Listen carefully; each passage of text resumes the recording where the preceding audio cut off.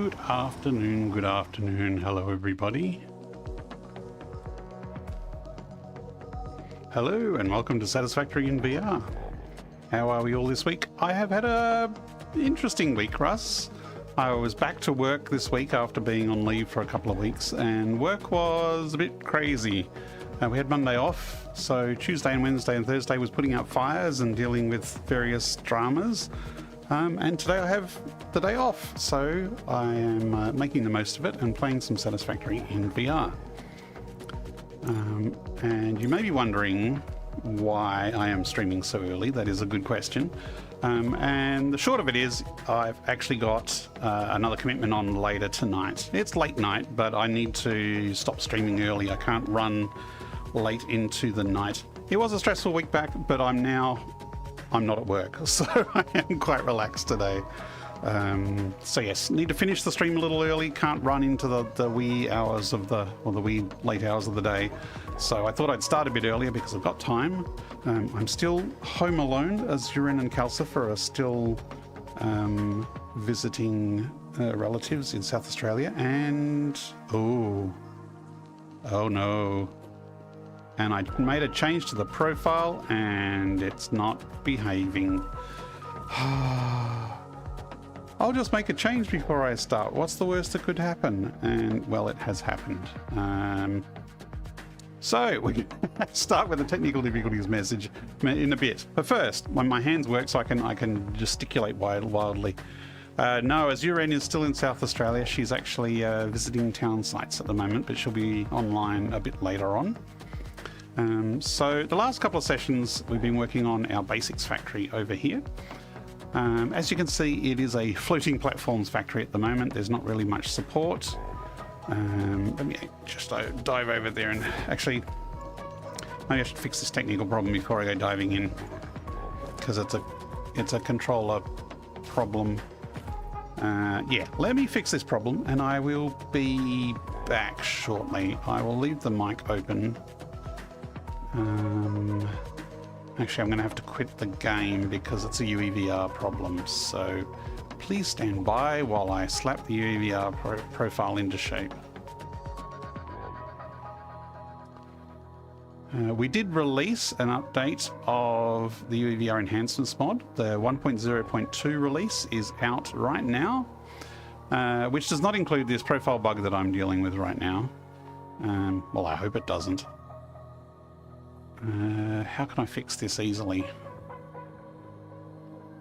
Actually, I could have done it in the UVR menu. That would have been the easier way of doing it. Let's do that.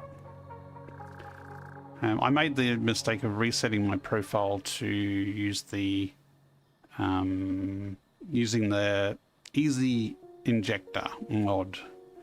And it's done this before on me. It's reset some of the settings incorrectly. I might have to follow up on that with the UVR injector, Easy Injector people. Because I get some tech support queries about this particular thing. And it's like, why is this happening? And it's like, well, have you tried this? And did you do this? And it's like, yes, that would be why. So let me just jump back in.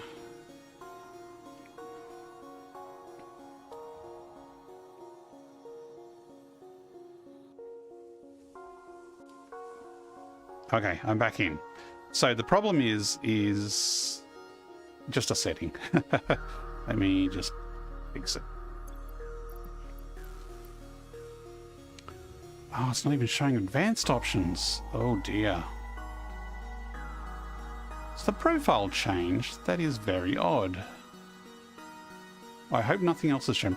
This was the problem here, D-pad shifting. And what this means is that when you rest your thumb on the right controller, it breaks movement on the left controller, and I do not know why that is on, so that should be off. And I hope no other settings have changed. Okay, well, we'll see how we go. I might need to do a full profile reset, but now I can move properly again. Hurrah! Okay, and I am properly streaming again. Hurrah! Okay, let's go back in. So this is an early game save. I had restarted the game from scratch recently, and this is the 7th playthrough session. And we have our doggos down here in their water playground. It's a bit bare bones at the moment, but the doggos like it. Nothing exciting from the doggos this morning.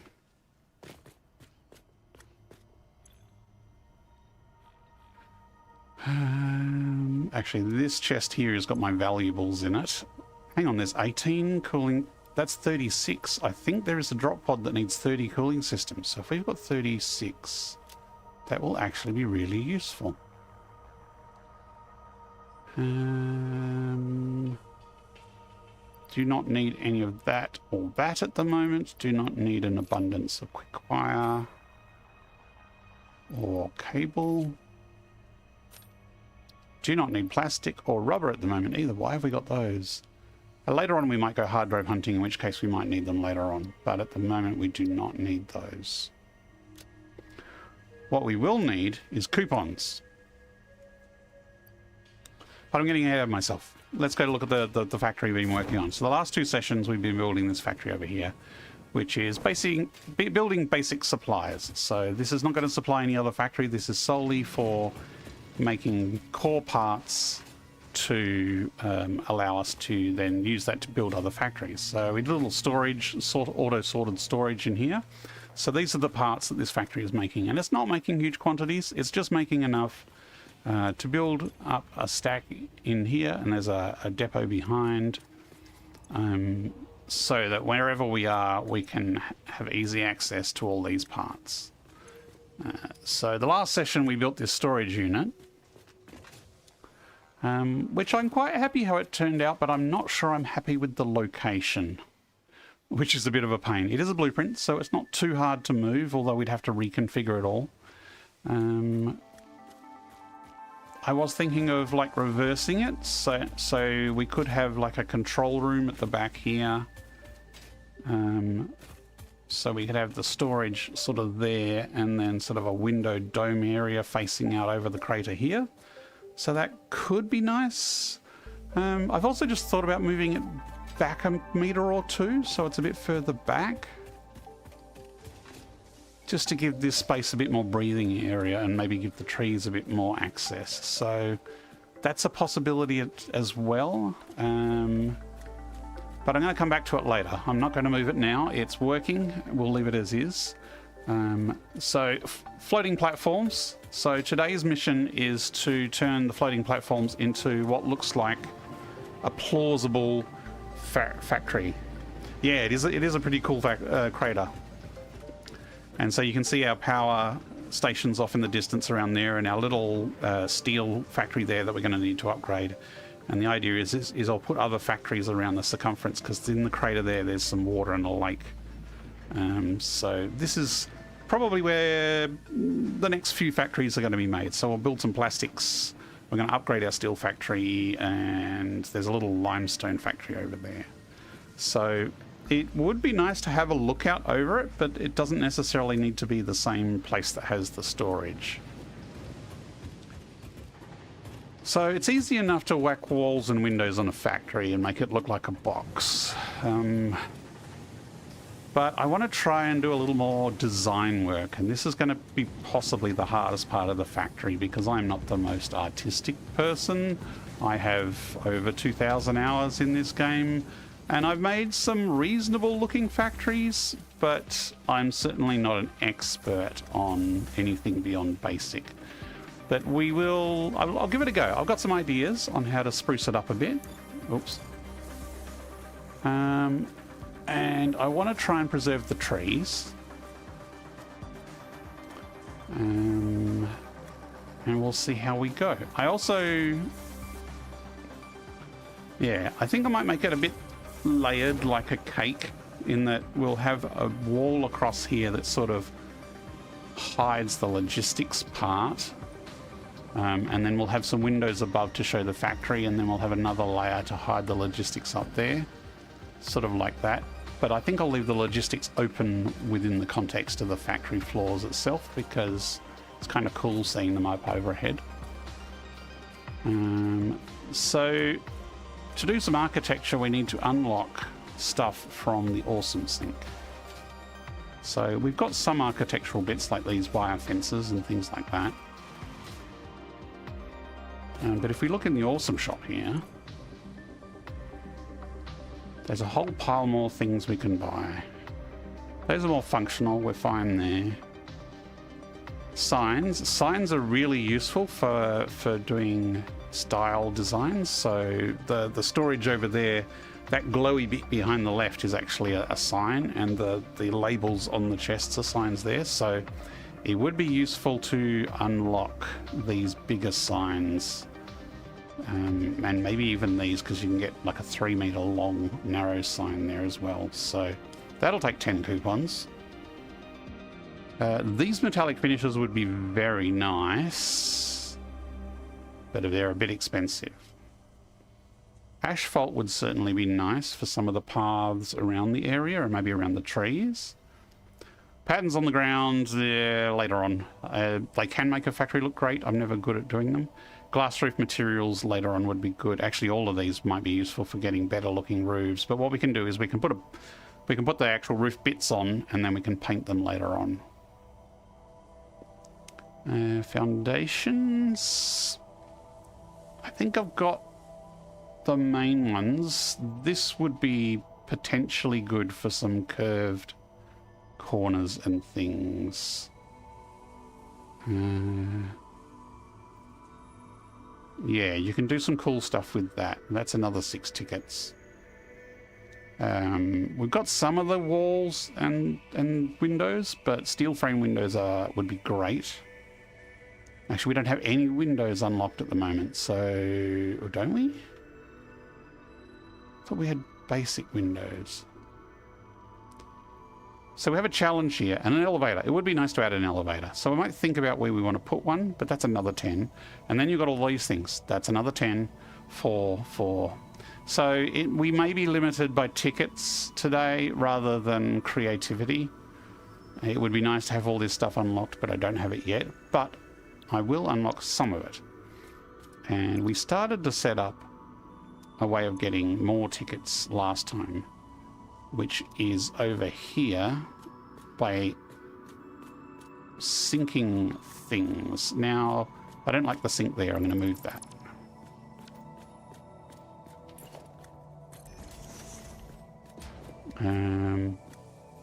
I do like the plant there. So this constructor here we've got set up with a summer slip in it. So whatever this does, the summer slip will double the output without doubling the input cost. That's important. We want all the animal bits. That one, that one, that one, that one. Okay. Basically, we need to turn the animal bits into DNA to be able to get extra tickets. So let's start with protein. So we need to turn each of the animal bits into protein first, and then the protein we can turn into a DNA capsule. So if we start with hog protein, if I put 8 hog protein in here, this is going to output 16 processed protein. And I'm impatient, so let's just overclock this for now. Maybe I should just leave it overclocked.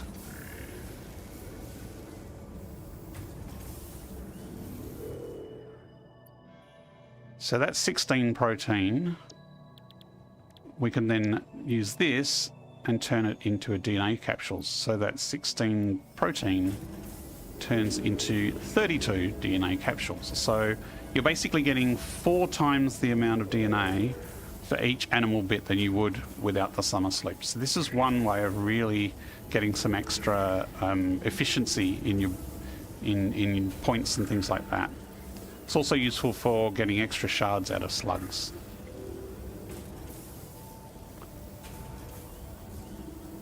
Uh, 50 minutes. We'll let this run through. It's got 1 more minute to go, actually.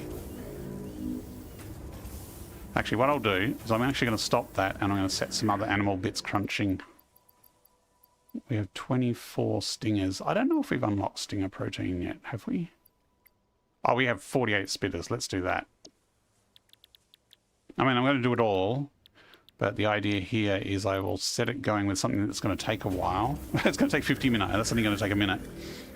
to start setting up a better location for that awesome sink.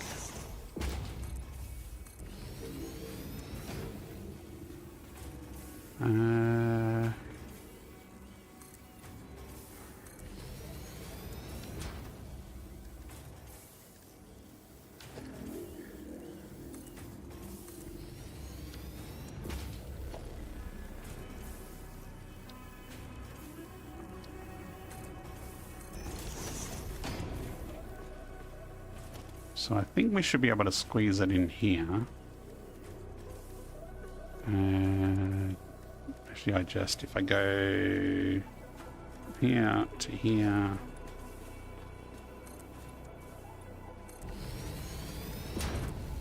Although I have a cunning idea.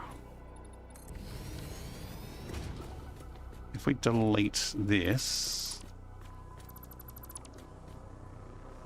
what we can do is put a storage container in here. This will basically be our trash bin.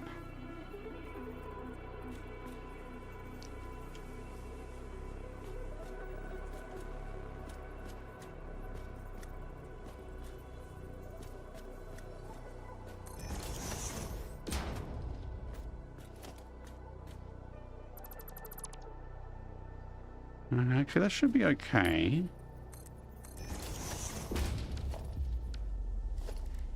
I'll put a label on it. So the way we do the label on the bins is you put a 2 meter by 2 meter sign above, and you need a 2 by 3, this one, below.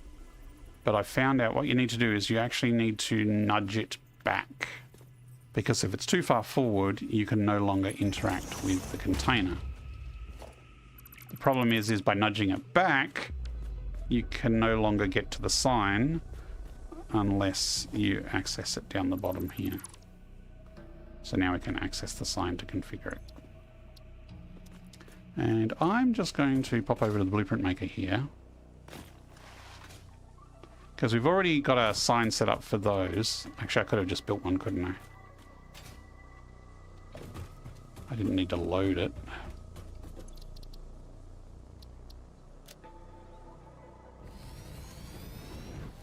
This was our single storage unit that we've used for the sorting storage over there. And if I just interact with that sign there, and I can copy the settings.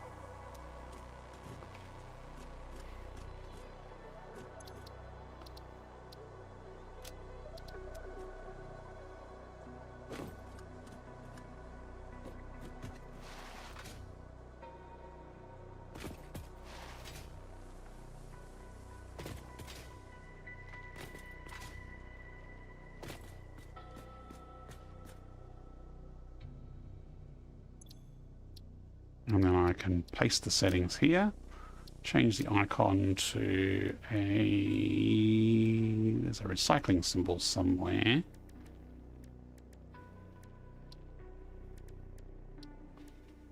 Monochrome, okay. This one. Actually, we could do trash. Let's do recycling. Now, obviously that color sucks, so which color is the logo? Is it that one? No. Oops.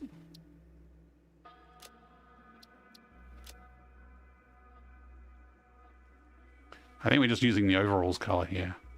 If I just go secondary. Okay, there's the logo, but it also affects the background. That's not terrible.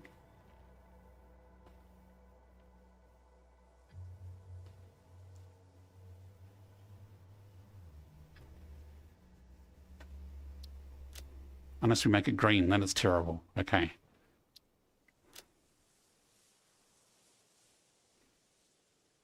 You know, the blue actually didn't look too bad.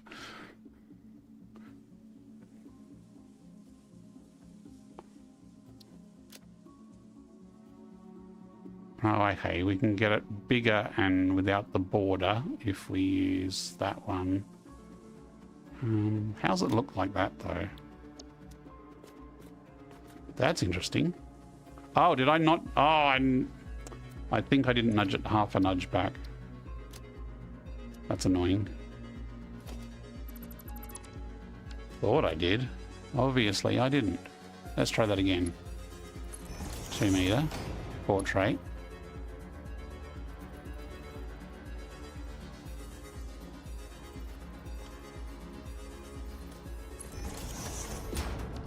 How did I do it before? That's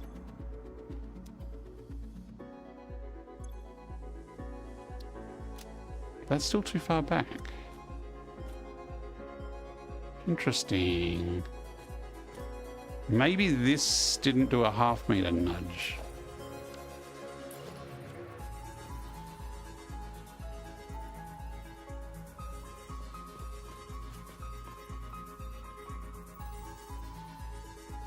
Yeah, that looks different.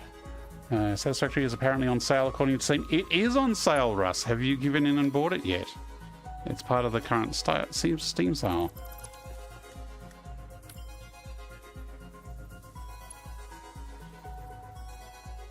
Unfortunately, I just picked up City Skylines and that's consuming my brain. Fair enough. How did I get that one to work?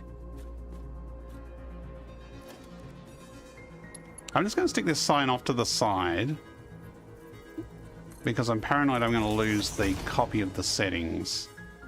So I'm just going to paste that there so we have a copy of the settings, and that way I can just copy the whole thing.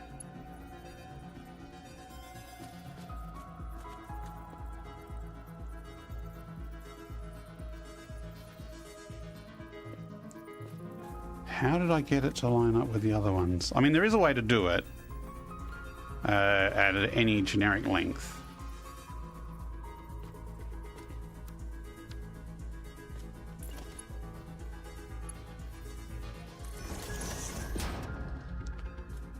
That is actually letting me right grip to configure storage container. Okay, well that is fine then. Okay, I am a little confused, but let's stick with it. We need a special wall.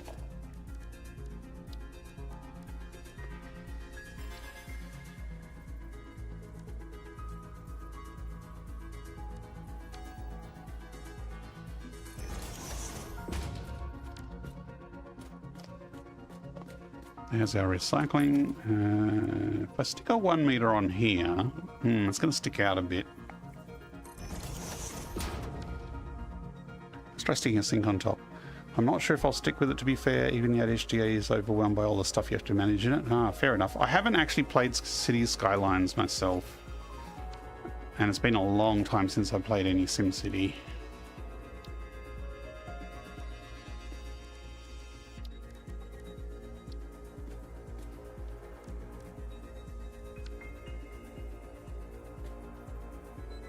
Actually, if we turn this way around, it got dark all of a sudden.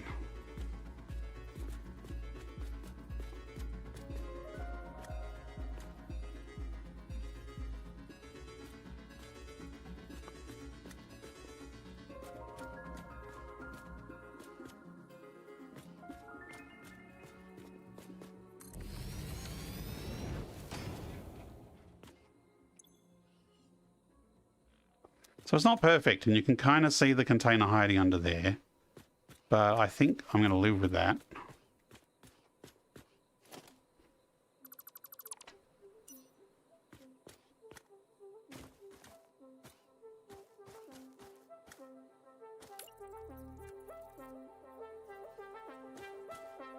I mean, the other way would be to put another 1 meter on top and then fiddle around, but this is going to be a little clunky, but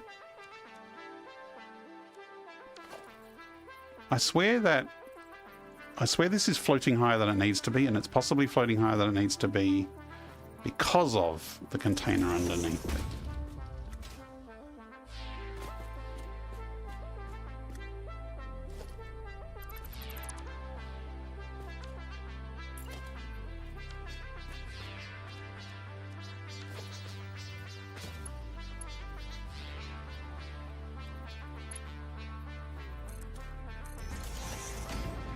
And I just realized I put the container in backwards. Whoops. Okay, well in that case, let's put the sink down first.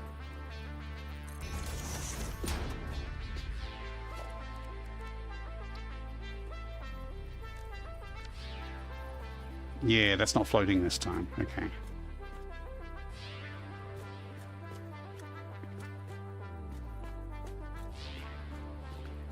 That is better spaced, although that means moving the hole. That's fine, I'll move the hole.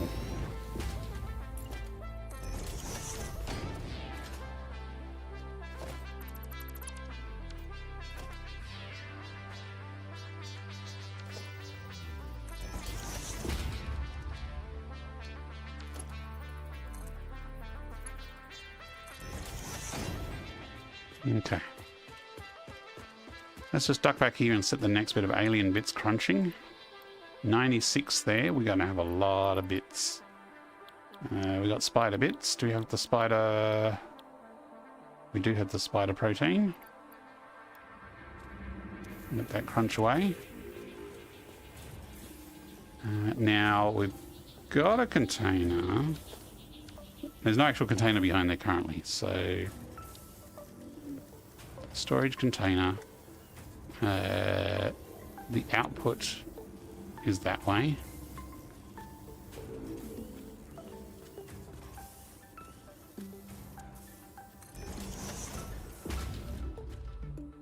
We can still access the storage container through the sign. Icon's not the clearest, but I can always edit it later. Okay, now we need to come underneath.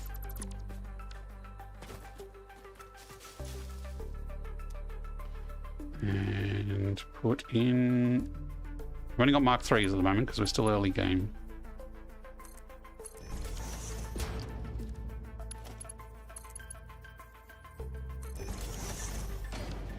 Just ignore that grass. It'll get recycled as well.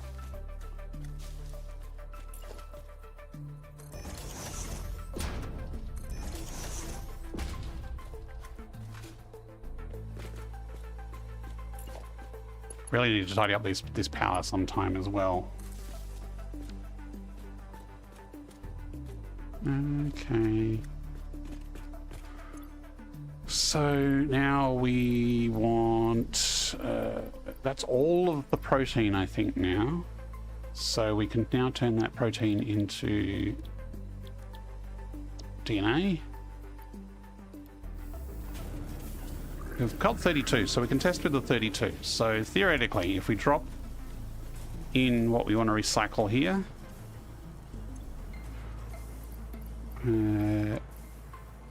where did that DNA go? There it is. Drop these in, it should be recycled by the sink. We should be able to come up the stairs here. And we should see, so the DNA points is now spiking. Which will get us some tickets. Not a huge amount, but that was only the beginning of our melting of animal parts.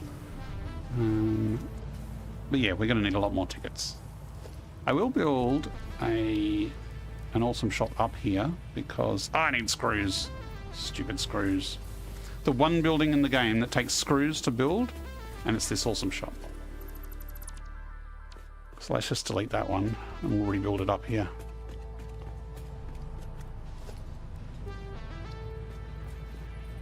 Because who wants to have screws in their inventory? Is it the same either side? It looks similar. Oh, it moved.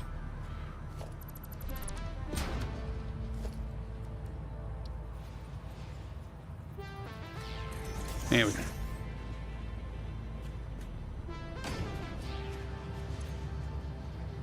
Okay, so how are we going here? We've got 50 out. Oh wow, okay, we're really going to have to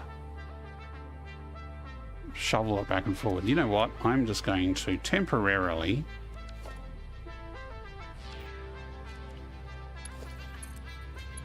connect these together.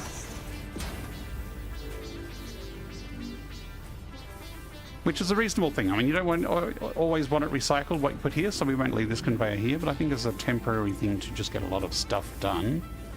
That is going to spit out a ton of DNA. Oh, too close. Ah, my face. Yeah, so you can see the standard points is from syncing other stuff, which we have bits and pieces around auto-syncing. The DNA points is what we're syncing now from the animal parts, and we had that spike here, there where we dropped the first 30 in, and this takes like a minute or so to update, so we should soon see another spike. We're up to 20 coupons.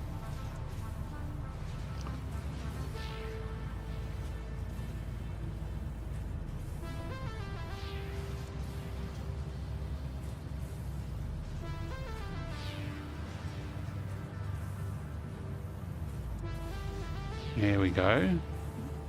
That's a bigger spike, and that's just going to trickle in because we're just going straight into the sink now. So we can just keep topping this up until it's all done. We're not going to have enough to unlock everything though, so we're going to have to be a bit selective in what we do unlock. What do we got? What can we build with? Okay, we have no windows, so we need to unlock something window-like. Actually, our window's under here. No, they're not. Yeah, definitely need some windows. We've got roof parts. We've got tilted walls. That's okay. Actually, what was... window walls? Ah, there's a category there, but it's got nothing in it.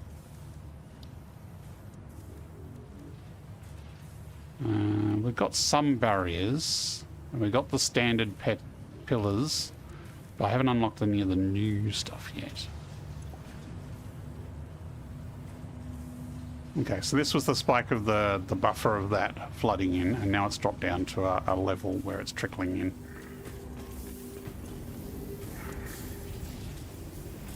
That is all our protein, all being squished. Maybe I should have saved some to make puffers out of, but too late.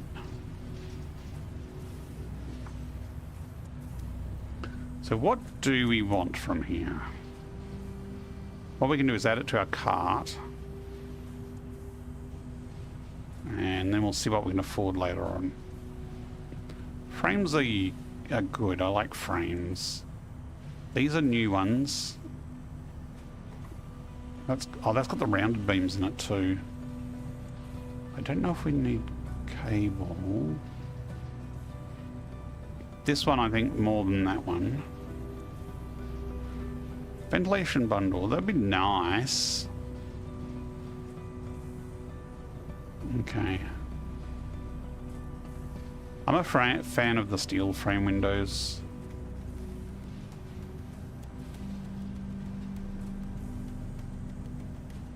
And we can add that to the cart, it's just I don't think we're going to get that yet. Okay, they would be nice. Corner bits, like these, that would be nice but not needed. Asphalt would be nice. I'd love to start using these, but I think we're going to have to wait until we've got a few more tickets. Definitely need those, I think, for what I have in mind. But maybe not. Maybe I actually need the narrower signs. Narrower signs would be cheaper.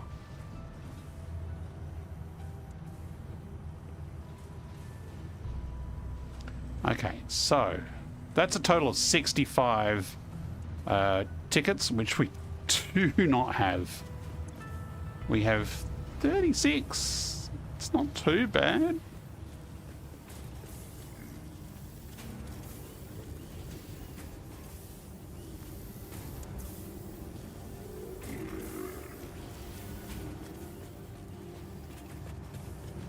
See a nice graph? Yeah, that's a steady income of DNA parts. So we should wait for this to finish and see what our total is.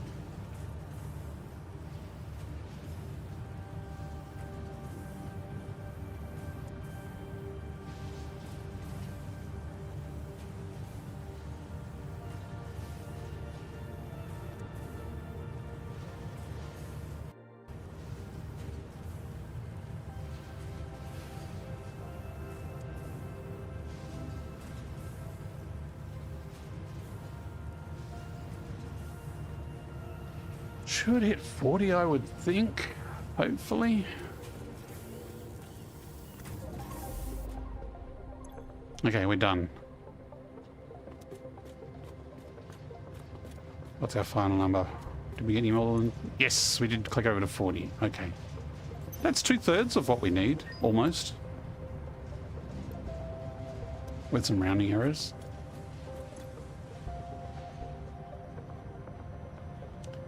Okay, 65. The essentials. Windows are essential.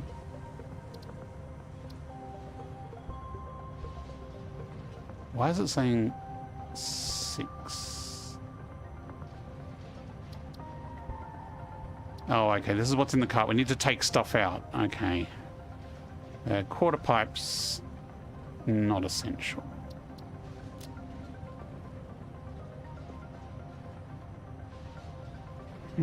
Elevator.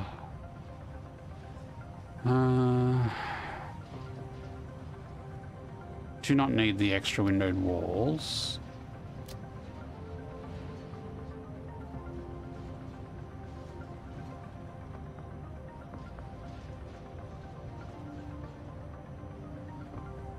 I think we're gonna have to leave the elevator for a while.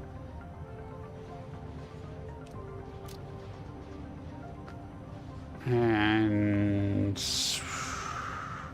let's take off the ventilation for now. I don't think our factory is going to need ventilation yet, although they are a nice finishing item. Okay, I think that will be good. Let's buy. Cha-ching!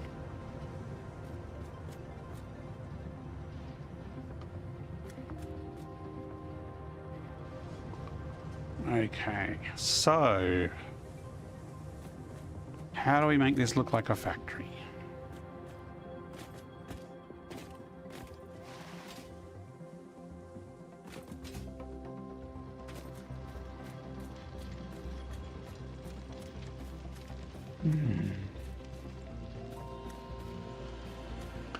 So I might just fiddle about and experiment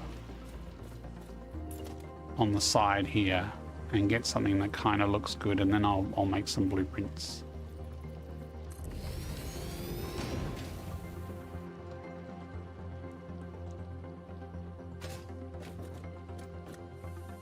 Because I also want to see how does it fit with the walkway underneath. Actually, the higher bit doesn't have a walkway, so we could do a thinner version up here and then a thicker version here that includes the height of the walkway. So that there, I think, was that 2 walls high?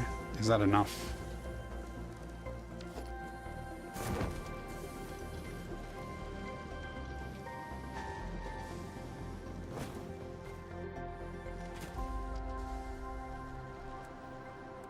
That would be enough if we showed the walkway.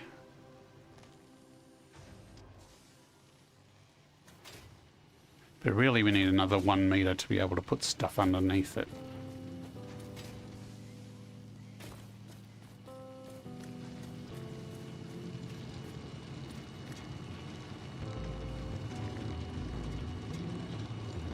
So if we look at that, so that's effectively 9 meters in height.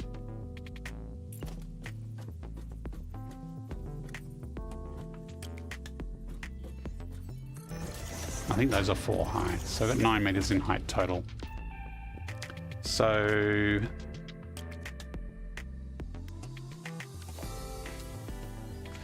let's put down a couple of bits so we can sample them.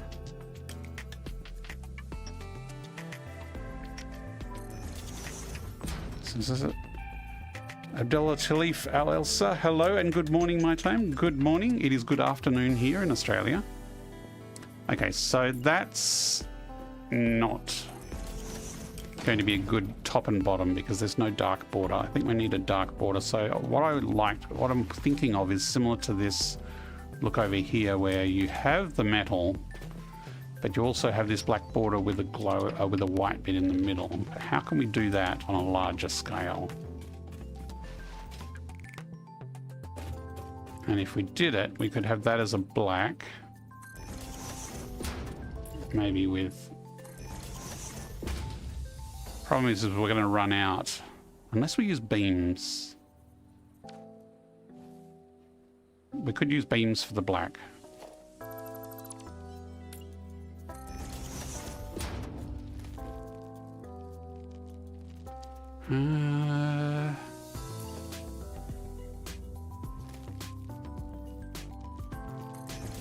Because what I'm thinking is behind this, we have a sign with a glow that is set back some angle. So let me get the sign. We just unlocked. How big's a large? Oh, large billboards are huge. That's probably a bit overkill.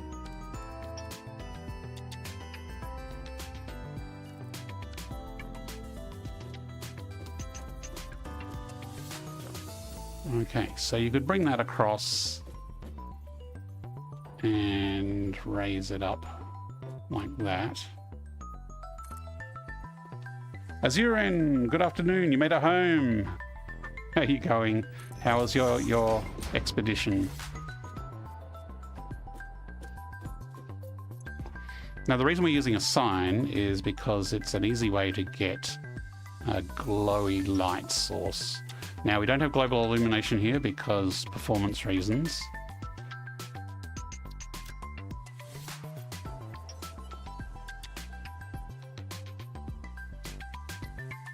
But we can get a nice... Oh, that doesn't have any colour in it.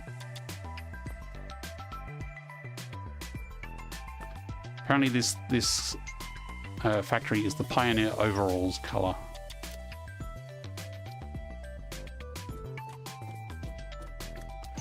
So we do that like that. And then have something like that.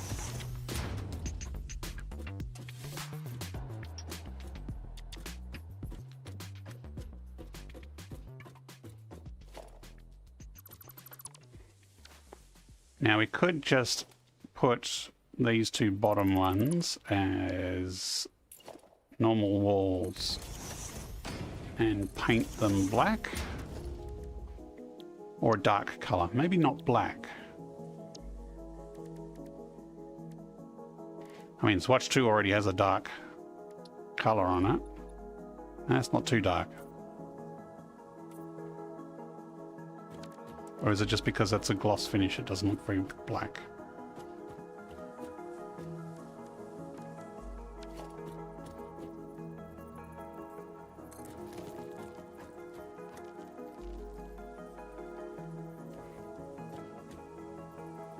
So we could just use pillars.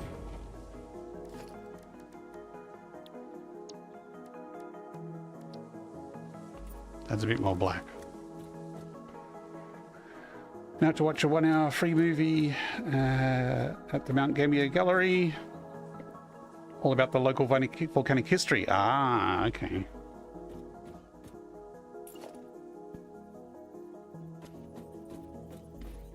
So using the beams also gives it a bit more texture. We don't actually need the wall if we have the beam though.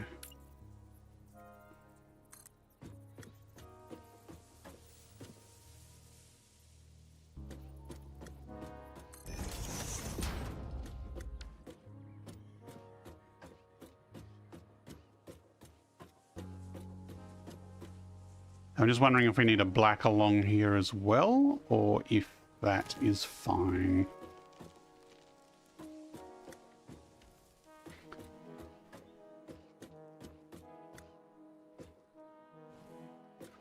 I mean, we did unlock some other stuff, so we do have metal beams, we do have H beams. We also have rounded ones, so we could do a more rounded edge.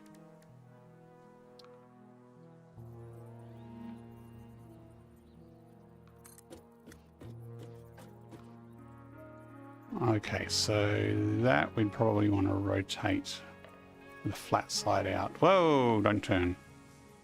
How about we just... wrong button.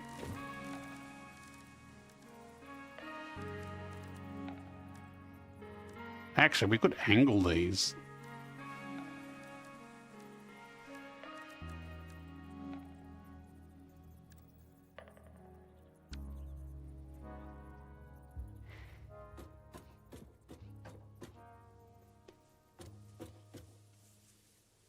Oh, it's nudging diagonally. I mean, it's nudging in the angle that it's sort of put, but it's also really hard to see with that yellow.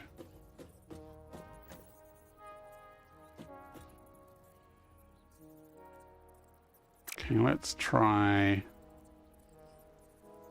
nudging it a half back first, then rotating it.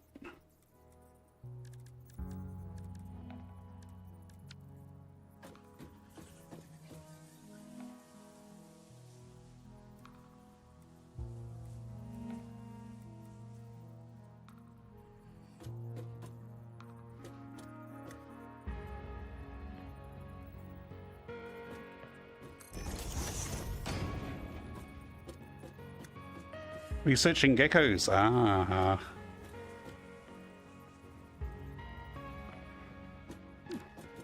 I hope our geckos are okay. I've been trying to feed them.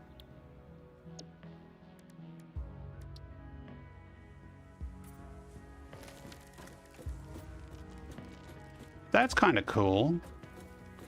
But I do wonder if it needs to be down a little.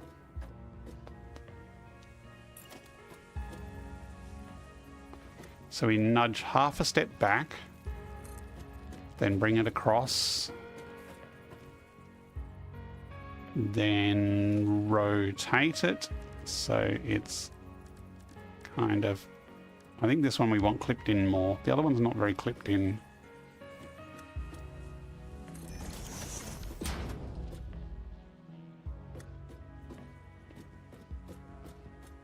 The glowy strip isn't very big now. Actually, we should put these outside the build area here so that we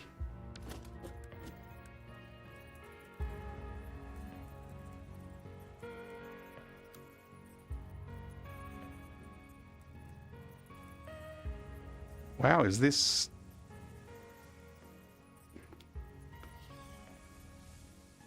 oh, it doesn't matter.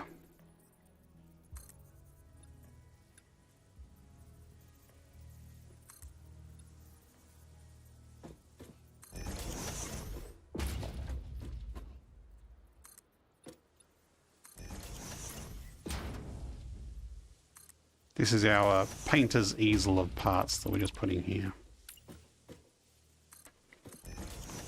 So we've got that. Let's put a black beam.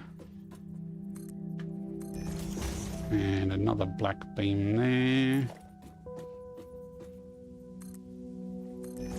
And our huge sign with the Pioneer Pants color on it.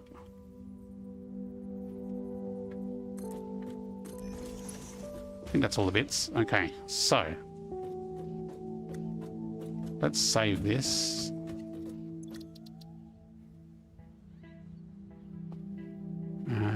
Nope.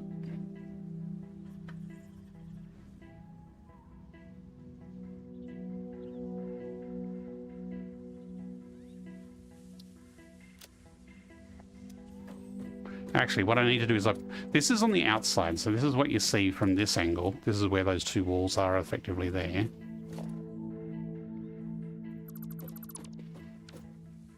But on the inside, we don't want to look at this on the inside. So what we can do on the inside is, we'll have it simpler on the inside, I think.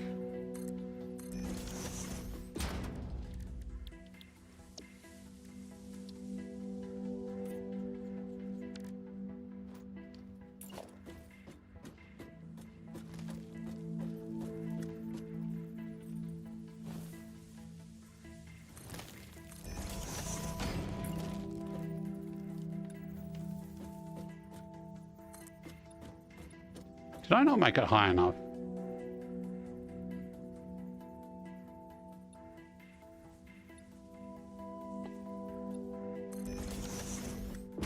I wanted it that high. Oh well, I guess that makes making the gap easier. We just move everything up by one.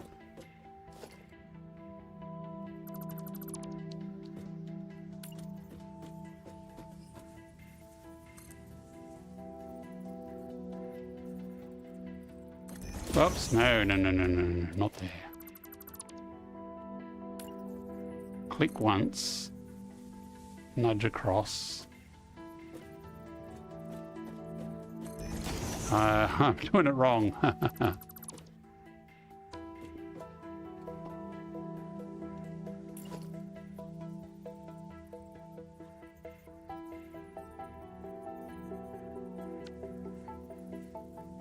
I need to click once before I can nudge it.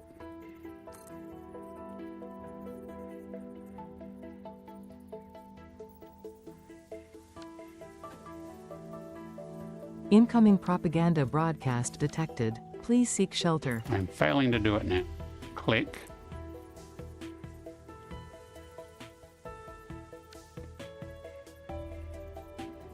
That should work. I should have nudge. Why? Who made this mod? No. Tap Y. There we go. Yeah, okay.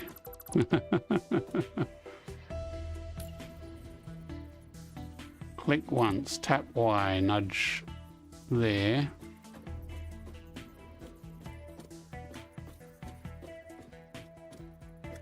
Then rotate till it's up.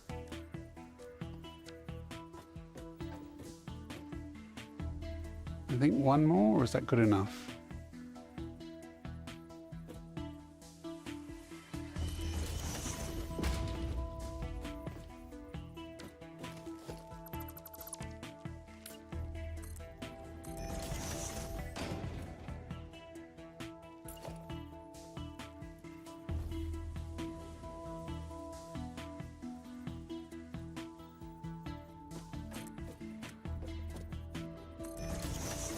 Okay, there we go. Now it's the proper height. Okay, let's save that.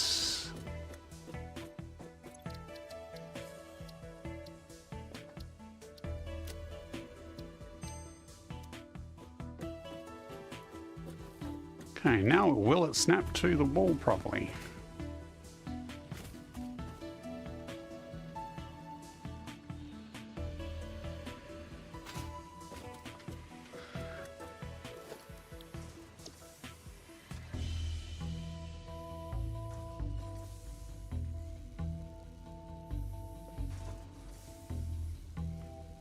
Oh, that's interesting.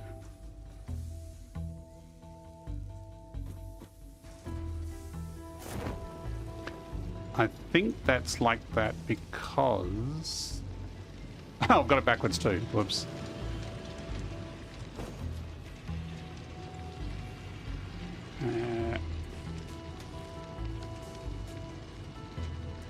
Probably would be easier to put it like that and then bring it out and then up.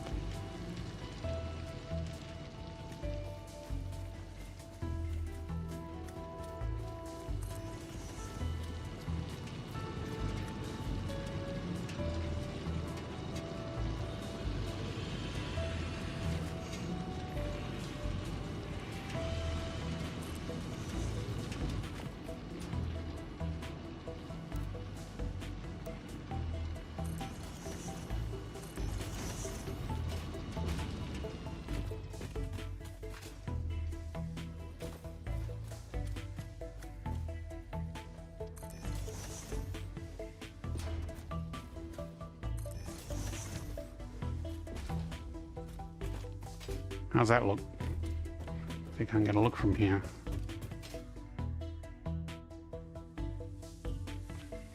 I did set up a stop motion camera here, but it's also right in his side of the blueprint maker. Yeah, that's not too bad. So that's emissive is glowing, so that should show up brightly at night time.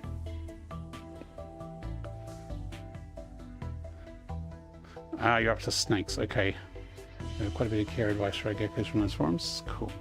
So what do you think? Do you think that as a base highlighter around Look the bottom? lively. It's of- time to do those stretches and hydrate. Did Ada not give me an ad warning?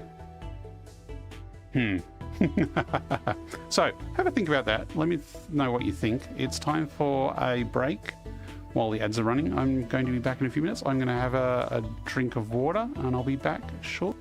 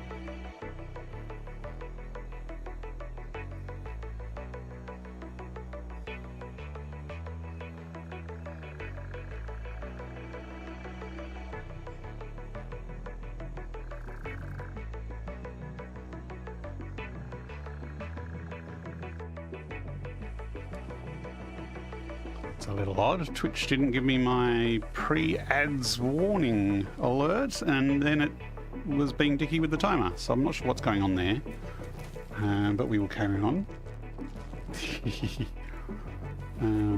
So yeah, I kind of like this color of the cream and the dark. That bottom bar doesn't look as dark, even though it is. I think that's just the reflected light.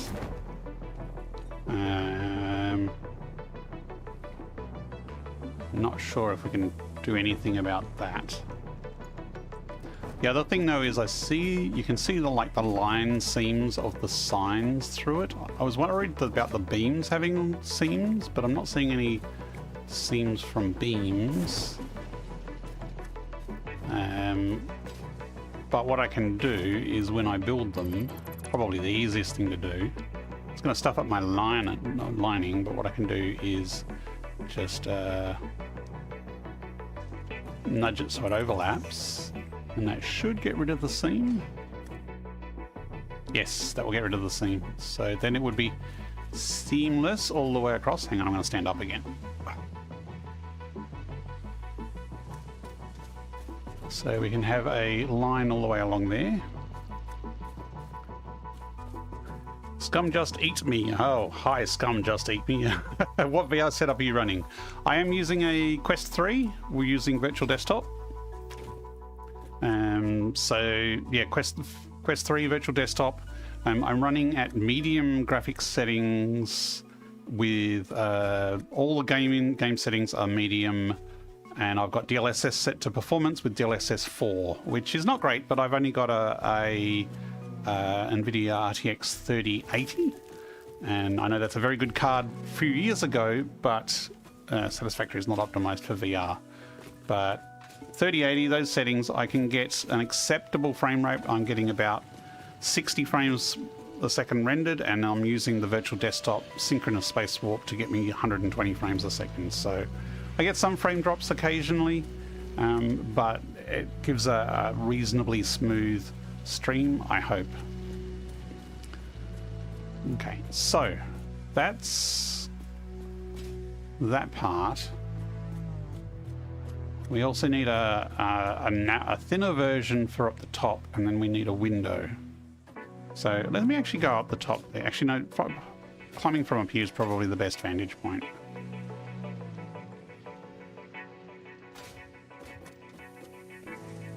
How did you map controls from VR to a not supported PC game?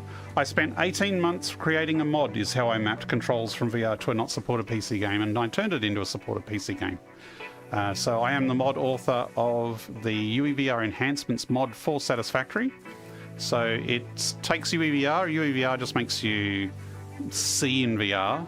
But my mod adds full controls. You have information menus on the side menu there. You have action menus here. You have radial menus for accessing all your equipment. You have things like I can throw nobelisks. Let me not hurt anybody. Well, you can throw nobelisks. I want to keep the trees, so I'm not going to throw them wildly around here. Otherwise, I'll have to save and reload.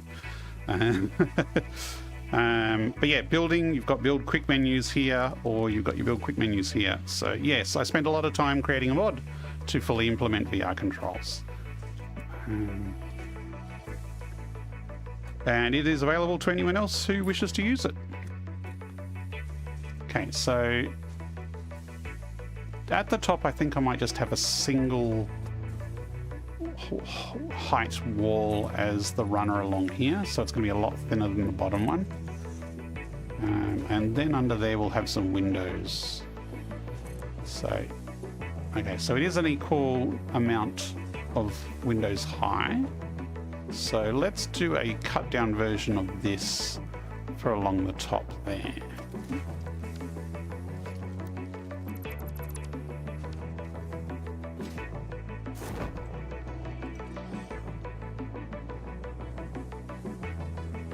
I'm just wondering, do I want the metal on the inside or do I want a different finish on the inside? I think the metal's fine. I'm kind of liking the metal theme for this factory. So let's call this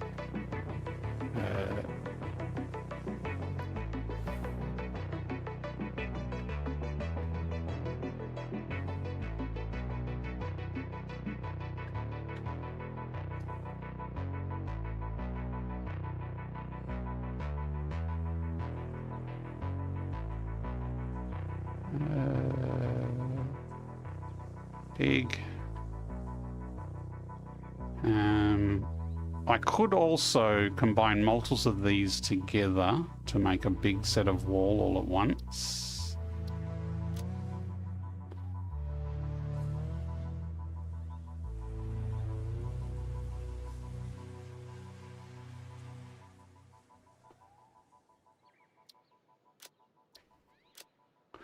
Okay, that's really nice. Looks like a great job you've done. How is the moving around? I mean, isn't motion sickness a real thing in a game like this? If you are used to VR movement, no. If you can play any VR FPS style game with smooth movement, you'll have no motion sickness here, as long as you're okay with frame rate drops, because frame rate can be a bit iffy. But motion sickness in VR affects different people very differently. We do also have options in the mod for some options like snap turn is supported.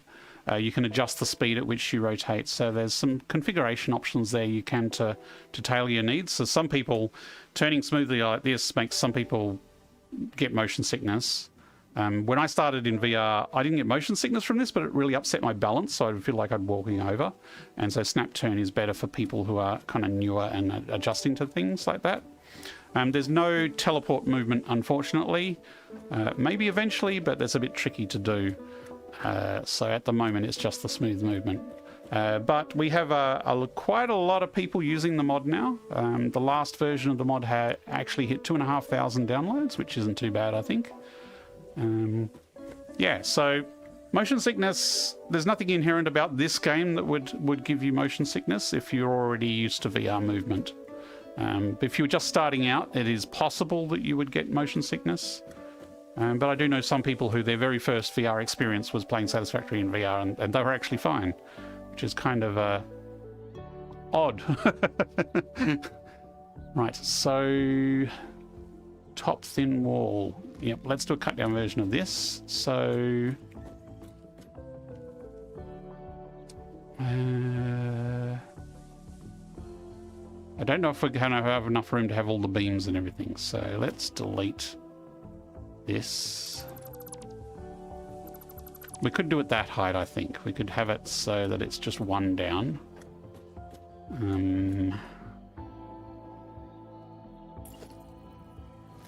So if that goes up to there, and we have another black beam across the top,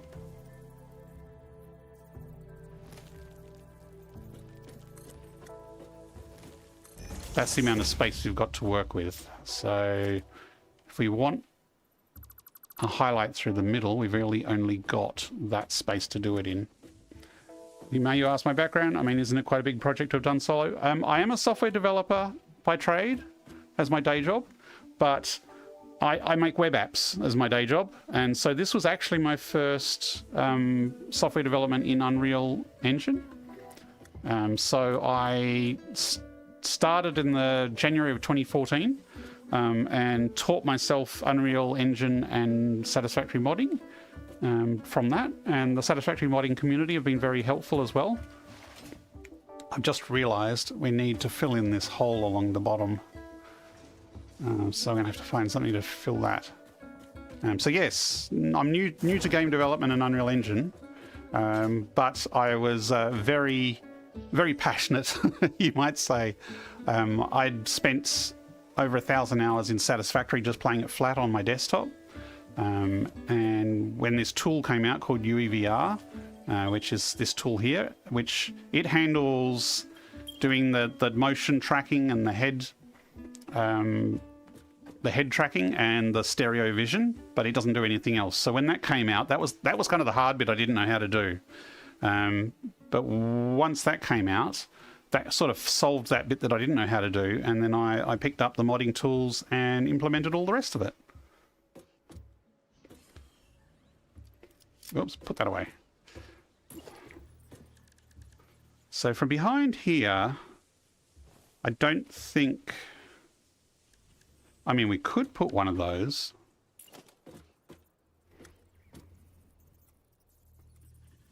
I don't know if gameplay-wise, if it's more efficient to have one big sign that's mostly not visible, or whether to have lots of little signs.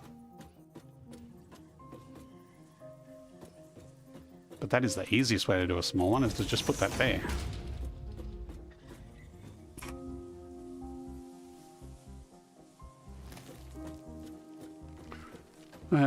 The interleaved bits, though, they could be a bit harder given the space. I don't think we're going to have room. Unless I move this metal bit down.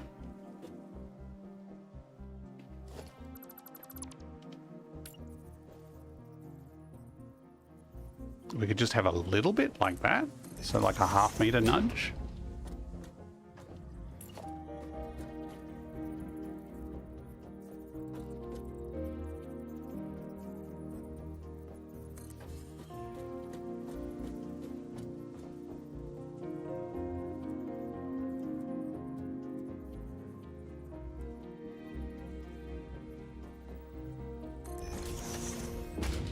It's only going to give us a tiny strip, though. That looks further back than the other one.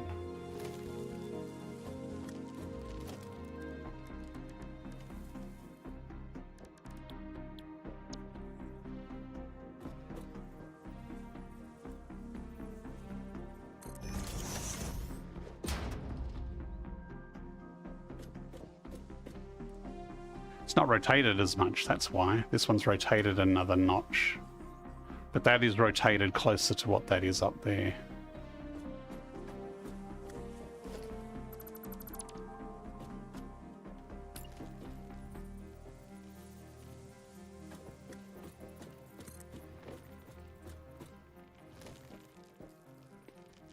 Come on, bring it out.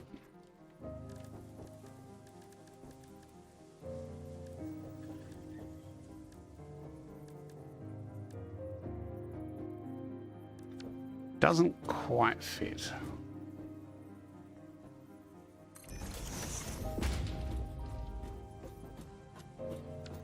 I'll try it though. Let's put the top one on similarly and see how it looks. No, not the big wall. Give me a little wall.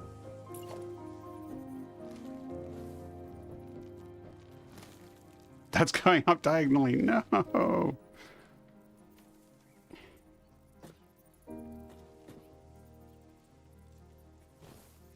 Why is it nudging diagonally?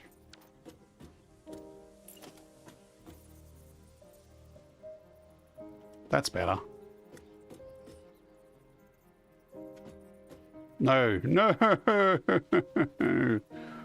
Why?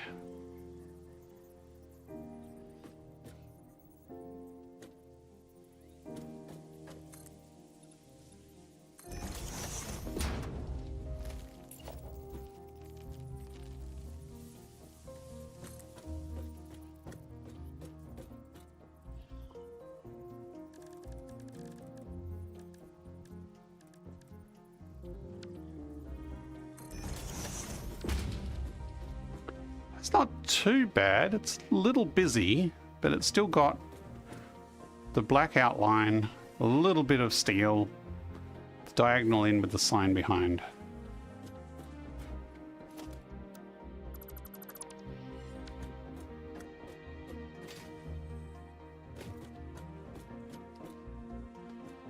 Now, how are we going to fill this bottom bit? We could put a pillar, but it's not going to be very black, I don't think. Actually, we could do a steel pillar instead.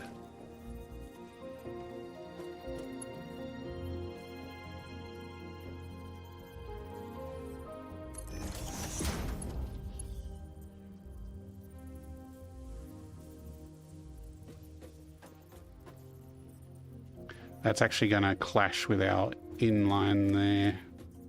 So that's not going to work. That's too big.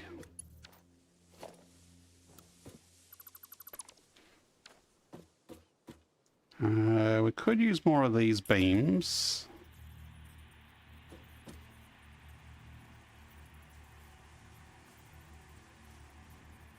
You could nudge them like that and bring them across.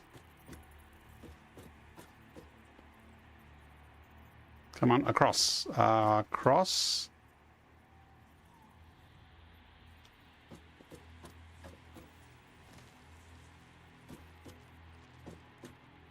It's not going to let me. Maybe if I get in really close. There we go. So that'll have a black flat facing the bottom part. We might need to do this on the top as well, perhaps.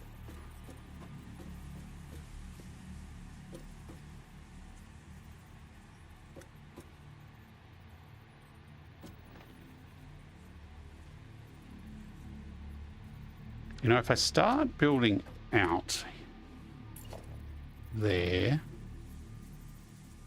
actually no, if I start building in there, I bring it out 1 extra meter, I lock that in place, then a 1/2 meter this way and a 1/2 meter up. Oh, still a bit of a gap.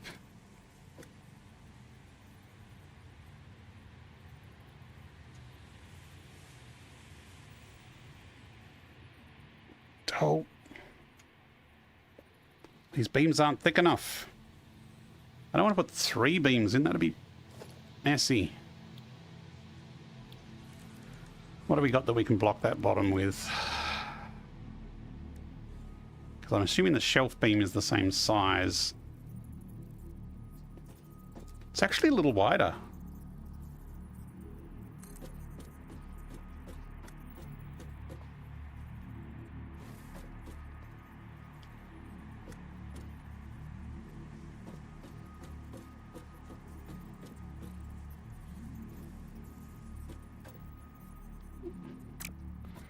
How big is it?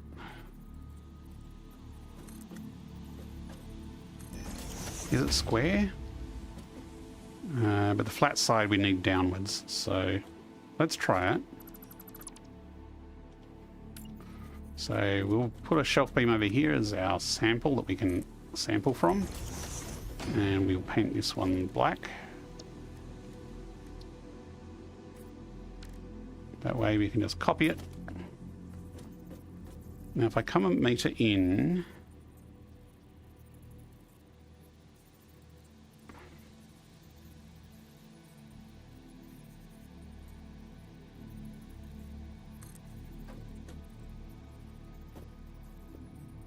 it almost gets to the middle, but there's still going to be a gap.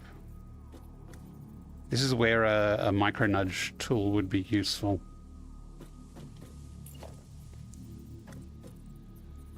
You know, it's probably easier. This would probably be easier.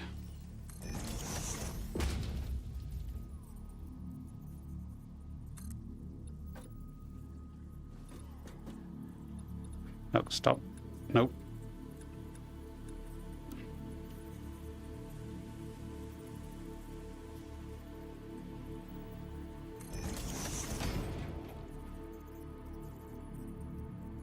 Why is that white? I copied.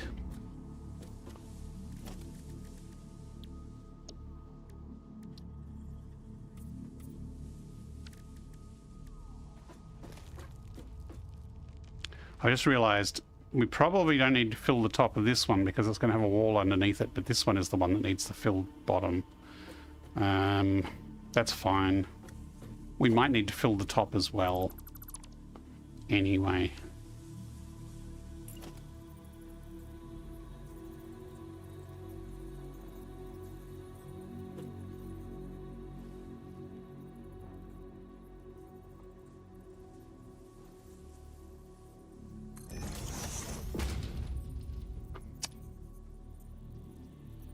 Now it's going dynamo again.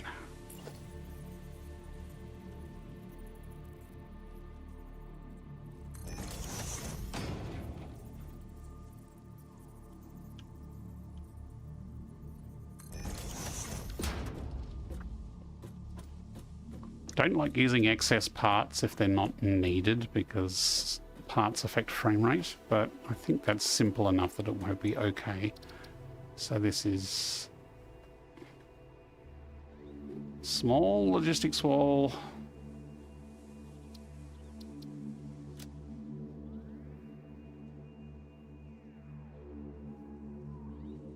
I mean, we just might as well leave it on the same icon, I guess.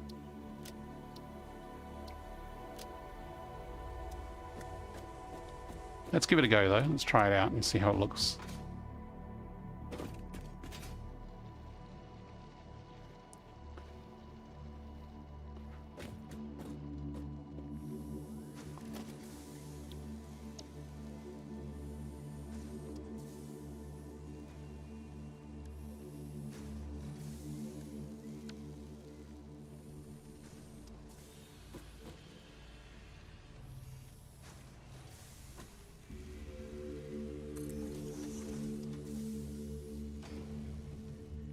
Ah, it turned around.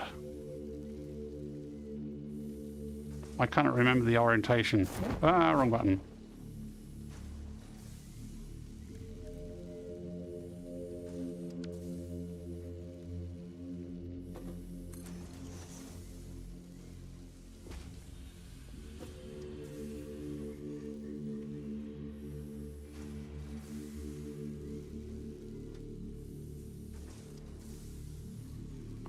Why is it not letting me snap? Maybe I need to be over there further. You okay there, Bean?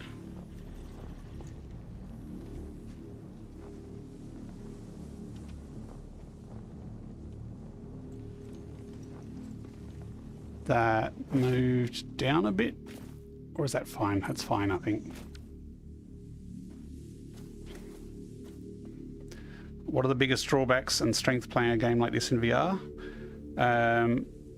Well, I actually do play 8 hours, 8 straight, so being able to play a long time entirely depends on your VR stamina. So the strengths are that it looks fantastic, and the sense of scale is huge, and you're in the world, and you see so much more detail that you don't see on a normal monitor. I mean, the detail is there, but because it's just a little picture on your screen, you tend to just gloss over it and not see it. Whereas being in the world, it's all around me and everything is huge. So that's part of it. I actually prefer aiming with a VR controller because you're actually pointing in the direction you want the part to be. Whereas, be it a mouse or a game controller, you're translating a different type of motion into aiming. Another advantage is your aim is separate from your camera. So I can look over here while aiming in a different direction. So it's great for if you're painting something. Well, I'm not going to paint anything here, but you can make a painting motion with your hand like this while holding your head still and paint parts or things like that without having to move your head as well. If you're streaming, the stingers make for great content in VR. Yes, they do. The depth perception helps a little with lining up things, but it's not a huge advantage. The biggest disadvantage, I'd say, is you have limited buttons. So whereas playing on a keyboard, you've got your numbers 1 to 10 or 1 to 0 for your hotkeys. So these buttons here, you have keys on a keyboard, so you can very quickly click the key on the keyboard to get to them. So selecting something from the quick build menu is a little slower in VR, but with the radial menus, and you can switch between your different build bars here, it's not too bad. It's actually pretty quick. Or you can use the palette menu here, so you can pick what you want to build here, so you can jump to bar 5 or 4. I'm early game, so not everything's populated. So it's not too bad in VR, so if I want to grab a beam, I can grab that. And away you go. You can semi-pet the animals. So the gestures, there are some gestures in game. So I can pretend to come up to the doggo and go, there's a good doggo, and I can punch my desk because I'm too close to my desk. Let me step back. So you can kind of pretend you're patting the doggo, but you're not really patting the doggo. So it's still a button press to actually interact with them. But doggos are pretty big too. They have a huge head. Ooh, a power slug scratch. Nice. Only a blue one, but not bad. And Timmy has given us nuts. Thanks for your nuts, Timmy. But you can bounce on beams. Gliding around on a parachute is great fun. Hypertube cannons are great fun. The combat is fun, so again, your aiming is separate from your camera, so you can just look to the side there and go, bean, shoot the bean. Are you stuck, Bean? I think he's stuck, otherwise he would have run away.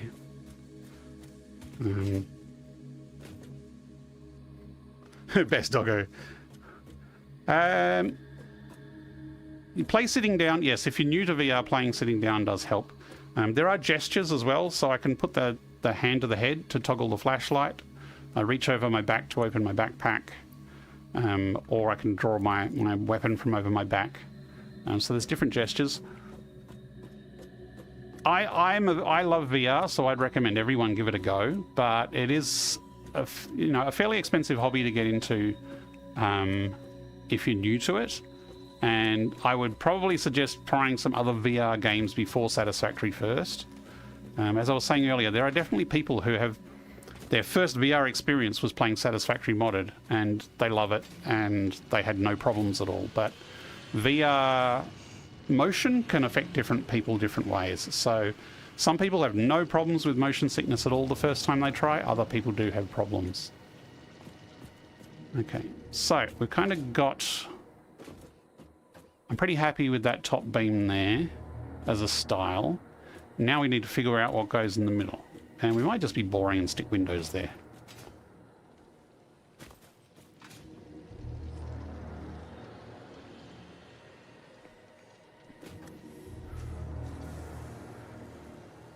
VR crowd are terrible influences. Yeah, well, we're so passionate. We just love being in the worlds rather than just looking at it on a screen. But I would suggest a Quest 3 as a first headset if you've never had one before. It is a meta headset, so if you have problems with Meta and their shenanigans, then that's understandable. But the Quest 3 is the most affordable, best all-rounder headset, and it can be used for lots of things. And there are other good PC VR headsets out there, but they cost a lot of money. Okay, so let's come up here. We've got our wall there. We really need to fill this in so that we're consistent. Maybe I should do that before I start fiddling with windows. What game would I love to play in VR besides Satisfactory? Satisfactory is kind of the perfect game for me. And I'd like to play other similar games. So there's a new game coming out called Star Rupture, which is a bit like Satisfactory in that you build machines and it's on a beautiful world, beautiful planet. But Star Rupture has a bit more combat, and there's a bit more base defense to Star Rupture. Pico 4 is not too bad, yeah. I haven't tried a Pico 4 myself, but it is similar in specs to the Quest 3. What other games would I want to play in VR? I'd love to play the Forza Horizon series in VR. So I've dabbled a little bit in racing in VR, but I'm not a sim racer. I prefer arcade style, and so playing the Forza Horizon games in VR would be amazing, I think.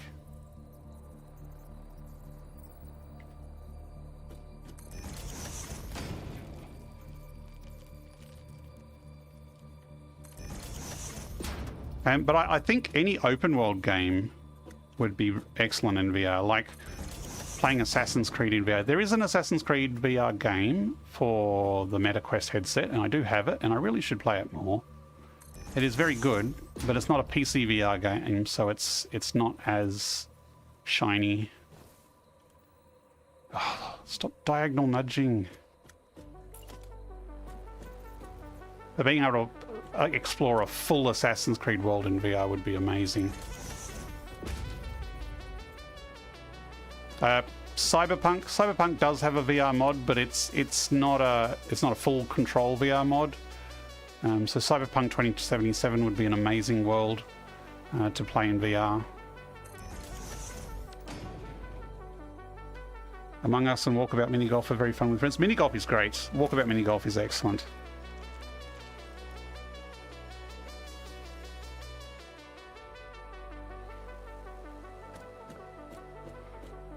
PAX usually has an open VR section where you can try out VR if you haven't used it before.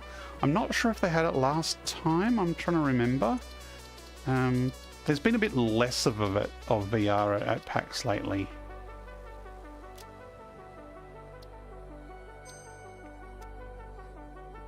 No Man's Sky in VR is good. The building sucks though. I have sunk hundreds of hours into playing No Man's Sky in VR, similarly with Elite Dangerous. Okay, so this is the revised wall with the top and the bottom on it. So we need to delete all these.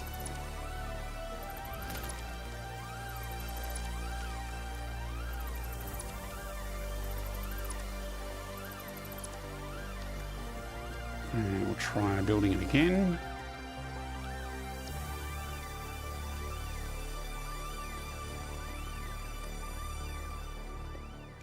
You know, I should have put it on the blueprint maker so it was actually facing forward with the arrow. That would have been useful.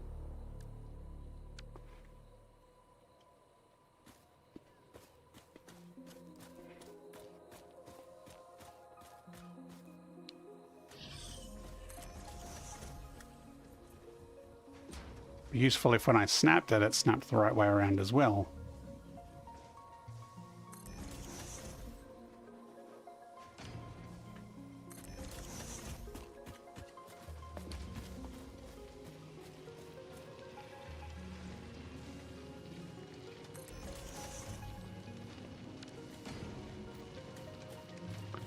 There we go.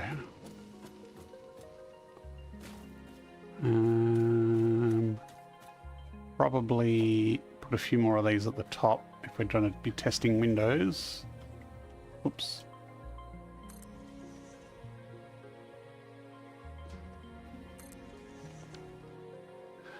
This guy does have the caveat that you need a somewhat decent PC for it in VR. Well, same with Satisfactory.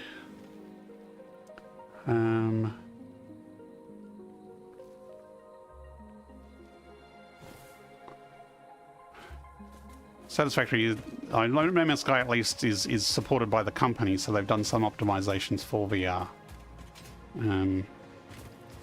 Whereas Satisfactory, despite Satisfactory is a very well optimized game, don't get me wrong, considering the amount of the size of scale that you can build things in this game, the game still runs very well. But VR is, the more frames a second that you get in VR, the better, and it is very high resolution, so it can be challenging for a game to be as good in VR.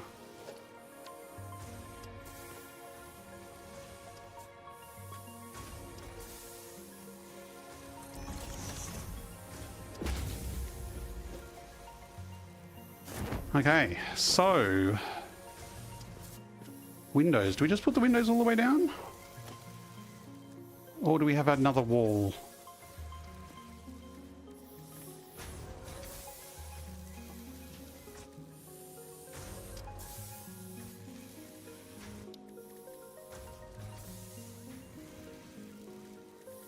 I could go the full frame window, which is nice and clear.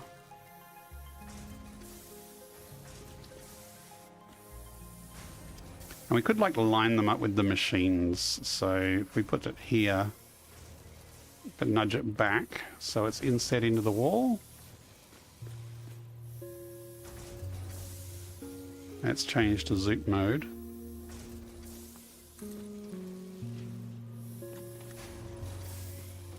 Oops, what have I walked into? That is actually overlapping.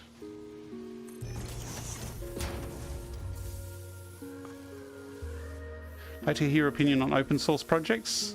I mean, you use countless hours on making such a nice project. This is an open source project, so the source code is available if anyone wants to have a look and give it a go or help out with it.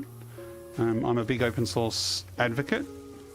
But I think there's also benefits to closed source. As far as, you know, being able to use licensed material and things like that.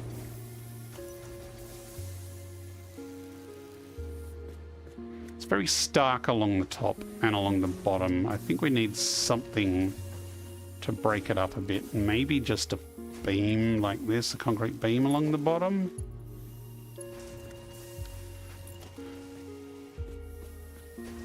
The problem with lining it up with the machines is the machines are all lined up all over the place, so...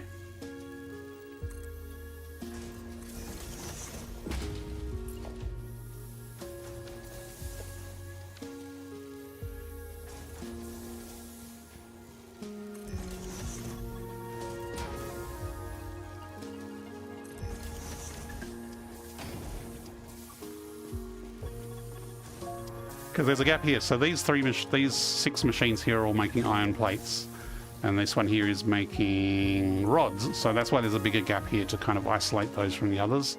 So I'm not sure if lining up the windows with the machines is going to work.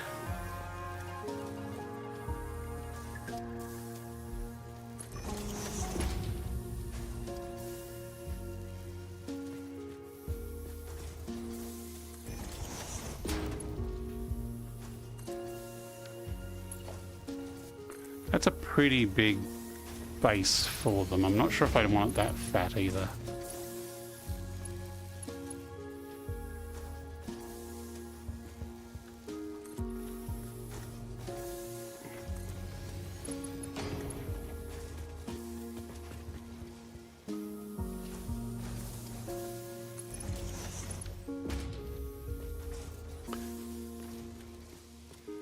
And we'd have to fill something in with the pillars here, so we could use big concrete pillars. And this would give a bit more structure up and down as well.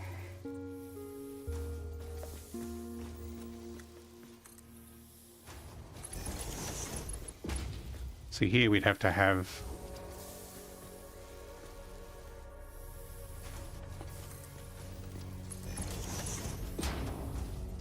double pillars here if we're going to use pillars. Let's see how that looks.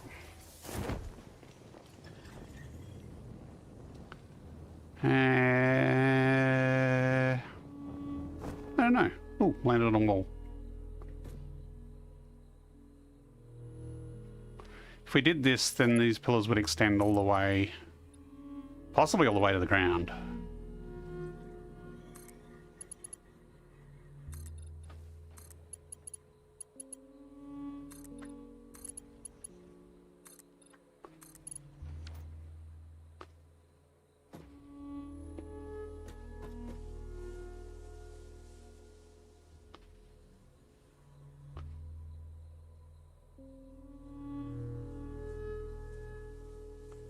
And the problem with doing the window per machine is the machines on the roof, or the next level up, are not lined up with these ones, so they won't line up. Which I think will kind of defeat the purpose. So I think we need to make the windows independent of the machine locations. I'm also not sure if I like the pillars over these, although it does add a decent depth to it. It's not too bad. So maybe pillars intermittently as supports might be good.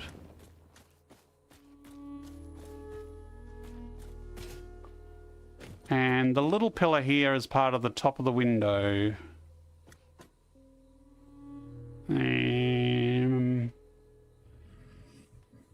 Not sure. I think something smaller there would be good. Maybe try a beam.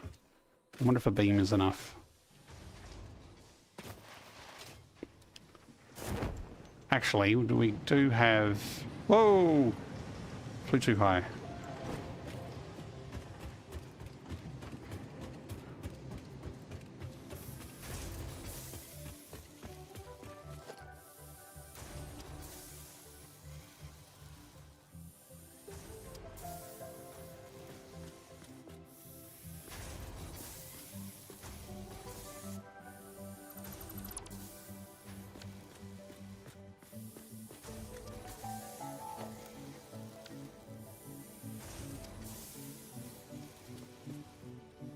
That's backwards.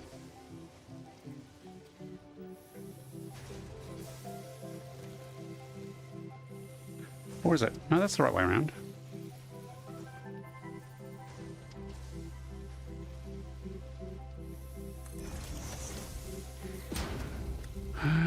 So what do we got that's like a pillar but smaller? I mean, a beam is it, pretty much.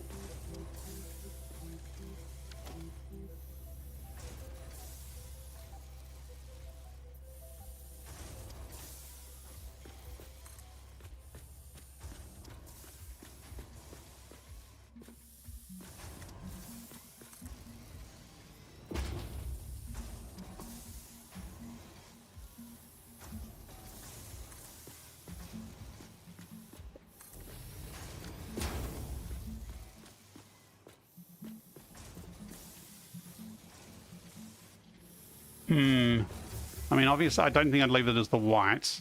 Probably go something more concrete coloured, although we can't concrete texture the beams, unless there's something new.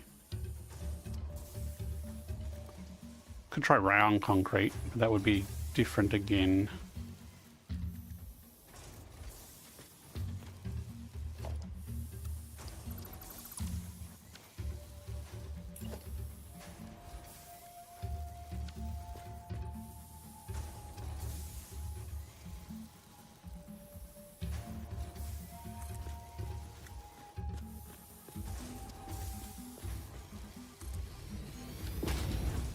Not too bad, and it keeps the concrete look at least.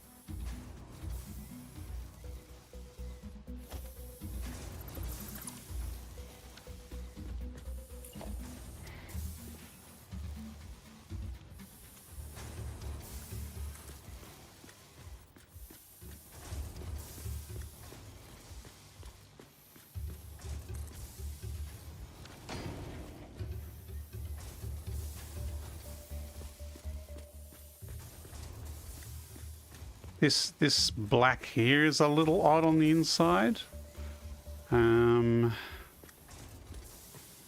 Although if we have other black markings on the floor, it might fit in.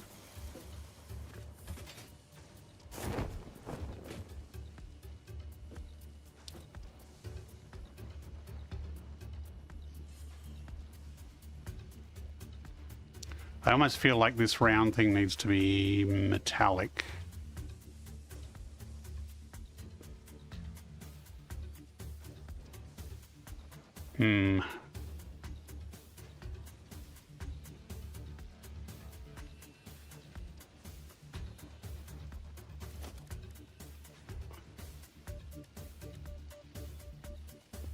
I mean, that's metallic, but it's braided, and I don't know if braided would fit. The other thing we could do is rotated pillars, so that on the 45-degree angle, which would be similar to this rotated part up here. That might give it a more... Well, we could make it black. Yeah, no, can't do the H-beam, I don't think.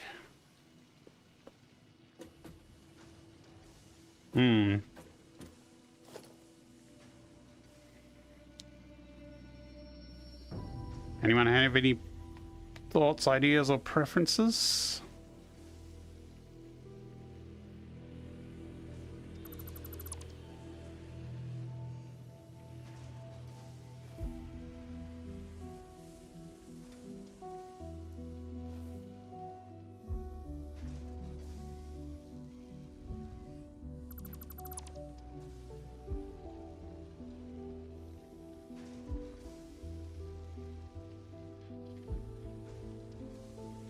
I'm not sure about the round concrete.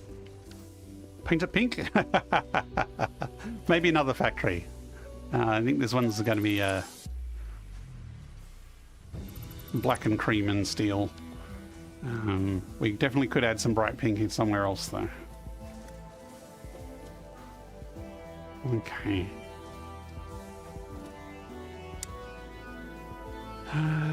We also need to figure out what we're doing around the trees, because that will inform where our wall begins and ends.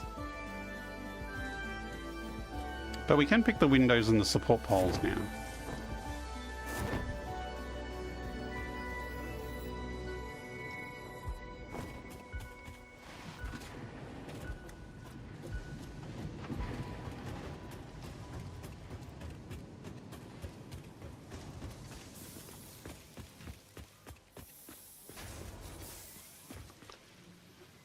I might...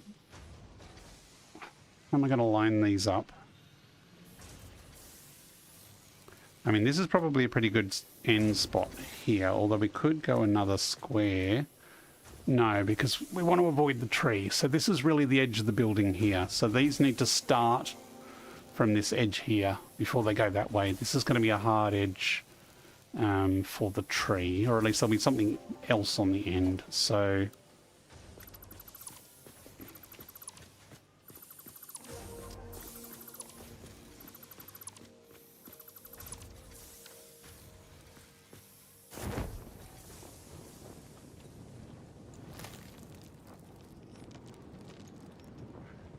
I could change the inner wall to be concrete and then it wouldn't mismatch as much.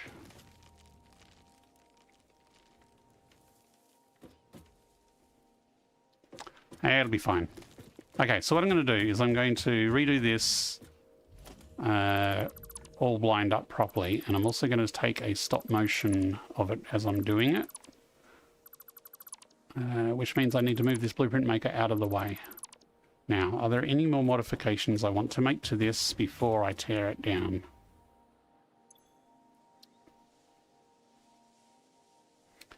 It's full emissions. It's not very bright, mainly because I don't think don't have global illumination on.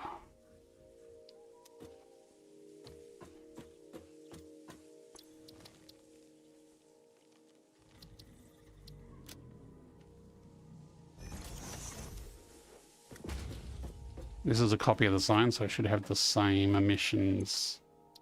Yes, it is. So it's already on as bright as it can go.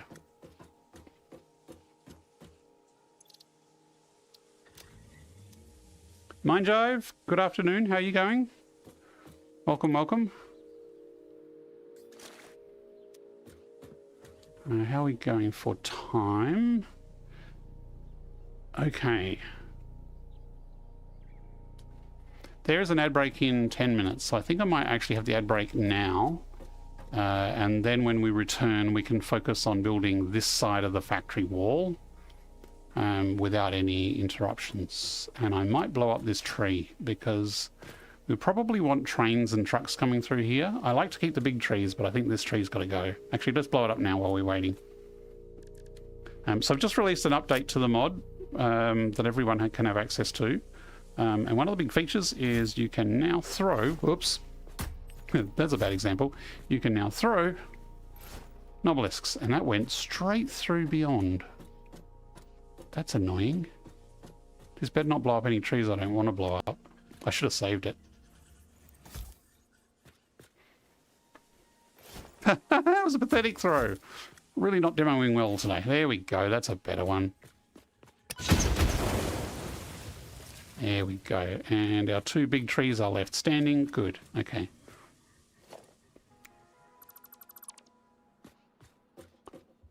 I should have put this on a blueprint because that's actually a pretty handy...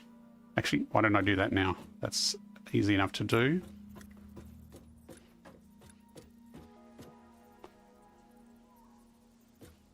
We can quickly make a build samples blueprint.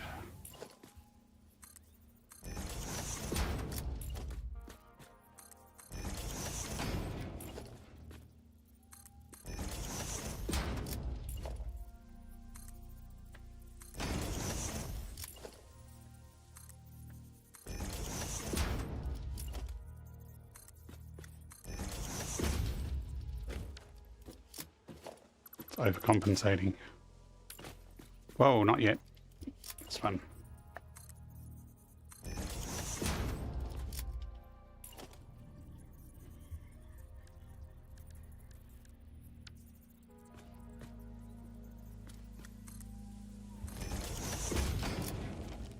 Right, so now we save that. We can rebuild it later if you ever need to do any edits.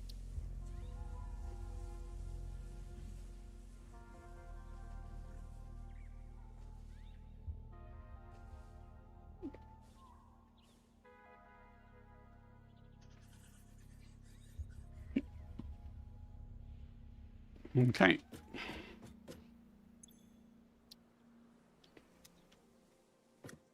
That didn't clear. Why didn't that clear? It didn't save either. What did I do wrong? Hasn't cleared.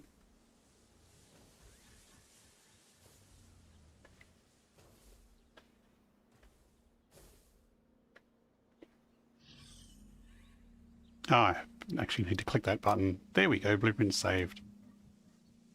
I'm paranoid now. Let's go load. Yes, yes, there it is. Okay. So now we can clear it.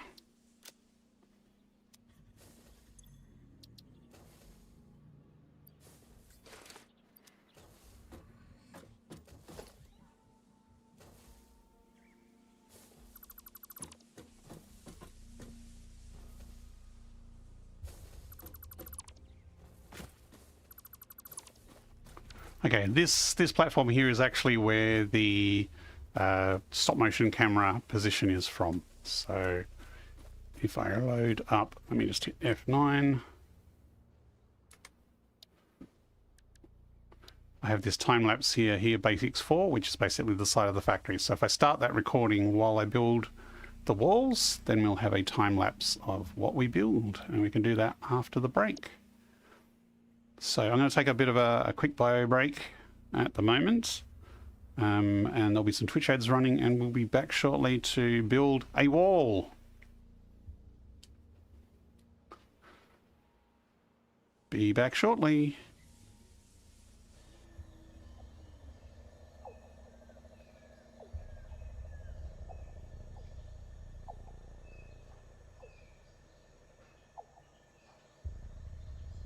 Look lively. It's time to do those stretches and hydrate.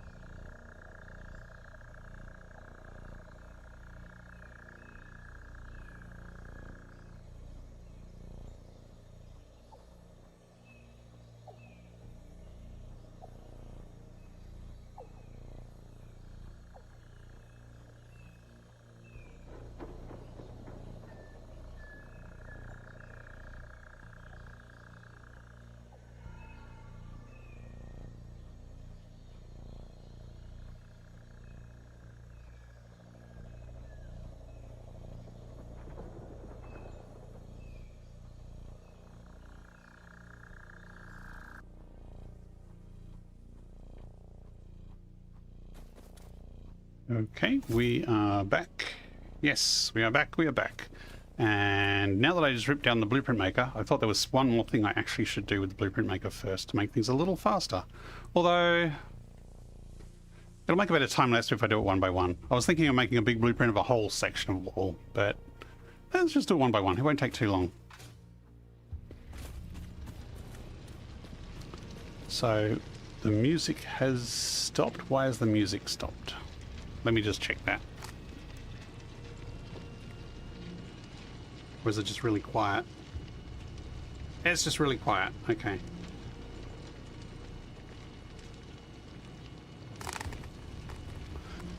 Famous last words that it won't take long. It's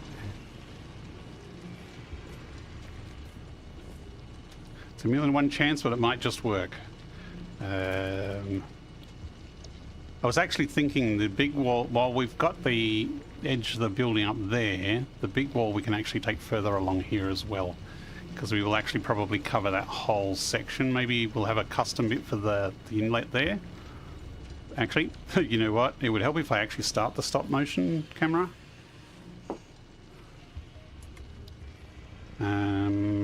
Actually, first I need to turn back time.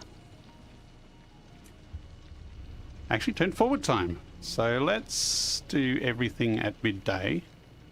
So that way the lighting is consistent. Otherwise the time lapse, if I do cuts from it, it's going to shimmy all over the place. Okay, we've now paused the sun. That's how powerful we are. Now we will start this time lapse here. So every 5 seconds it's going to take a screenshot. And eventually I'll put these in a YouTube video. Okay, now we can start building. Everything is ready.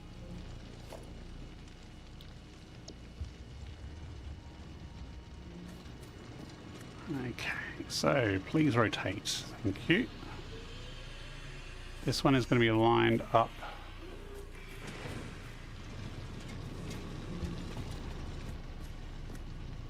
There. Not sure why it's turning yellow. That'll do. So now we need to move along here. We need to snap one after rotating it. And then we need to nudge it that way so it overlaps. That will get rid of the seams between each part. So lock it in place. I think I'm on a diagonal, so the nudge window keeps moving slightly. There we go.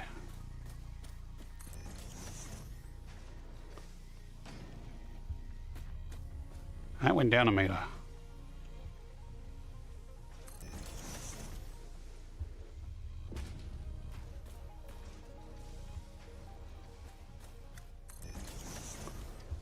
Now this end we might edit later because we want to avoid the tree. Although that's not too bad. But we will probably do something custom at this end to duck around the tree. So there's our first wall. Now we want the other blueprint. Which is a small wall for the top or the next floor up.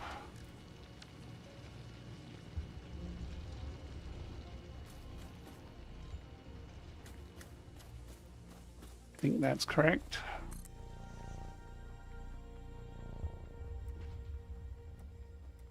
Oops.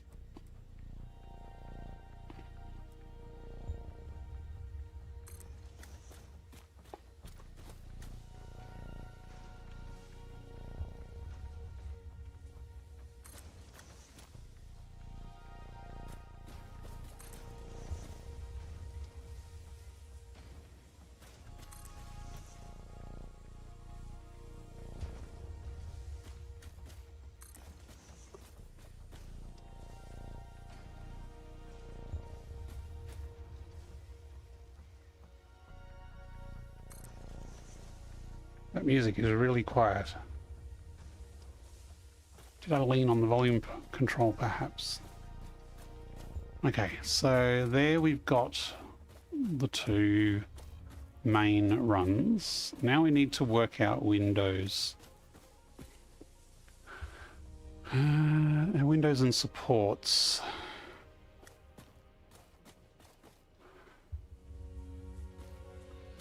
It'd be nice if that was visible out the window as a bit of motion. Let's head inside and let's see what we can come up with.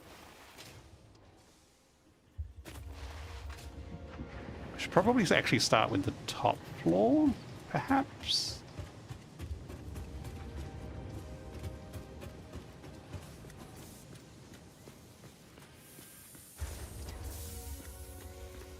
Although if we put a major support beam here,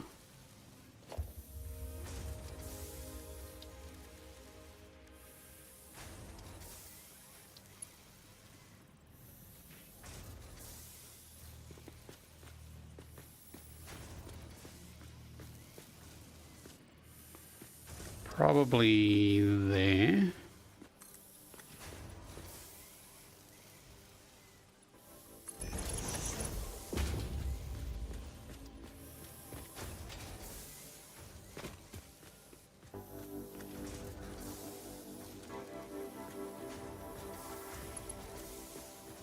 Just wondering if we put one here, can we evenly divide the rest window space wise? That does go above there, but we can do something funky up there.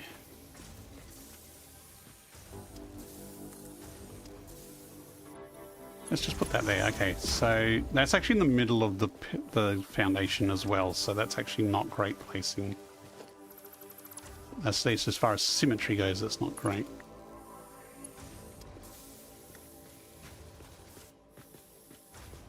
Maybe we do put it here and say solid tree. I mean, we'll still protect most of the tree, it's just... Okay, so we got 1, 2, 3, 4, 5, 6, 7 foundations. So 1, 2, 3, 4. So this would be the middle. So if we wanted to just do it equidistant,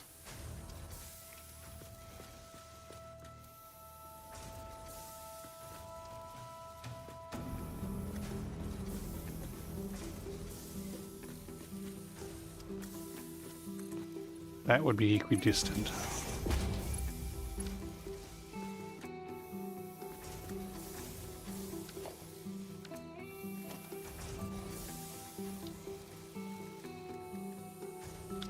And we could go honeycomb windows.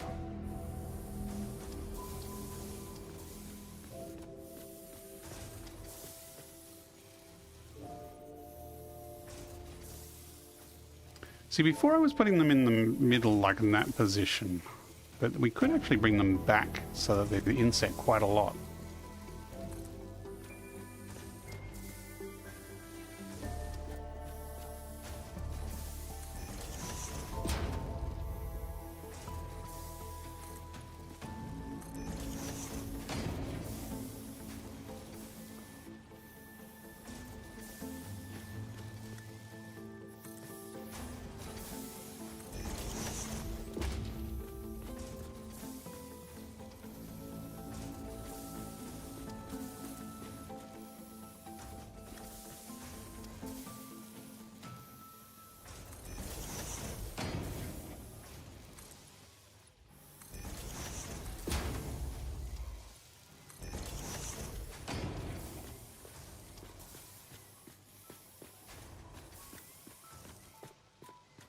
Okay.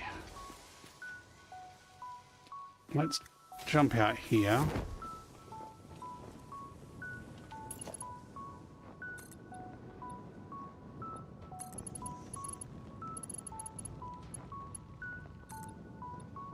Actually, let's finish these, extending these. These still need to come over a little further, which is really hard to see from down here. That is not right. Should just blow up that tree, huh?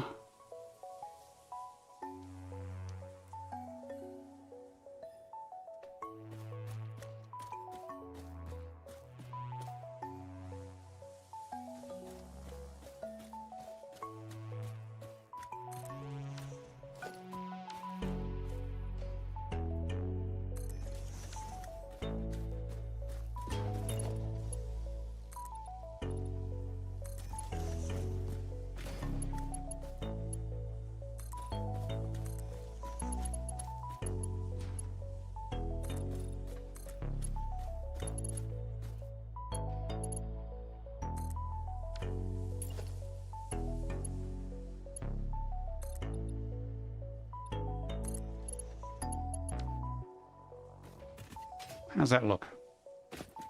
Starting to look like a factory.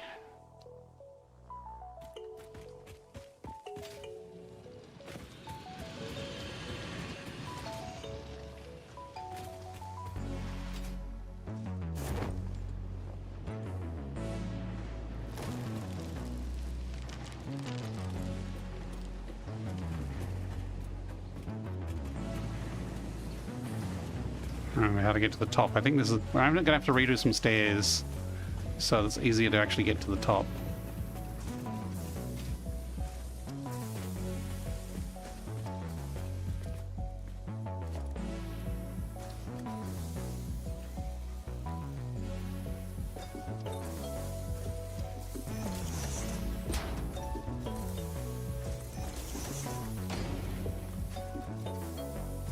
Now, we don't have walls along the top, but I think we should have the same thing at the top here, even though there's no logistics to hide.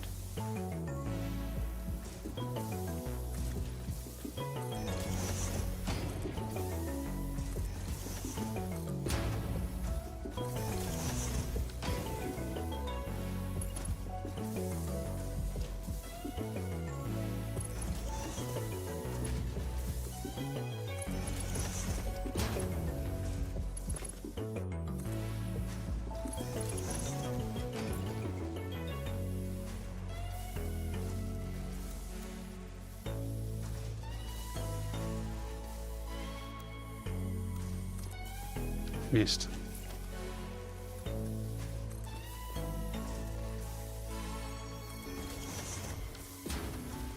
So it would effectively be, I think, there at that point.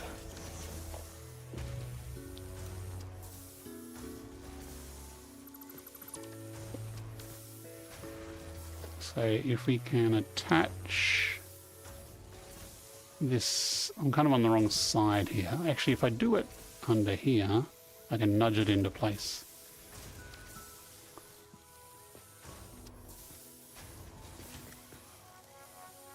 Ah, it would actually be down there if it's going to be the same height as the one below. So let's do that.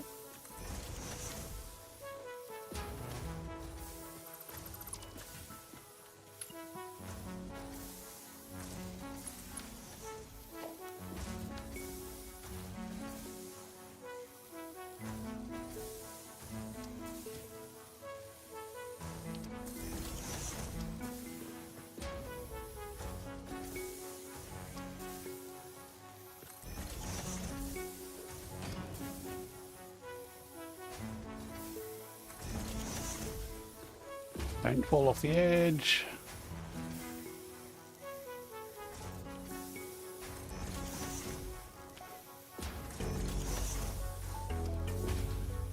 I've run. Ooh. These. I haven't automated those yet. I have just been using a backup supply. I'm going to have to handcraft some or quickly whip up a machine to do them. That's a pain in the butt. I suppose that could be an interesting little detour.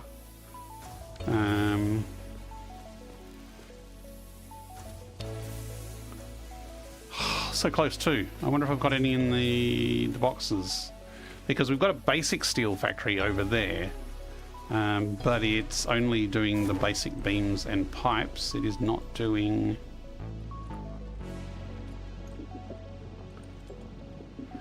It's not doing the reinforced beams yet. So all the ones I've got are from crash sites and doggos.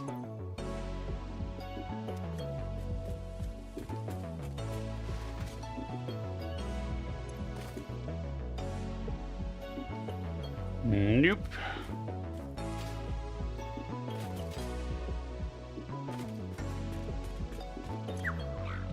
Oh, George, purple slug. Nice.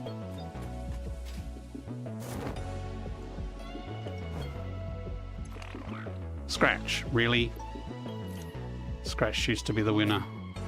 Screws is not a winner, Scratch. Timmy, ooh, high-speed connectors. Nice, Timmy.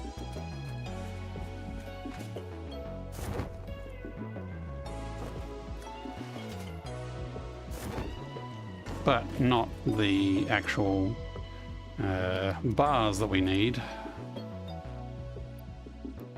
You know what? I'm going to handcraft just a few to finish this damn wall before we detour. I mean, the next project was to automate these, you know? So I'll just handcraft. Embrace the screws. No! No, I do not embrace random screws that will take up inventory space. These screws can stay locked away in the trash bin. And I'm not even going to sink them. It's not even worth sinking them.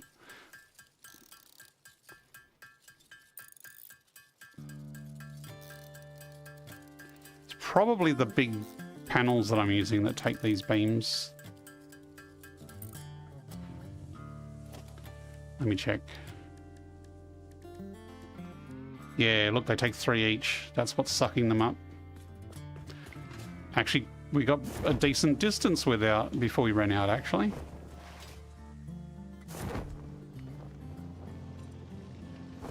But I'm going to have to set up a basic encased beams factory because we have a lot more walls to build tonight. So I will have to detour and do a really crappy temporary factory for those. But let's finish off. Oops, no, it's up the next level. Definitely need to improve these stairs, yeah.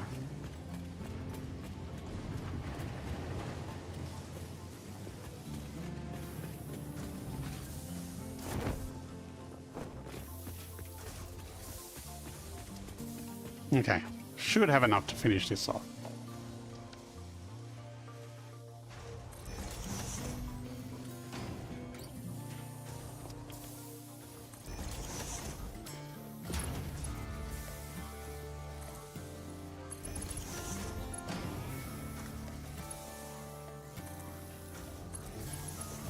Okay, we have a wall. Whee!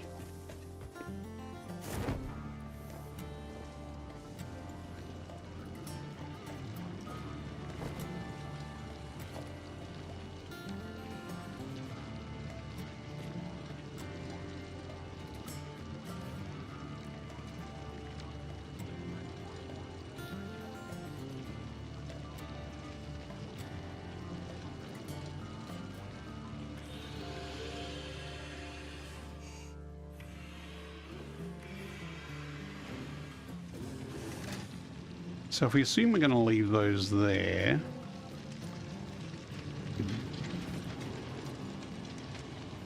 with a narrow pillar to the side, I think if we put that there,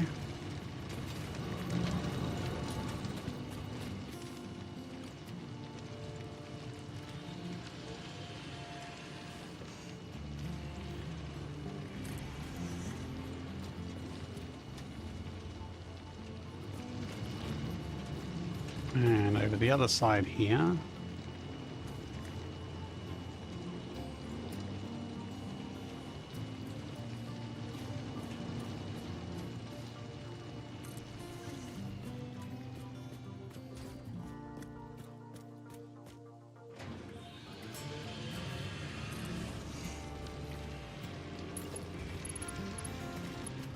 And let's run around. Can I get up here? Part way up.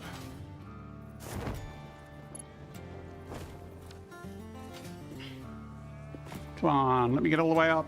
It's not gonna let me use it. Ah.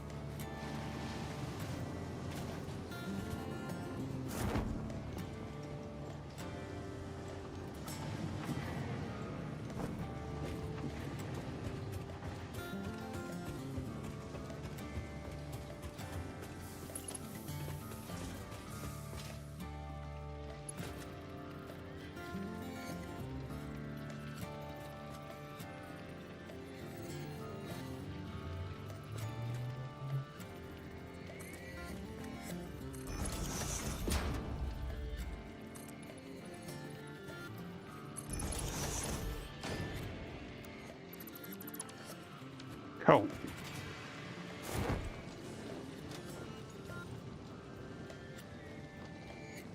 Could use big pillars there, but I think small pillars would work better.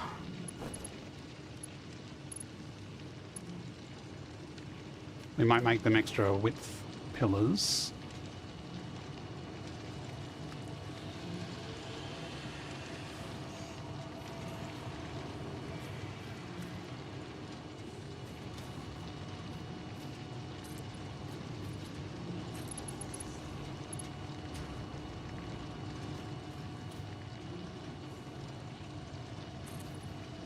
Kind of like that.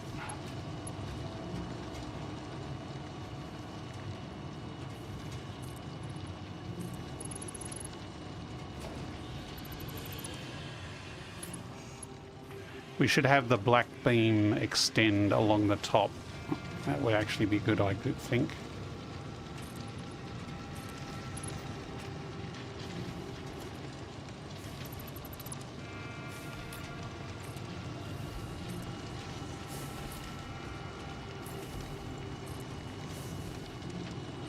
Let's overlap that a little.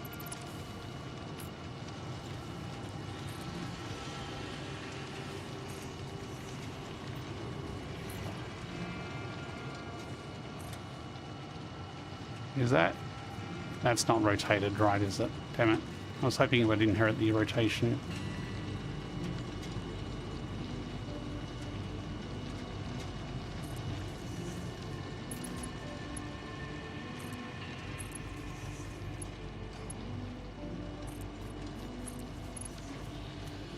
That's not bad. Keeps that line going across. We could put a little thin panel across there. I might do that later, but at the moment I think that's fine. Actually, we could put a panel behind it so that these actually glow. That would be cool. There, we have a wall done. That was the easy part. Although we've got components here that we can use to build other ones. What's that little bit of grey line there? I think it's just the angle. Okay, so now it's starting to look a little bit more like a factory. But we're going to need these. Oh, we're already out. Okay. Small boards 5. So we're going to pop over to the steel factory and make some more of those in another... I'm just going to whack down an assembler or two and get them rolling. I'm not going to do a planned factory. It'll be a temporary thing. Do I have enough to build a depot? Yes, I do. Good. Cool. I still need to figure out if I'm going to leave it open in the middle or if I'm going to have a courtyard in the middle or not.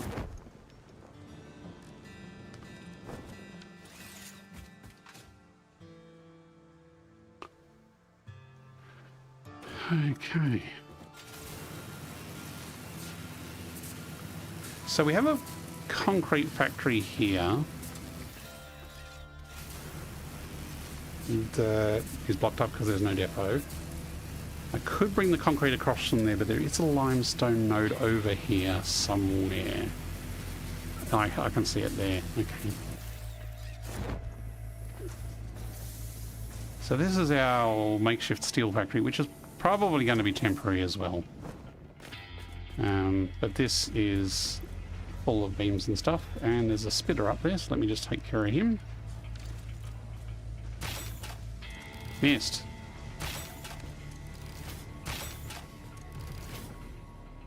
I think he's dead. He just doesn't know it yet. Is he gonna fall? Is he gonna fall? Nope, he's not gonna fall. Okay, so what do we need to make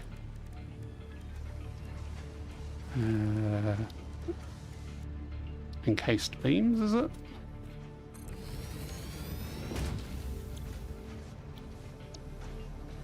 We need steel beams. We're making those already. We need concrete. Okay, so we need to make a decent amount of concrete. I'm just going to sit down, give my legs a bit of a rest. So we do need to make a little concrete factory, and we're making plenty of steel beams. So I need some stairs.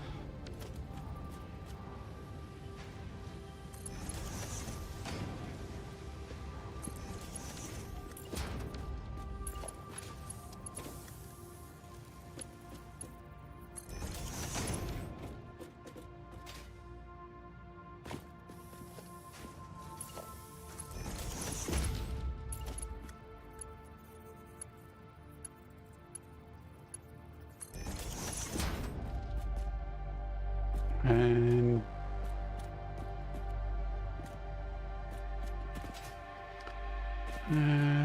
see, ideally I should line a little concrete factory up with the circle here, following the theme of everything lined up around the edge of the circle. Do I care at this stage? See, what I build for concrete here is probably going to be used by a factory later on. So, oh look, we've got an outer ring here. Excellent.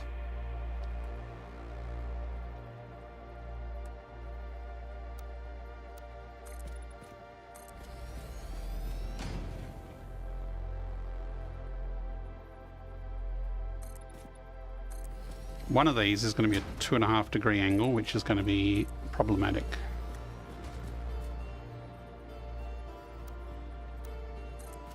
Let's find out which one it is.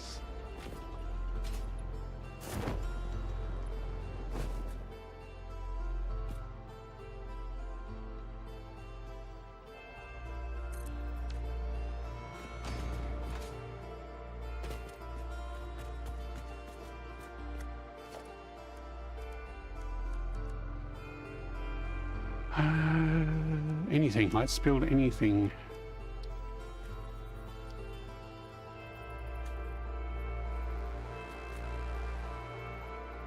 Okay, this is perfectly lined up with the line, which means this angle here is a 5 degree world increment. So I found this issue a few sessions back where I think this is probably the 2.5 then.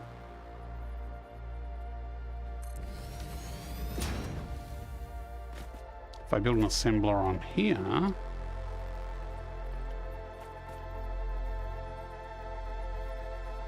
okay, see that line? I should have not actually built it. See how it's not straight?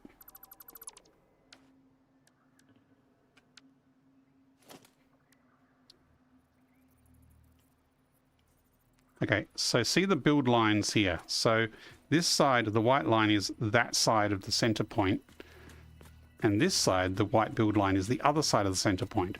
This assembler is not lined up with this foundation. And it's because I found out that machines snap to a 5 degree increment to the world. They can only rotate in 5 degrees, even if they're on an arbitrary platform. So this foundation here is on a 2 degree, which means we cannot use it as a factory floor reference because none of the holes would line up. The other option being we could build it out there. That would be 5 degrees. Which is a bit annoying because if we have the miner there and the factory there, it would kind of be lined up with that one. I think we're going to go with that angle.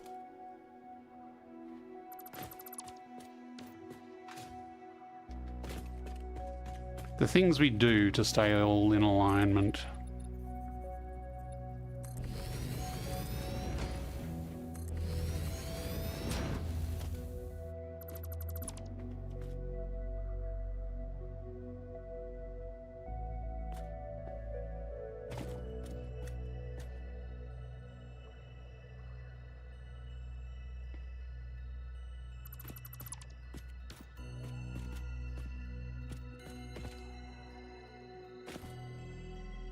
Could drop these down a little bit. Only the miner needs to be up that high.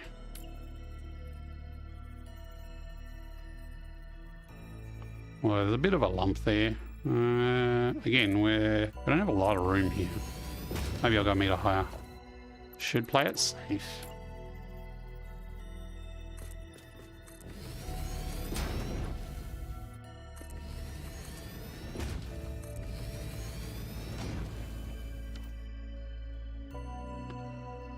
Okay, I just realized we still don't have portable miners on us, and there's 2 back at base, and I actually need heavy frames to make a miner Mark II. That's annoying.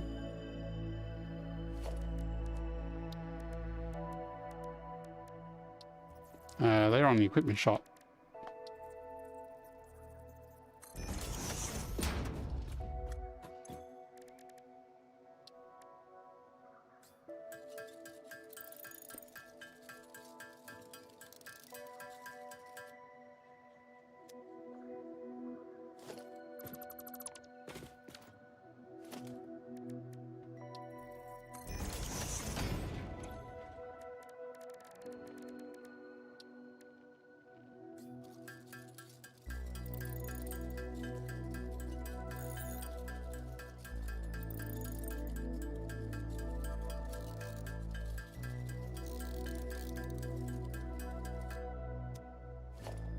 I think that's enough. And there's a cat meowing.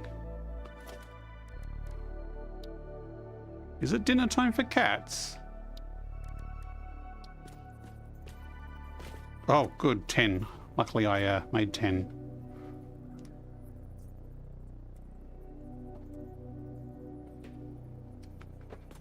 Stop scratching that cat.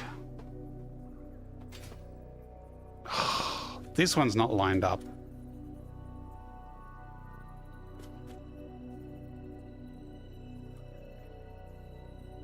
So ironically, that is lined up with the center, even though the rest of our factory is slightly off. It's also slightly higher, which is annoying.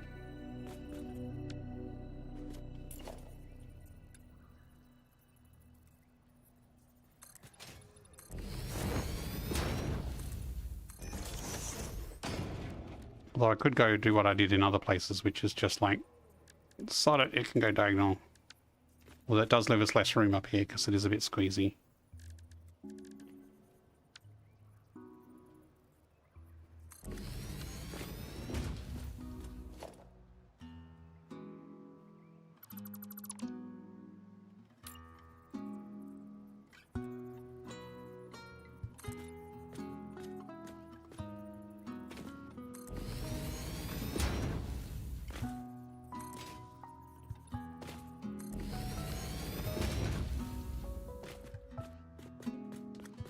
Okay, how much are we getting out of this? We're getting 120 a minute, which is just shy of 3 constructors worth, if I remember my limestone basic recipe.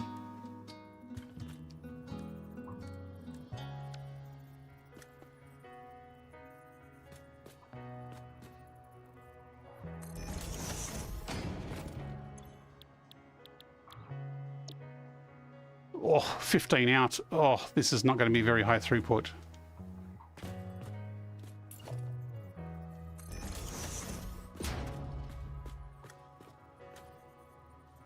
You know what? I'm tempted to just overclock the crap out of one of them and summer sloop it.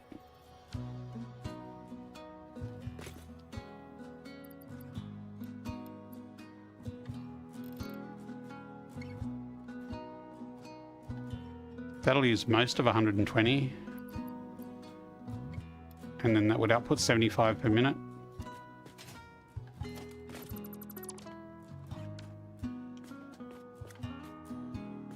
Not the prettiest, but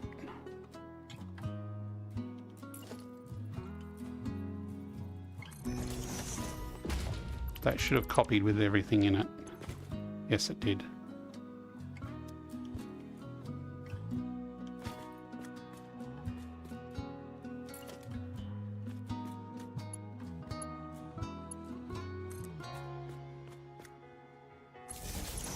Basic power. Again, this is a temporary setup. It's just to get some heavy encased beams running. We will do a much nicer setup later on without sleeping everything.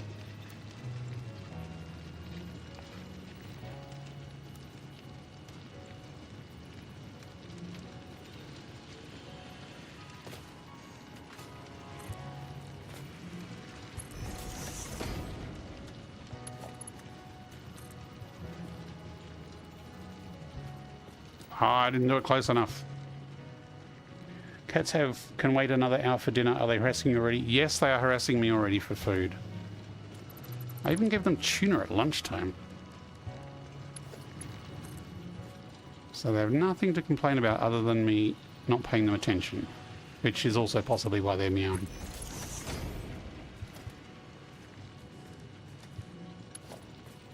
There we go. Stumpy lift for the win.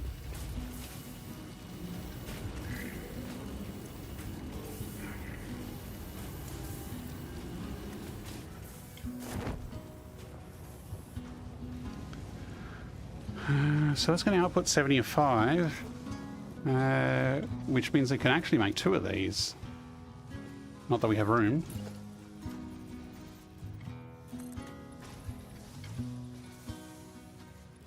I don't even know if we make enough beams to feed this.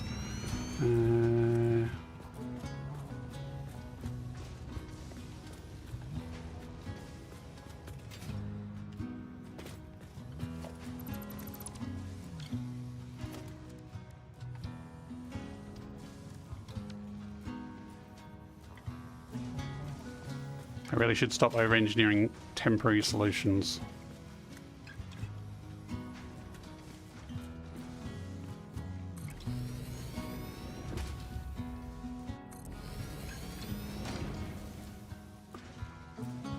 They are spoiled kitties. Yes, they are very food-centric.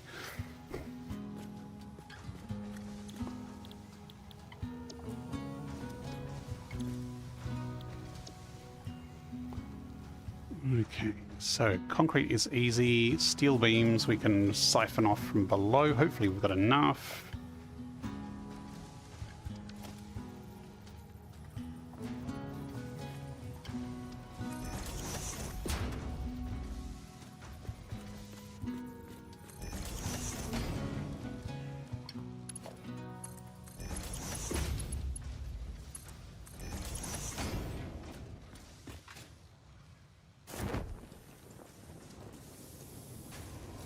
We are making, oh, we're making 60 a minute. Ha! And we don't have enough steel coming through. Ooh, that's a problem.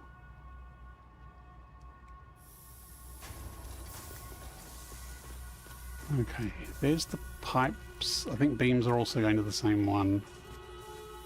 So...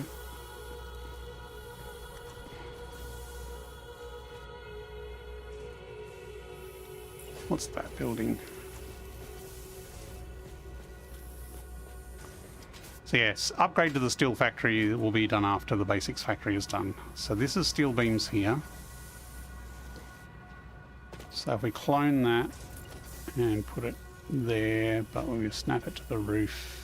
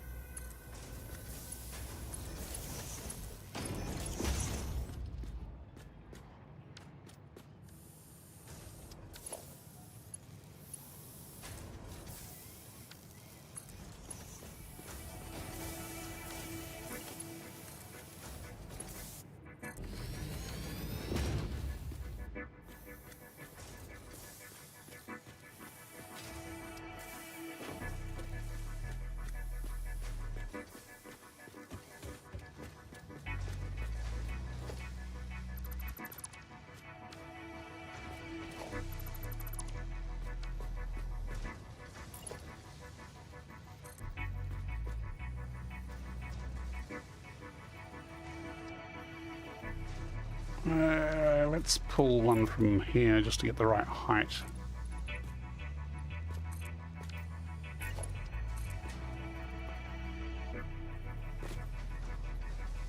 I think that's the right height.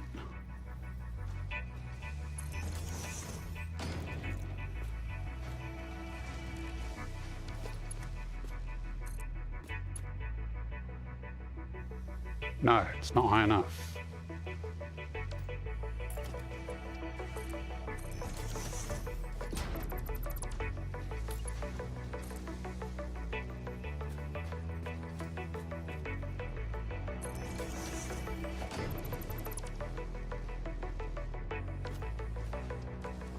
Why did it not want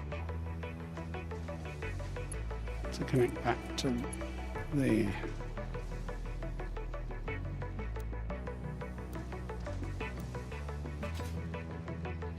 Is it too far? Possibly too far.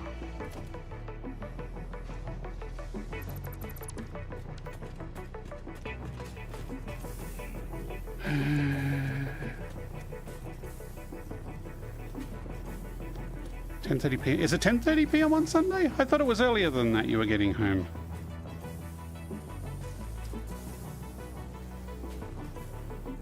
Maybe I should recheck my calendar before I rock up at the airport at 2 p.m. then.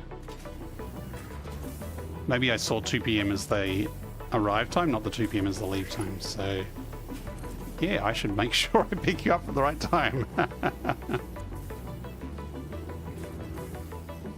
That reaches, so why doesn't that reach?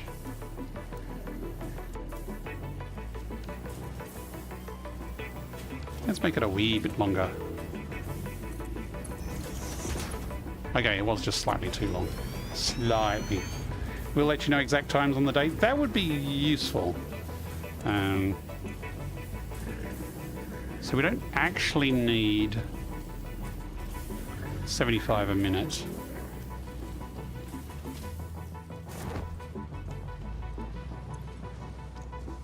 Although we will... Oh no, we did have enough. It only needs... Oh, we could have done 2. This is what happens when I'm just winging it.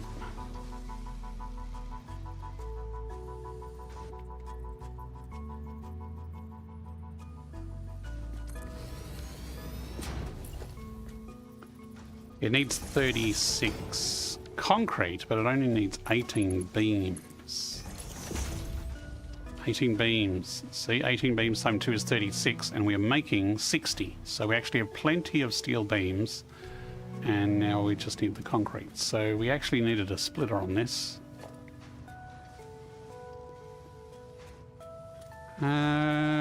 Probably should do it a bit neater than this.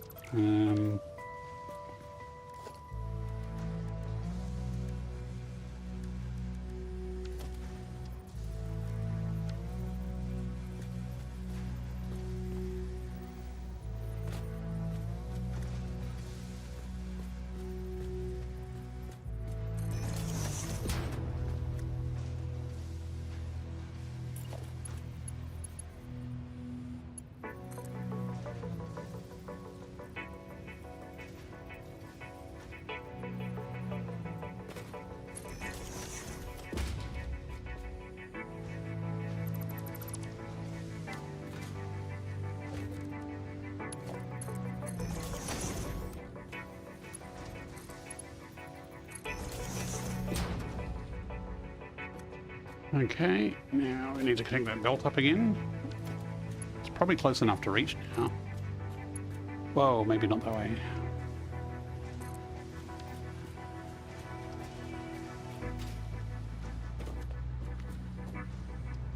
Power? Where's power? There's power. Oh, that must be coming from below.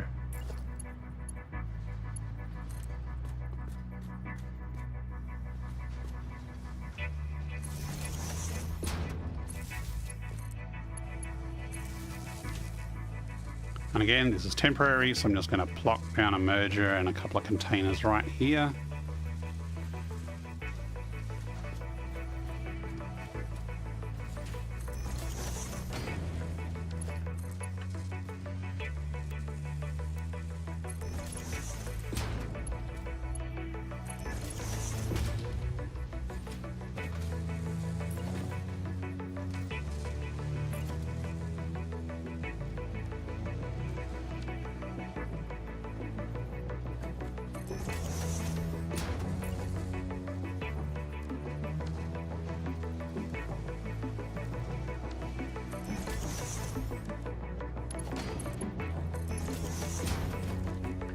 Problem with trying to get too fancy in your building early game if you don't actually have the building parts to build the fancy stuff.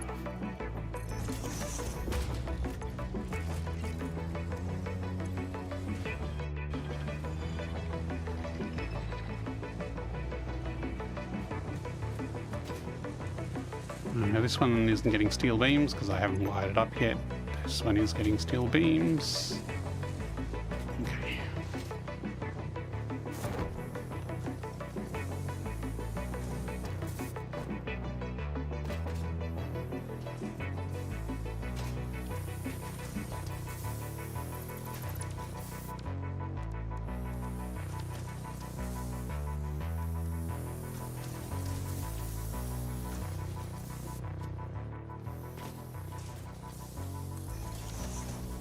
Actually, if we're that close, we will need another one over here.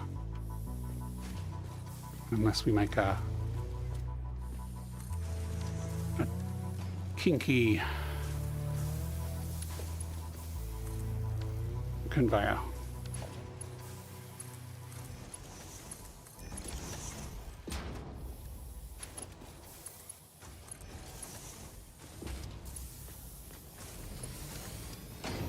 Hey, that's actually straight, I think. Huh.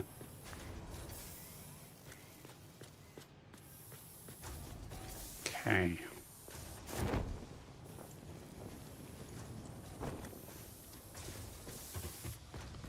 Concrete is flowing.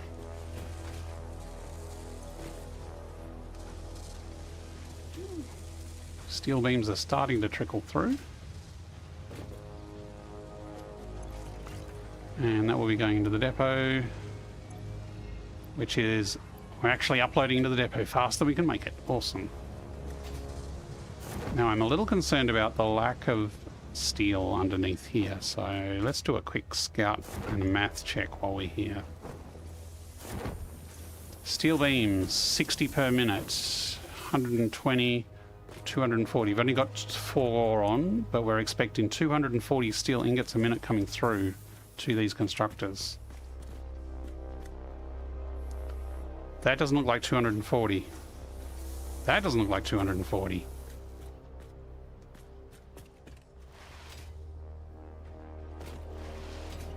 Actually, it's back here.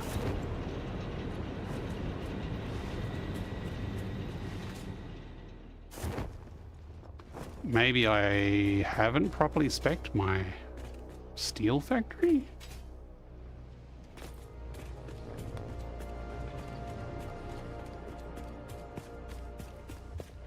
You know, I really should stop that stop motion camera which is taking a picture of the same wall over and over and over and over again that hasn't changed. It'll just fill up my hard drive, it's fine. Okay, we have 60 per minute output. 60, 120, that's 180 total.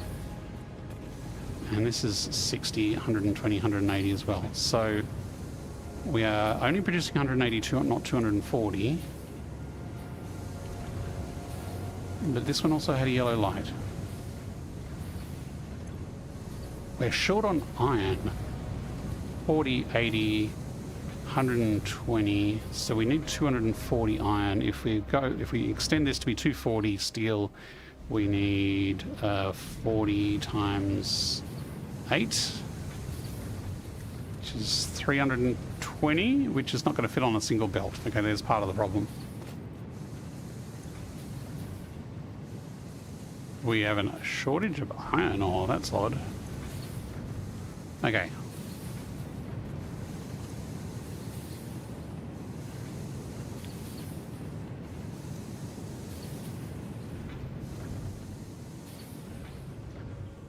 So the most we can fit on a belt at the moment is 270. So 270 divided by 75 is 3.6, and we have 4 of them. Okay, so we've got the right amount. 4 at 40 iron per minute is 40, 80. We need 160 iron a minute.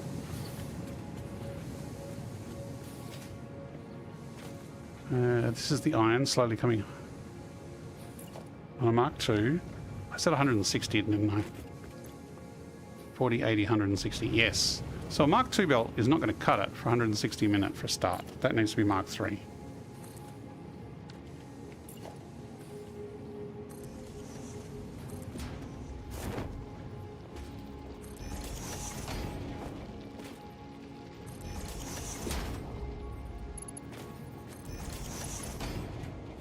This was all built before we had Mark III belts, and I'd gone through and upgraded some of the belts, but obviously I had missed upgrading this part of the production line.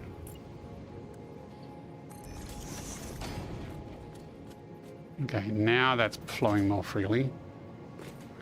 There's so much prep to do tonight. Are you doing another D&D session tomorrow, is it, Russ? Now, is our iron actually providing 160? Helps if we upgrade all the belts.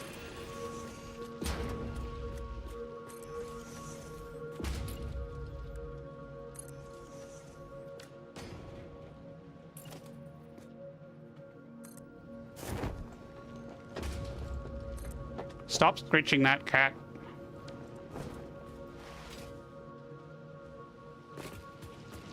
Who's attacking me? Okay, to get this up to 160, we need a bit of overclocking.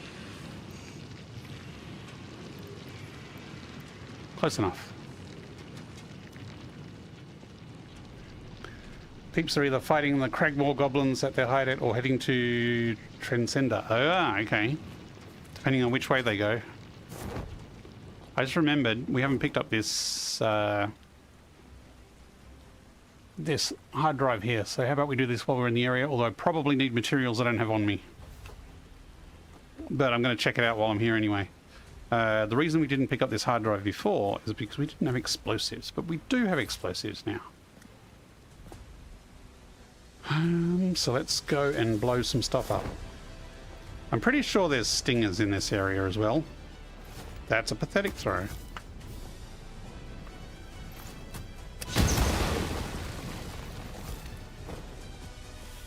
Yep, I see a stinger.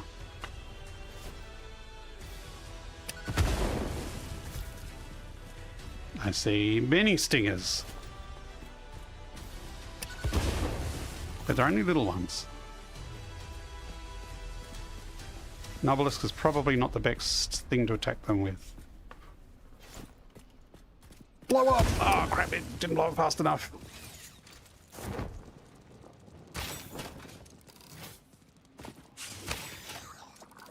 Luckily, one shot with a rebar takes these guys out.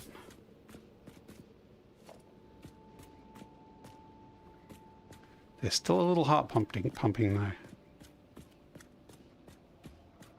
Oh, I could kill 3 of them in explosives. That's not bad. And there's still a stinky flower behind. I need to make more nobelisks next. You know what? I could just run up to it and go. That's not a very good throw.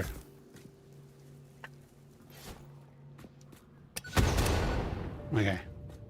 Sucking on this throwing. Probably don't need to blow it off. I can probably just go over here and go, what is in you? Needs rubber, which I put in the storage at home. So there's plastic here.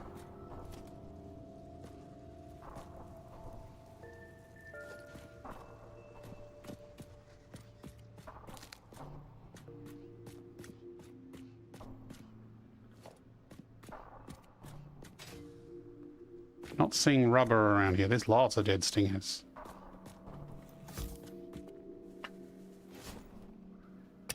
Hey, got it.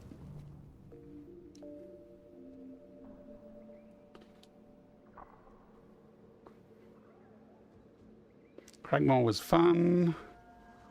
I'm trying to remember what Cragmore was. It's been a while.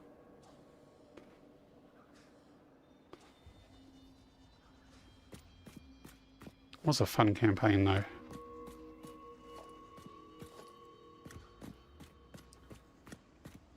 Why is there a gas novelist just lying on the ground? I suppose there is ammo on the ground sometimes.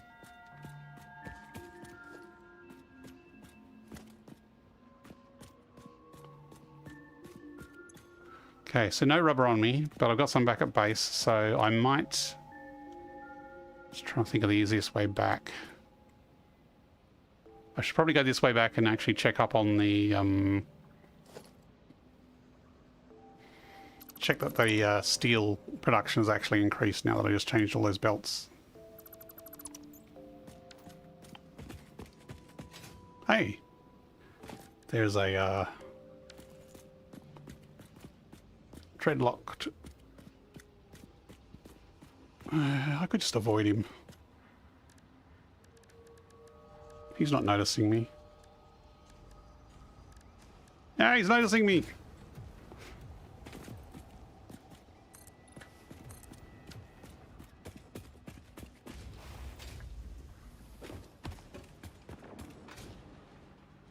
Didn't actually build a ladder here, did I? Do I have ladders? Yes, I do.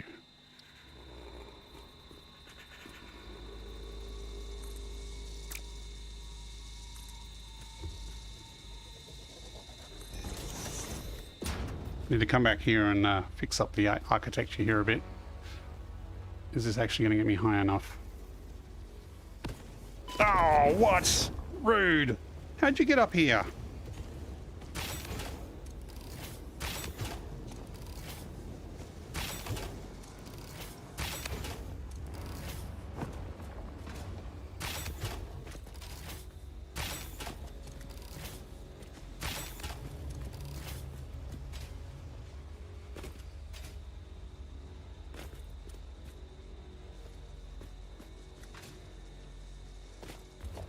Okay, maybe not out of...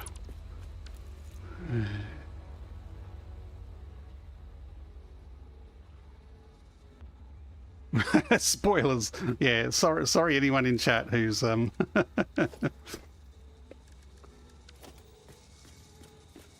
Unless you're actively doing the campaign right now, though, you probably don't have the context to memorize that that is a thing to be aware of later. Unless any of your crew are watching this stream or might watch the VOD back, Russ.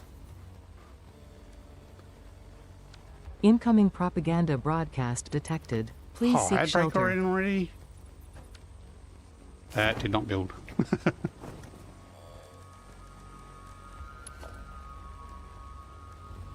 I don't think anyone's going to watch the VOD between now and the time of your campaign tomorrow, though. So you're probably safe.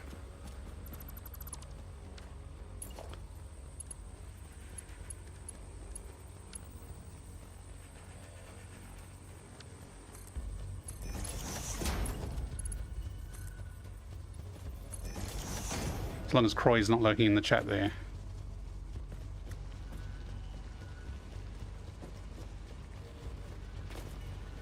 Okay. Iron is flooding through. And seems to now be choked. Waiting for these, which are Mark 1, which should be enough without overclocking. So we should have enough iron now.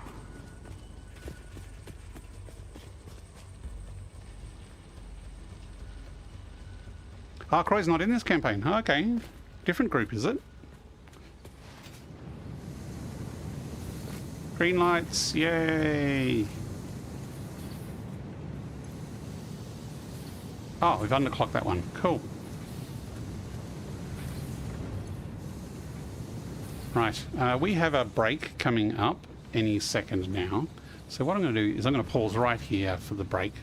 I'm going to have a bit of a stretch and a bit of a drink, and we will be back after the Twitch ad break and after I've had my break. So we will see you shortly.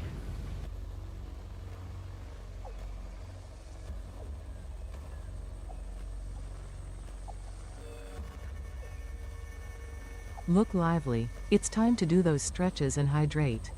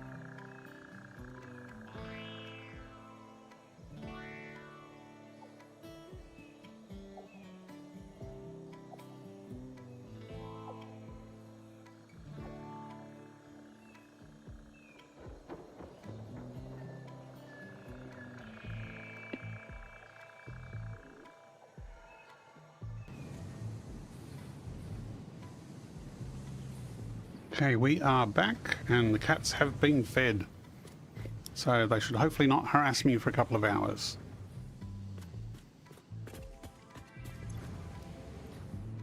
Uh-oh. Why are we not getting enough coal?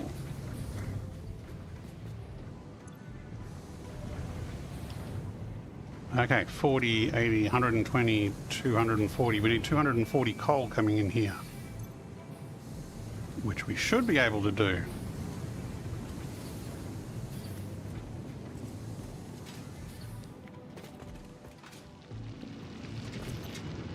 Ah.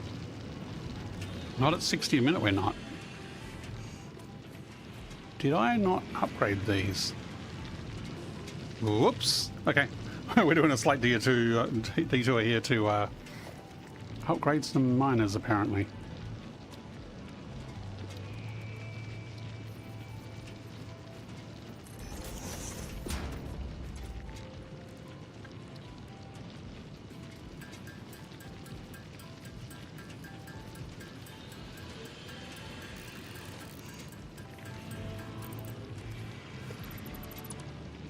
Yeah, this is how roughshod this steel factory was. It's I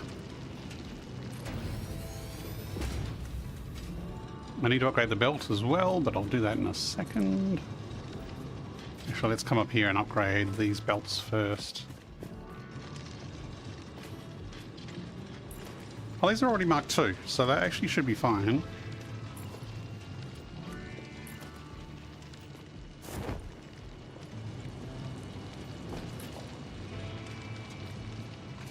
Okay, so it looks like they're at least already Mark II. We had those prepared, we just didn't have the miners upgraded.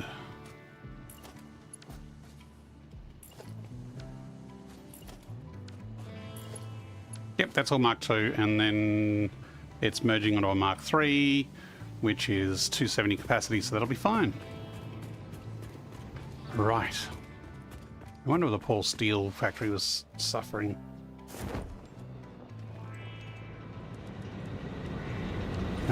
We're going to do a quick round trip to get some rubber to get that hard drive.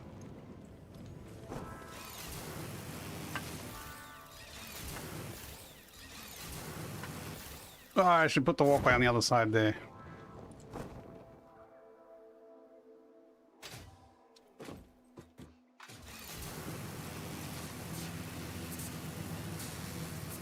Yeah, we definitely need some walls on this side to make it look like a factory from here. I mean, it looks like a factory, it just looks like a naked factory.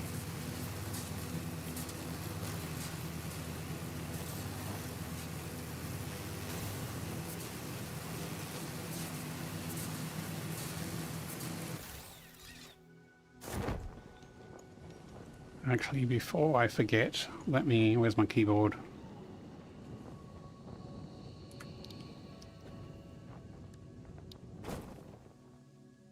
That wall is not going to change for a while, so I'll stop recording that stop motion.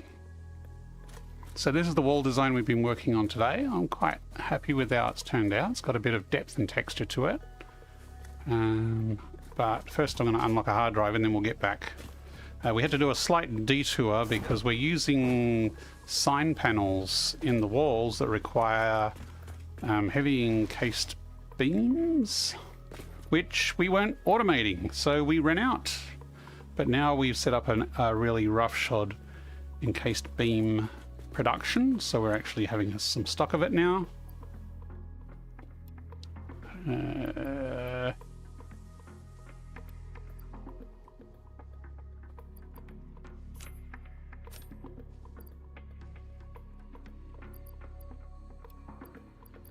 Just anything else from that crash site that we picked up that we don't need. We do not need plastic, we just need rubber, which is there. Okay, let's just duck back and get that hard drive. Because it would be good to... What alt recipes do we want? It would be really good to steal screws, actually. I've started having a think about what I'm going to want in the upgraded steel factory, and I want to make rotors using screws, and it would be much easier if we had the steel screw recipe. There's a slug at the top of that mushroom.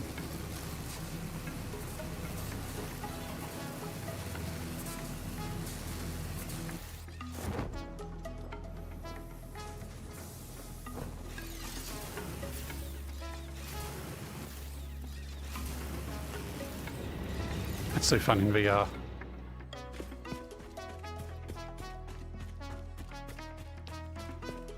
Oh, I'm going to the crash site, aren't I? Oh, well, this goes to the crash site in a roundabout way. Actually, this is probably the best way because I deleted the bridge from the other direction.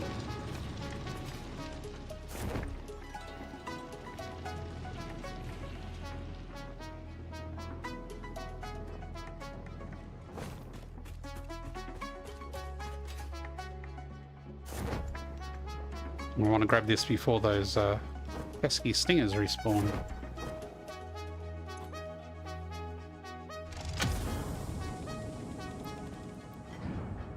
Hurrah!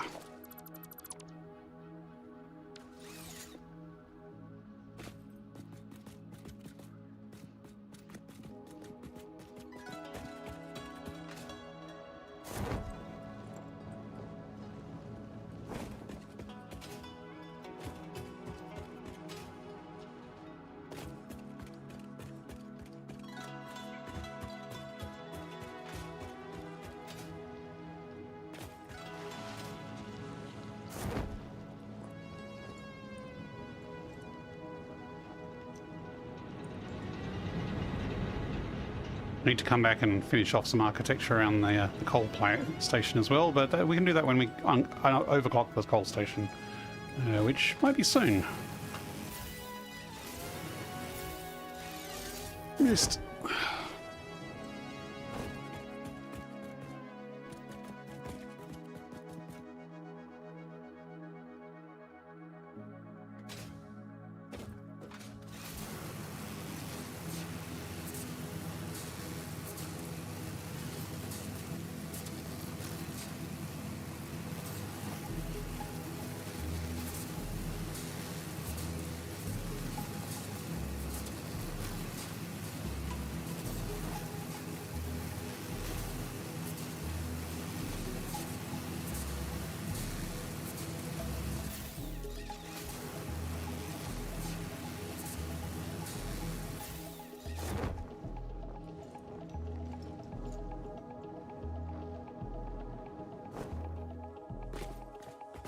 We chuck this hard drive in right now. I don't think there's any reason to wait because I'm pretty sure steel screws is in the pool.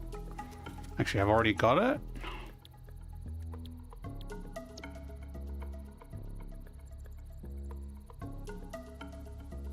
I should really re-roll that so that that's using up 2 slots. Ooh, iron pipes. Don't need it yet.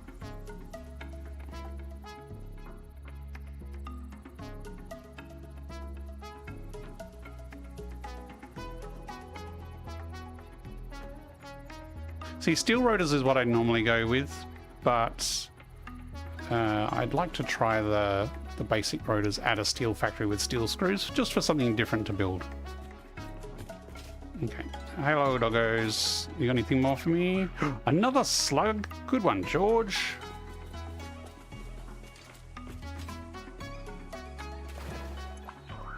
Timmy. You can do better than that. Where's Scratch? Did Scratch drown? Oh no, there he goes. Here boy, here boy. Wire. Fair enough. George wins this round.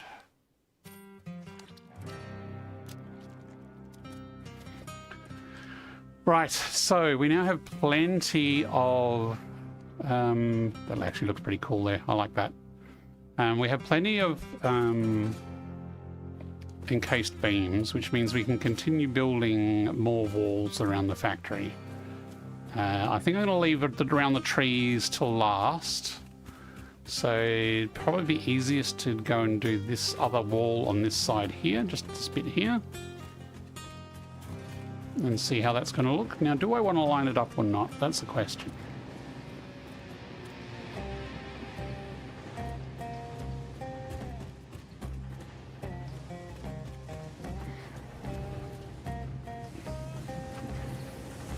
I mean, if we make this central pillar line up, it must be there. Yes? No, that's right. That one was in the middle, I think. Was it in the middle? It's in the middle of this one.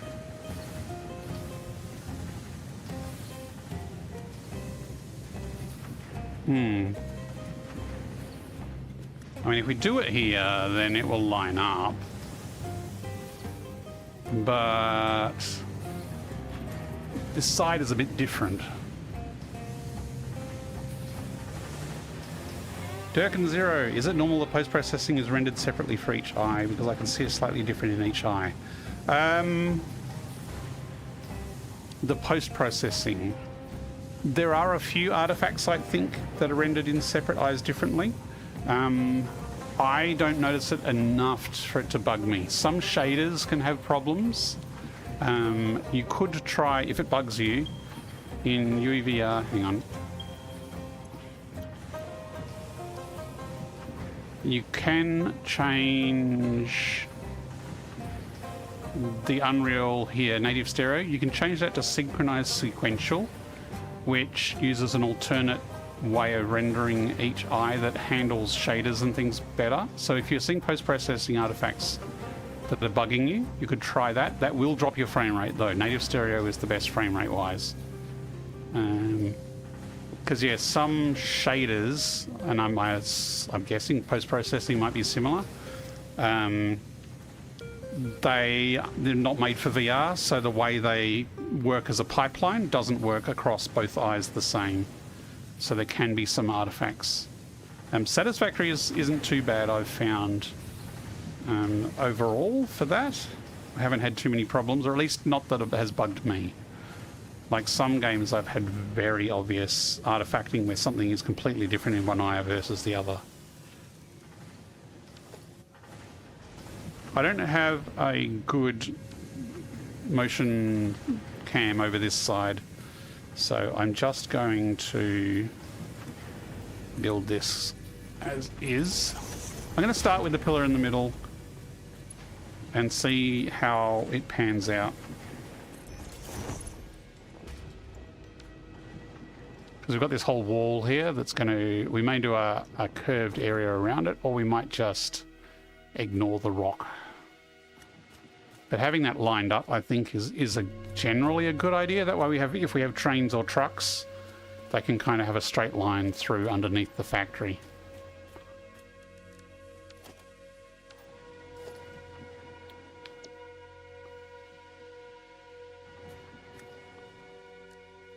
What are we missing? Oh no! We also need bloody crystal oscillators. Is that the sign as well? Is it the big signs that need crystal oscillators? We totally haven't automated those. I don't even know if we can make those. Foiled by a lack of technology. Yes, okay, the small billboards require crystal oscillators. Again, the heavy beams, I was relying on ones I found on crash sites. And obviously I must have had some crystal oscillators from crash sites too, and I'm pretty sure I chucked spares in here. We have 24. Can we make them? Because they normally take a manufacturer, but we could unlock them and handcraft them, potentially. Let's check. Oh, the MAM's hard driving, isn't it? Well, we can make 24 more. Let's see how far we get with 24. This is what you get for trying to be feature complete and do some decent architecture on your first main factory.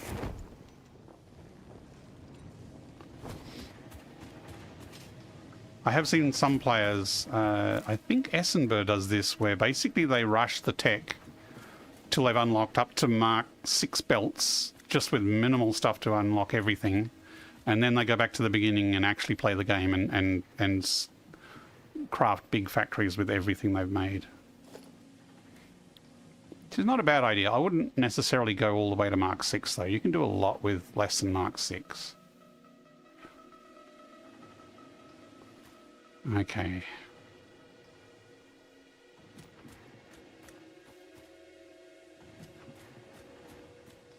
So if we line it up, I mean, it's probably much of a muchness where we line it up for at this stage. But if we assume that pillar's going to stay there, then we don't necessarily need to...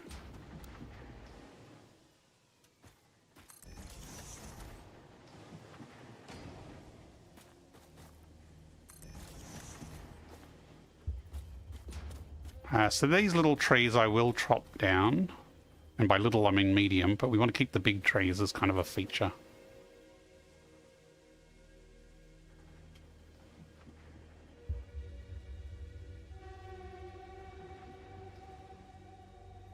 So that doesn't quite overlap in the center there. Although I will need to bring this out further. I think the tree here is going to be inside the factory bounds.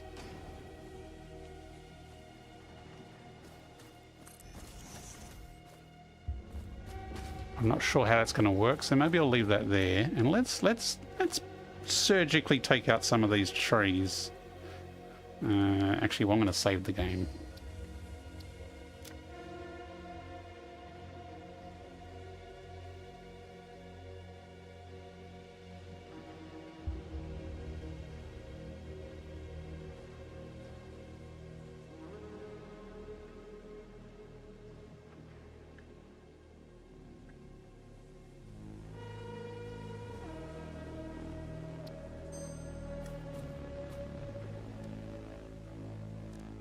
I don't have it equipped. Where's my chainsaw?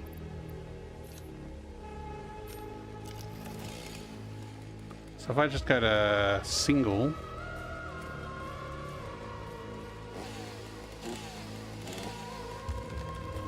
Timber! This one's less in the way. I might leave that one there for now.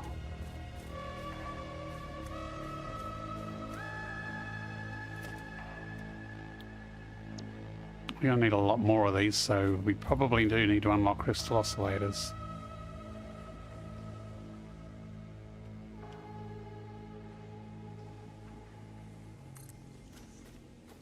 See, now I think the cat just wants attention. And now I'm thinking we should have lined this up with the end. Oh, there's just meowing going on. Like, Dad, where are you? What you doing?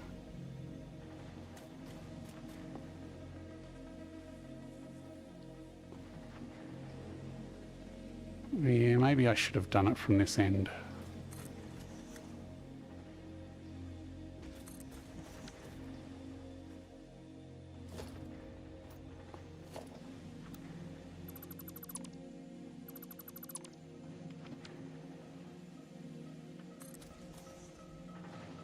This is going to bite me in the butt at the other end where it's not lined up.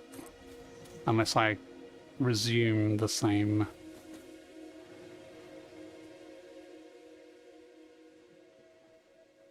positioning here, which I think was there.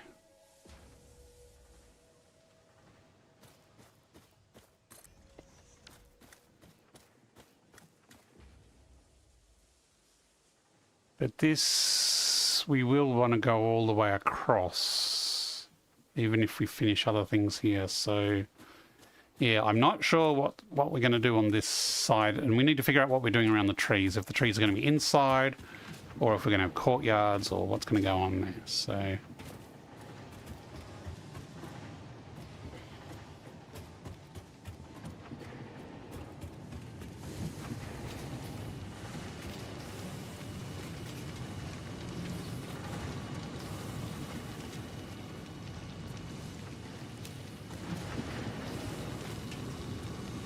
yeah, so this is right up against this, so... not ideal.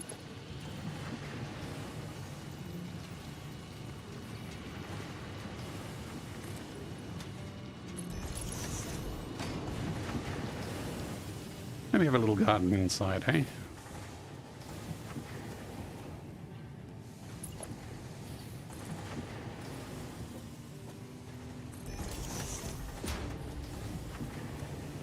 Can I sample those windows from here? Just.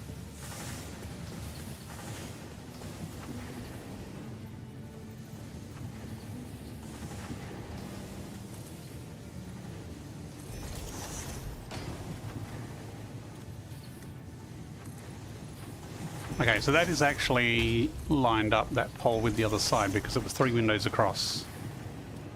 So maybe we should just have 3 windows on this other side. We'll do 2 for now. Yeah, it's a work in progress.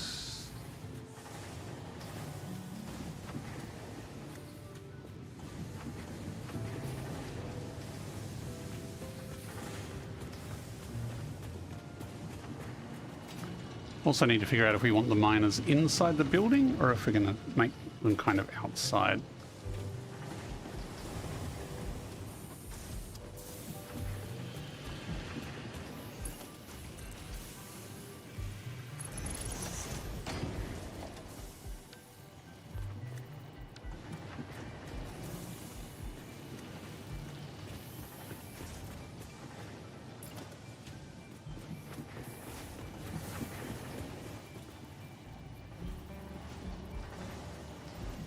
Oops, nope.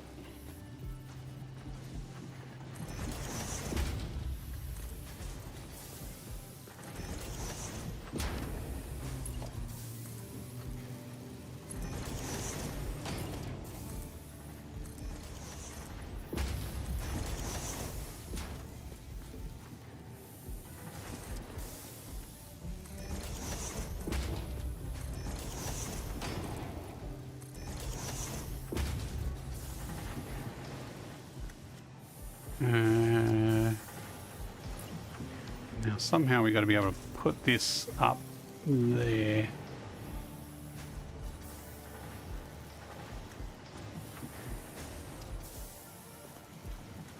Where was it actually lined up with? Where's the...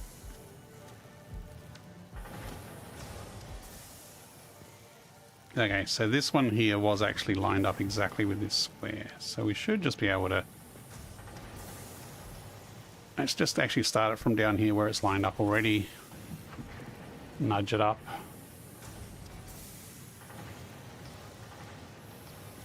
And nudge it in place like that. I think that's correct.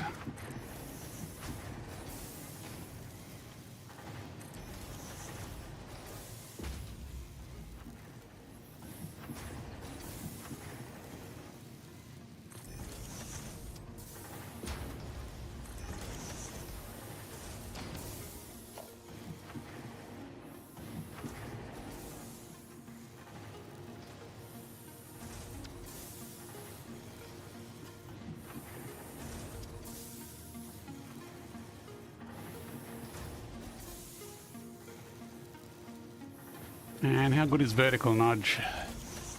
How good is nudge? Do you know there was a time when we didn't have nudge? Man, those were the dark ages. The tricks we had to do to put things in certain places.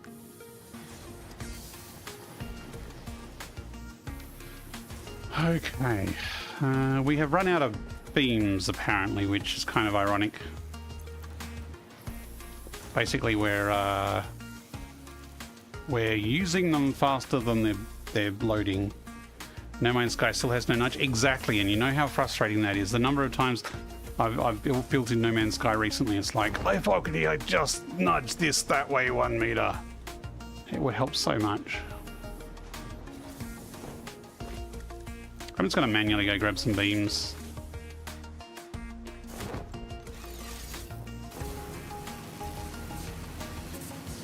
Since I'm building with them faster than they are loading into the depot, because our depot is not very fast at the moment.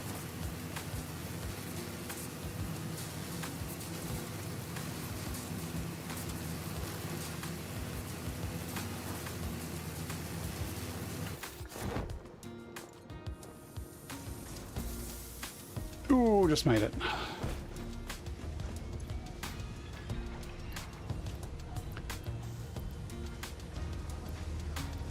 Yeah, because this will be uploading. That's how long it takes to upload one, so it takes a while. Nice to see, though, that the encased industrial beam setup, which we threw together, is actually purring along quite nicely. Missed. That's my detonator. Don't do that.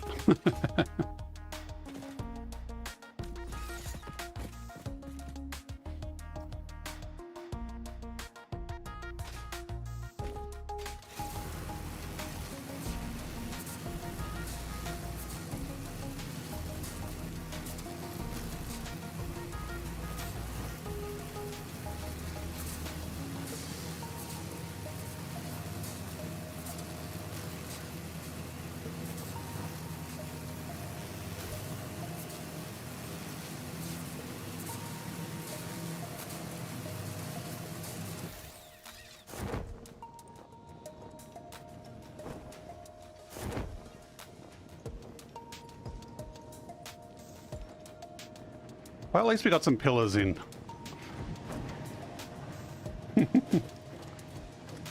It's no longer floating platforms. Up another level.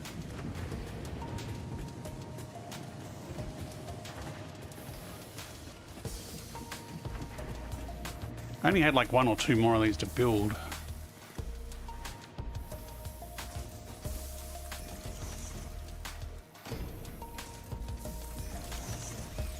Okay.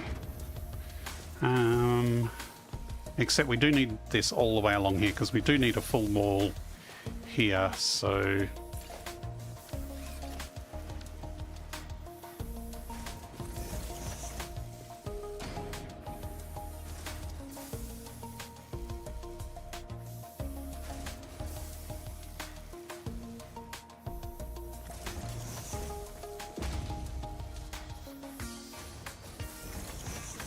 We have 3 crystal oscillators left. I don't think we're going to make it. I think we're going to have to do something about that.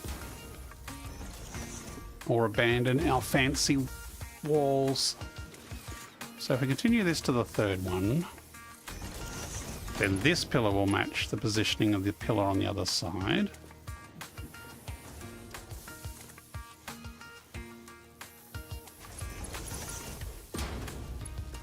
So at least we've got a wall here that's equal with the wall on the other side, but see, we still need to deal with that as well.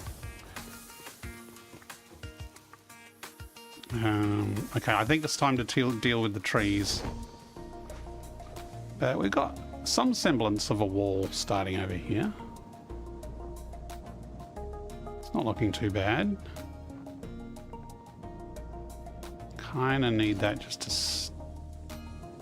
go 1 more in the wall there. Just sort of feels that little bit in there. Okay, I'm going to sit down for a bit. Give my feet a rest.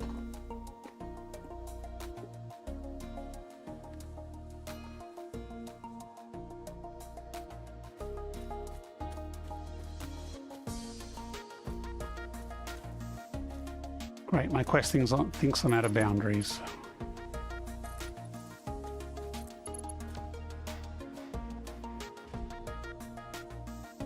Just give me a second.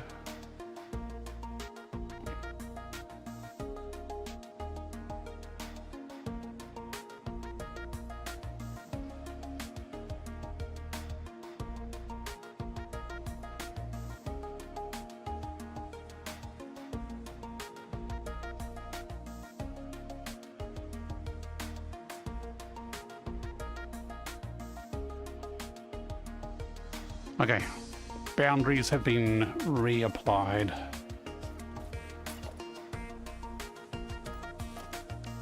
Yeah, we're out of crystal oscillators. I think it's probably worth keeping that pillar there, which means this tree is now an inside tree. Unless we leave this open and then have a walkway around outside. Which is possible. It doesn't need to all be all fully enclosed. The first tree that we probably want to deal with, which is probably because it's the easiest, is this one over here. Although it does have the complication that it has logistics swimming around it. So that's a pretty wide tree.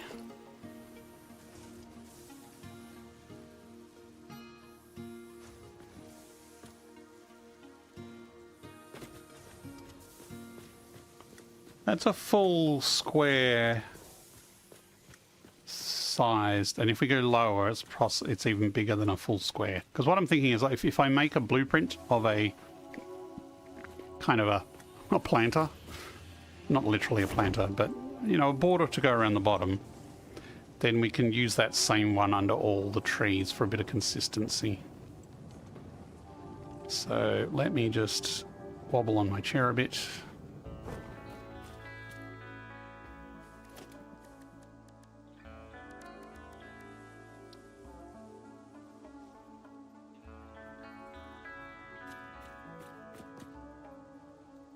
I want the front Not that it really matters.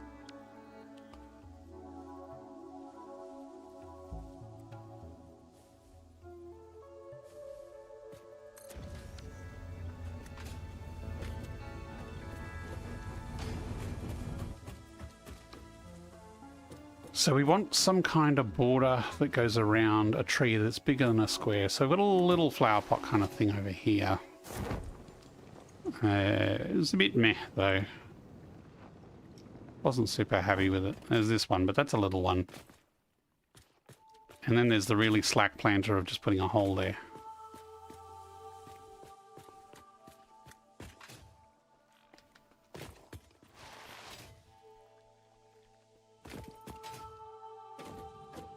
So this probably does need a bit of height because it's going to be doing some angles from above.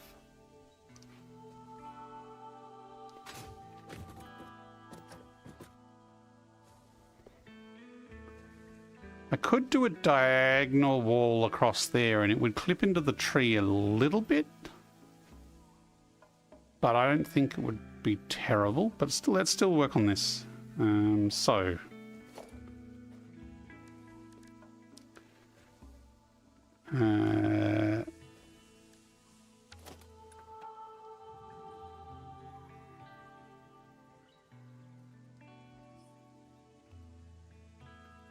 That's our reference. And we're going to rotate around that. So let's put another pillar on top in the middle there so we know where the middle is. Let's move out. How far do we want out? Actually, we're not going to be able to fit more than that. More than 3, I think. Because 4 is going to have diagonals going over the edge. So let's just go 2 meters out. So I'm kind of just making a circle-ish thing here.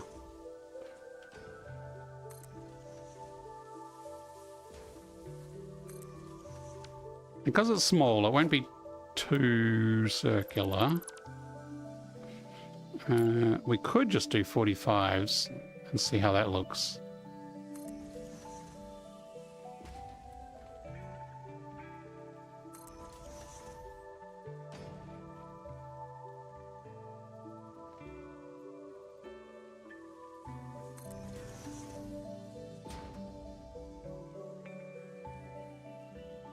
Just nudge angles a bit. Now.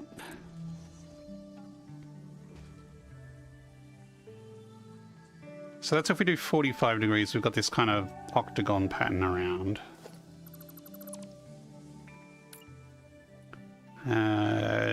We could do... So 5 degrees, 45, ooh, we can't do 22 and a half. So we'd have to do 30-degree angles. I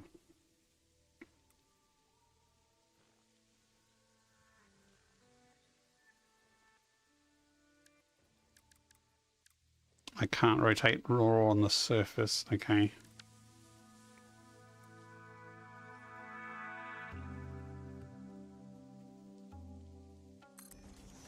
But I can here.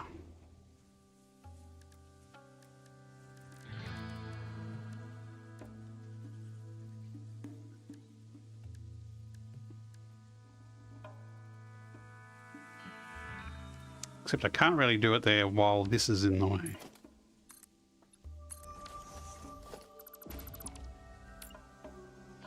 Okay, rotate, snap.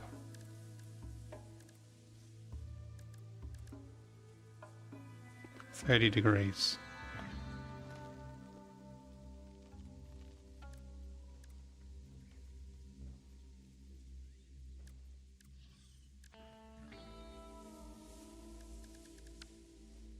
Is that centered? I think it is.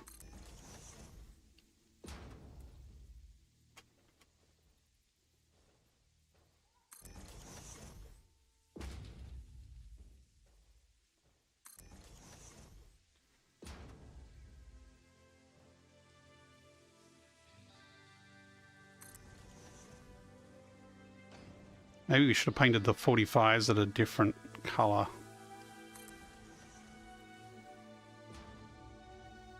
Because I don't think we're going to want the 45s and the 30s. Because we're going to do 30, 60, 90, or we're going to do 45, 90. So let's... that button...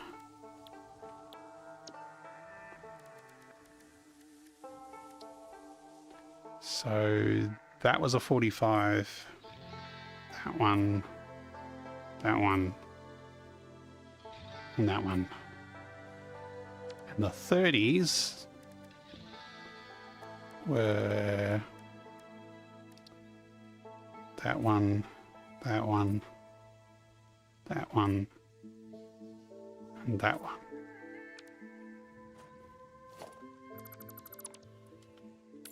So now we do... oh, don't jump, don't jump. Wrong button.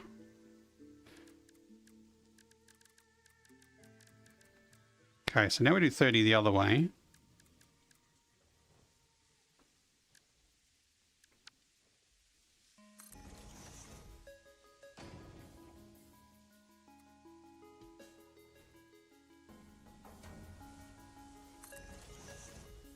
So out by 2, down by 4.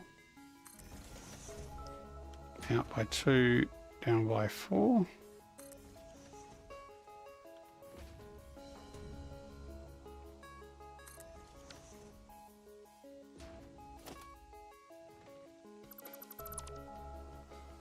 That doesn't look right. Or does it? It doesn't look right.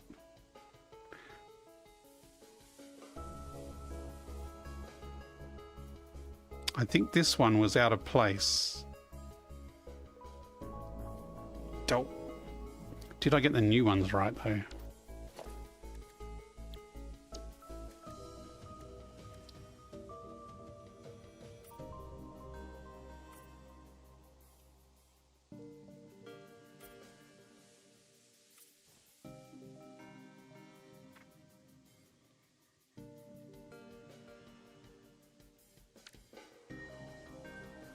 Which ones are wrong?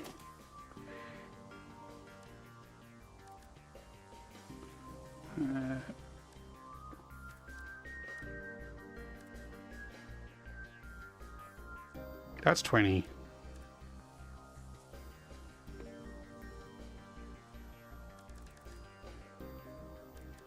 Okay, 15. 15 the other way.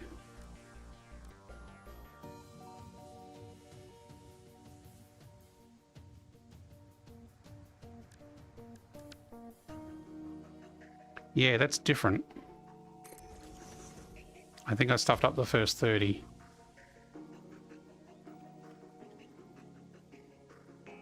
That's better.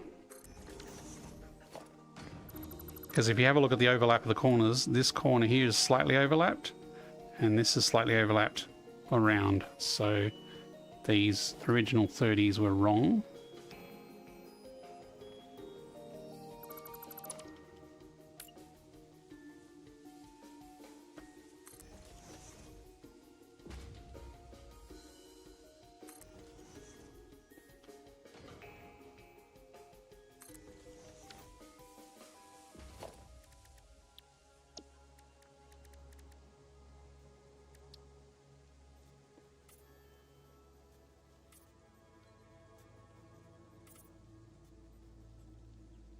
And I'm going to do the other 30s in the same purple.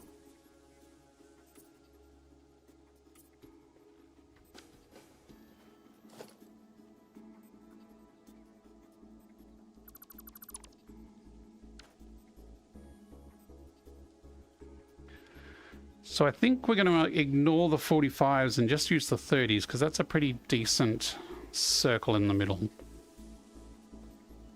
But I'm going to leave the 45s there, and I'm going to save this as like a reference wheel. So if we need something with 45-degree angles... just followed you. Thanks for the follow, Tom Fee, and welcome to the channel. Well, thank you very much for the follow, Tom Few.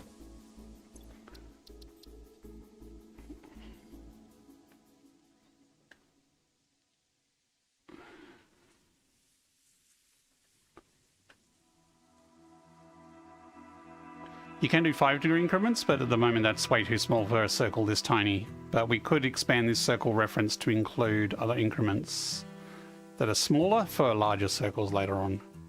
So if I do 30 plus 45, because it includes both.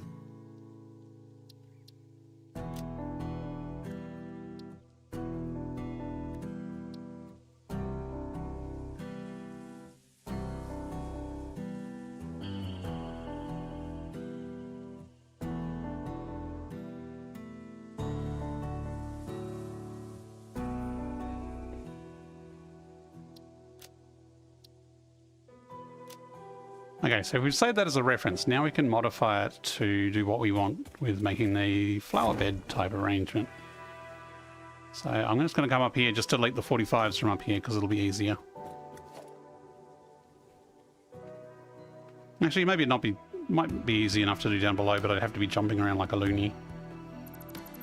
Okay, so there we kind of have a perimeter that we can put around a tree.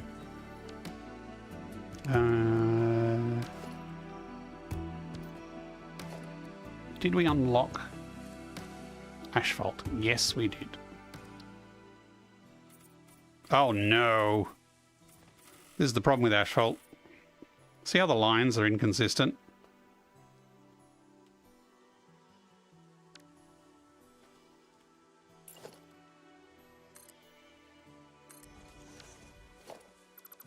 You can't tell that looking at a normal slab, but for asphalt, oh, I can't even see that.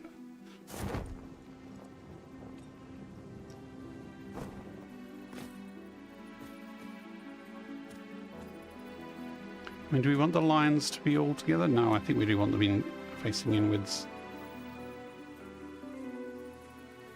Yes, very faint, but I can just see it there.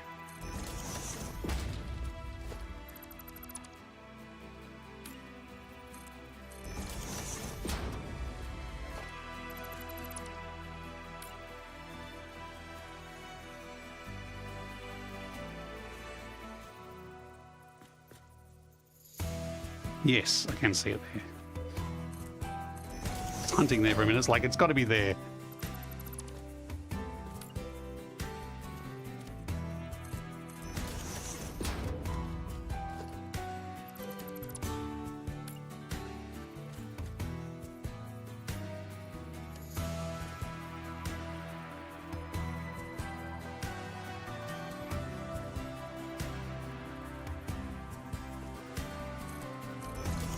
I think this is harder to see on the hologram, but it stands out a lot. Okay, so are we all good now? No. These ones over here are going the wrong way. Not that there's a right way, it's just they should at least be the same way.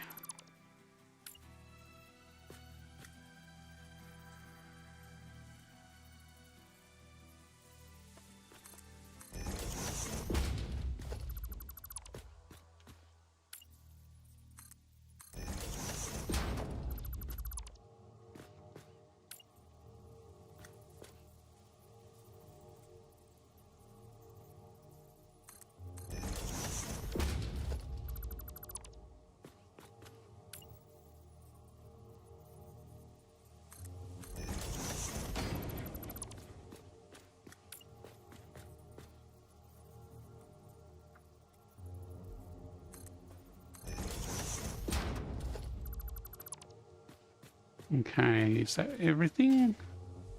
So now the lines on the asphalt are now radiating out from the center in a consistent manner. Okay. Now, where'd my sampler pack go?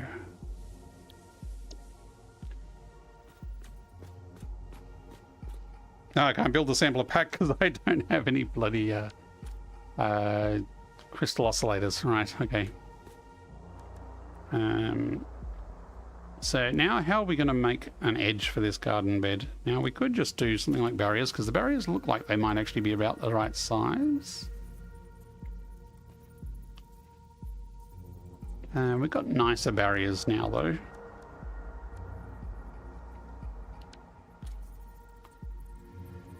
So we can do something like this. How's this look overlap wise? Yeah, it's a bit of overlap.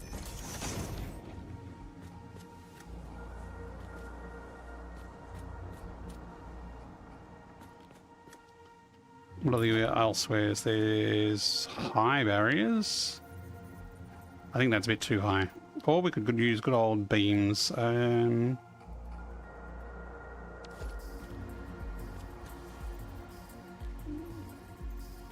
Problem is this is not going to snap on directly to that point.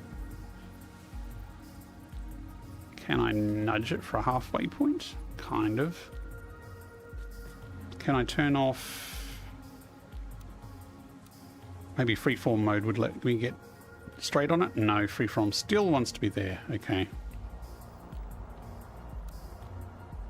I mean, we probably need to have freeform to place this stuff, so...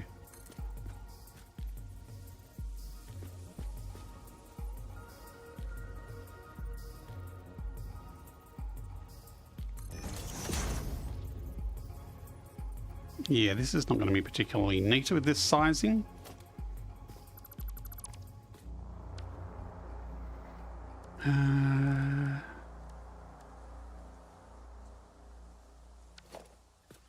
We could just have... Okay, let's lock it, nudge it, half meter, so it's at least over it. Then if we Then if we rotate this a little bit,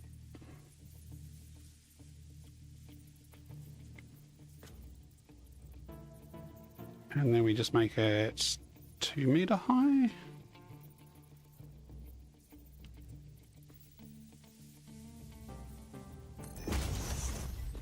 Let's try this.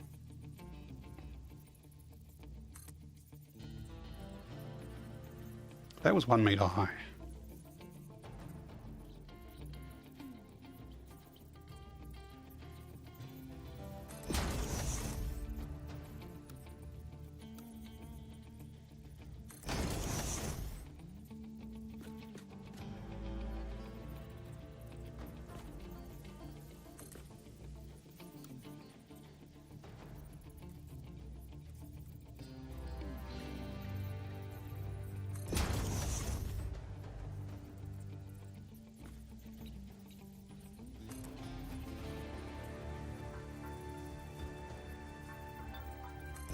So I'm half nudging it so it's over that, kind of over the joint.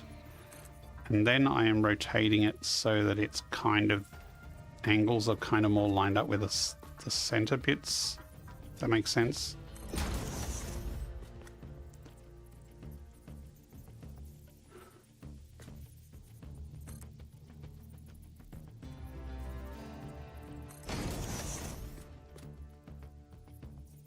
At least this is going to be consistent because it's like half nudge meter that way, rotate however many degrees it is.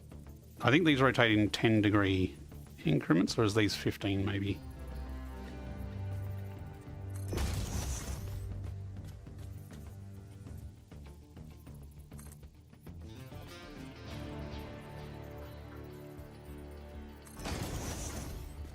And then in freeform mode, you can go from top to top.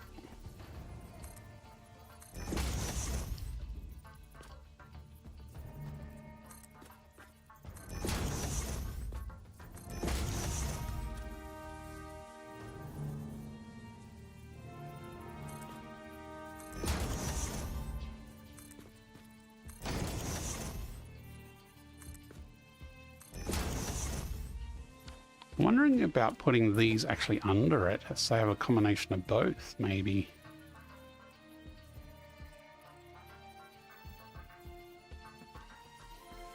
Kind of sticks out a bit. That's a shame.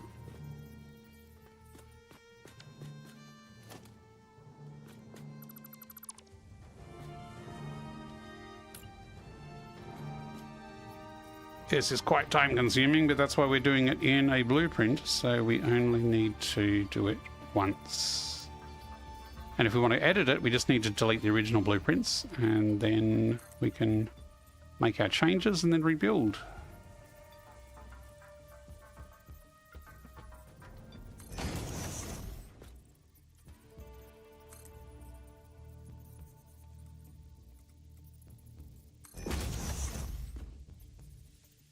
Oops.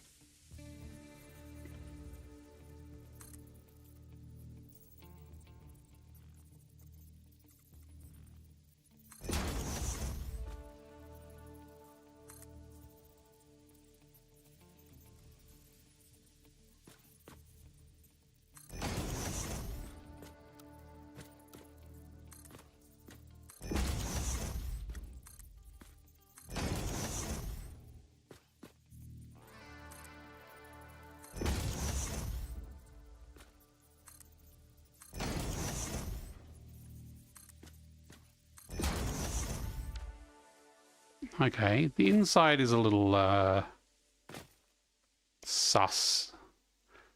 We could extend these down, which is probably a good idea. It's a pity the edge of the I'm going to say bitumen asphalt is not black. Although we could do some magic there.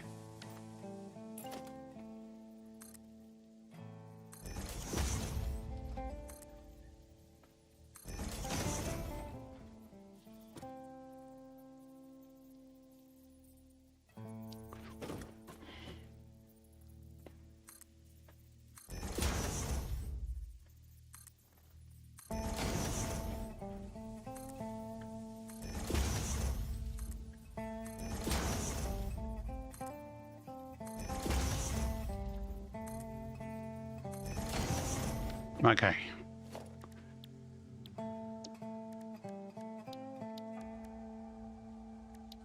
Okay, this is just black. If we use that, it's just going to be wishy-washy grey.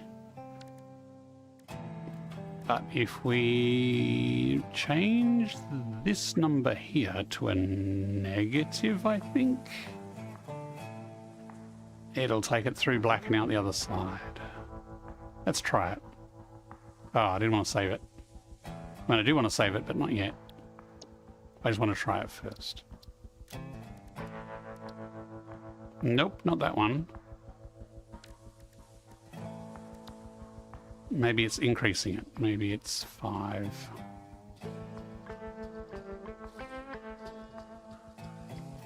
Oops.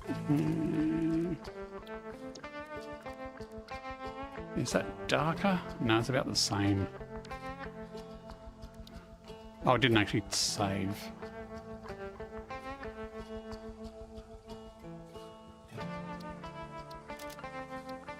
Select colour. Nope. Maybe I had it right the first time and it didn't save. No, it didn't save. Why did it not save? That's 5.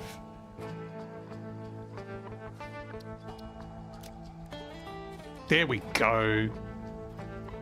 That is Incoming propaganda very black. broadcast detected. Please seek shelter.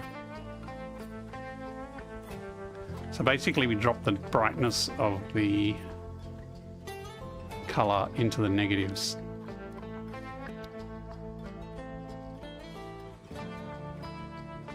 Let's save that.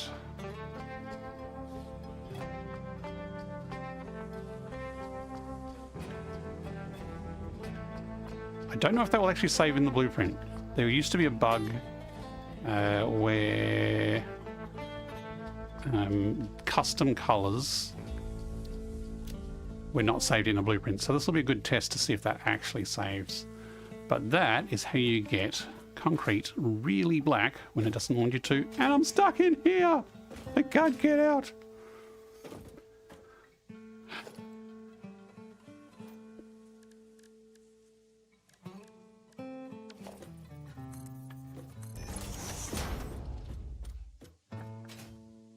That was close, almost didn't make it out.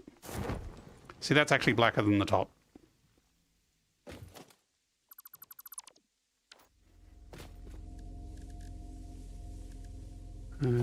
So we have an ad break coming up, so I'm going to take a quick break while the ads run. We'll be right back shortly. Thank you for watching so far. I'm just going to have a drink and a bit of a stretch while the ads run, and we'll be back shortly.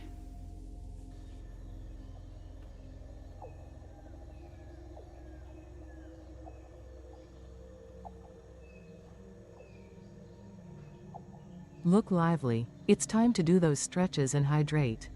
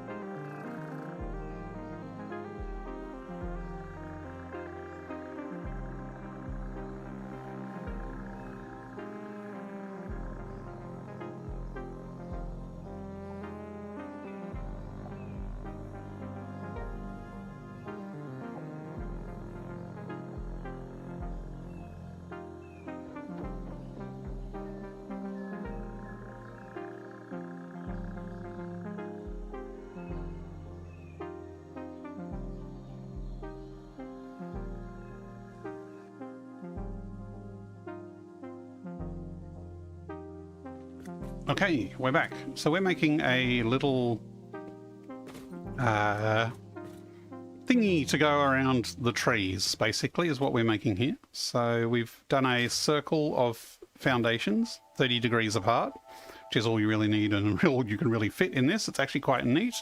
There's only a little bit of overlap at the corners. And we've got a basic beams perimeter around it, and we've used a so black it's blacker than black paint on the inside to make sure that that is really black. How else can we spruce this up? I'm wondering, there's these little gaps in the beams that are kind of bugging me, as they always do. The usual thing you do is you stick a beam connector over them. Ooh, if I stick a beam connector on the up and down, that works really well. I was hoping it would. Cool. Sold. I mean, it's still very much black and white. Well, maybe we should add some signs around the edge. For lights. Although I don't know how easy it will be to center something in these beams. Okay. There we go. That's not bad. I kind of want something along the bottom here, but I don't know if we really need it at this stage. And as I was saying, this is a blueprint, so if we stick it in and we want to modify it, we can always update the blueprint, delete the blueprint, and recreate the blueprint again. So I think this is okay for a first pass. And we're not going to put anything around the outside because that will probably blend into other paths. We'll have to see what we do there. But I think this is decent for a first go at a stick something around the tree type thing. What are we calling it? A tree enclosure? Tree border? Protector? No, do not clear a thing.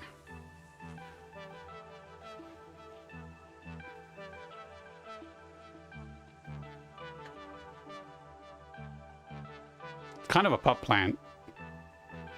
Let's call it border.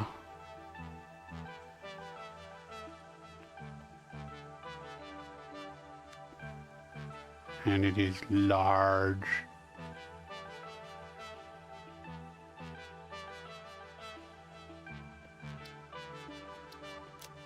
I have no idea what to use for an icon.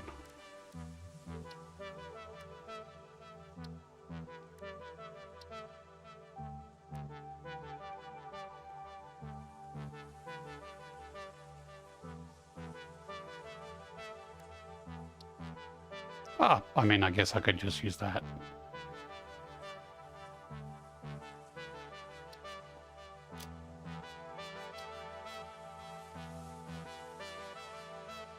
Sure. So I called that one up there the easiest, but it's probably the hardest because of the logistics in the area. Let's test it on this one down here because I guess it's the closest.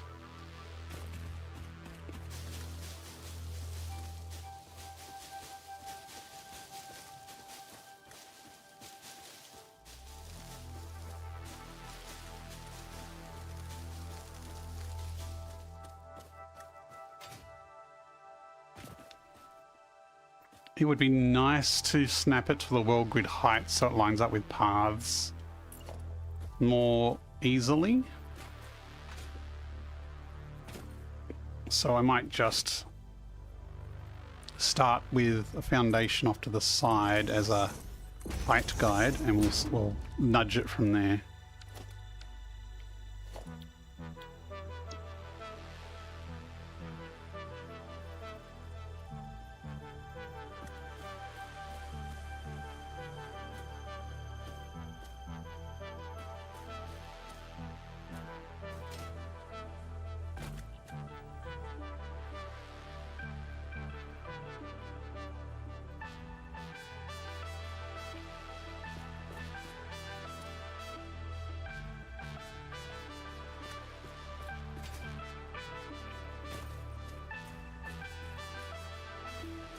That's kind of central, I think.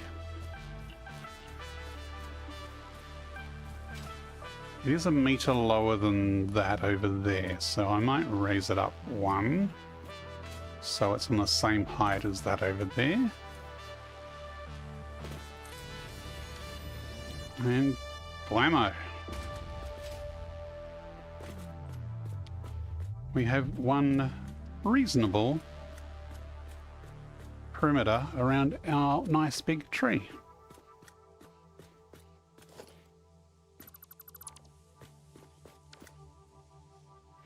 It'll do for now.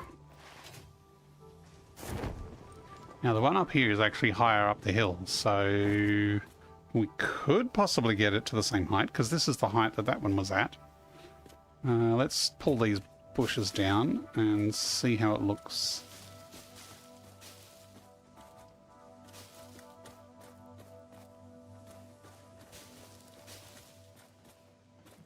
Oh, I didn't put any lights on it. That's okay. We don't need lights. Grip.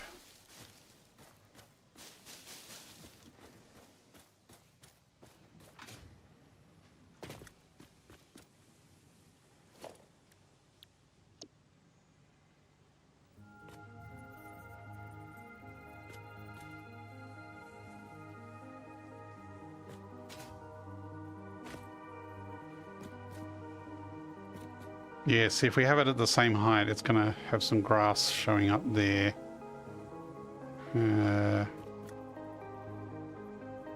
So I think I might come up. How about half a meter? No, not half a meter. Even that height's still going to have grass showing through a little bit. How are we centered this side? We are too far that way.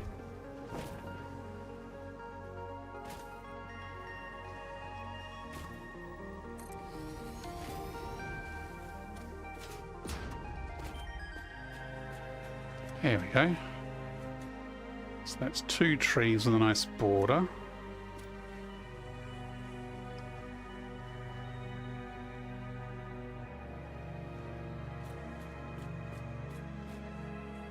What I might do is just quickly put a rail along here.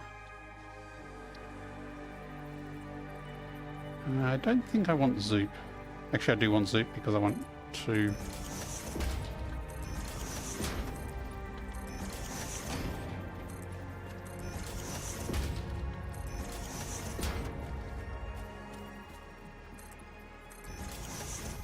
I have no idea how I'm going to connect this into the rest of the factory. This might just be a walkway down from the storage, and then again, this is one reason to move the storage back a bit, so that there's more of a direct walkway between here and the other tree.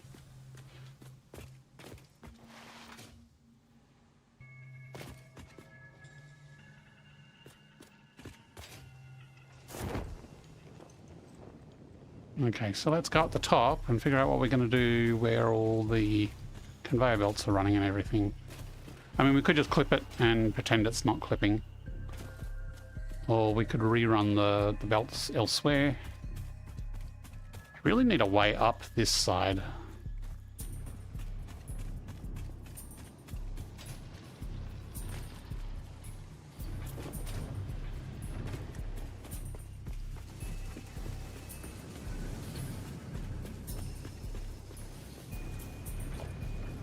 Okay, oops, not that far.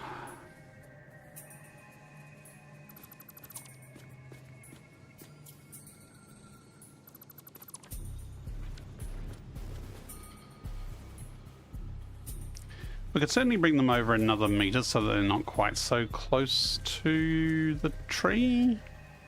Can we bring them over another meter? Yes, we can. We're already wiggling them. So how about...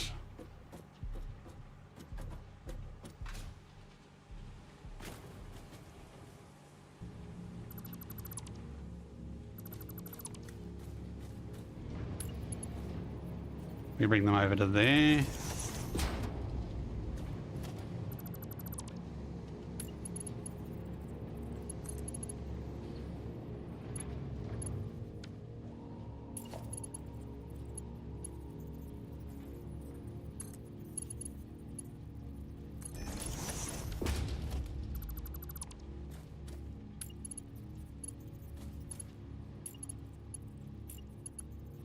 Anyone remember where this one plugs in?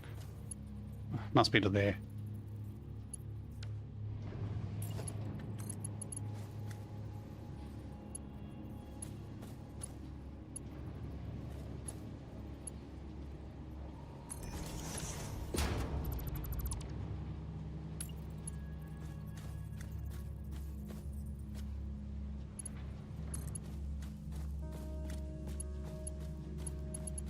Don't fall over.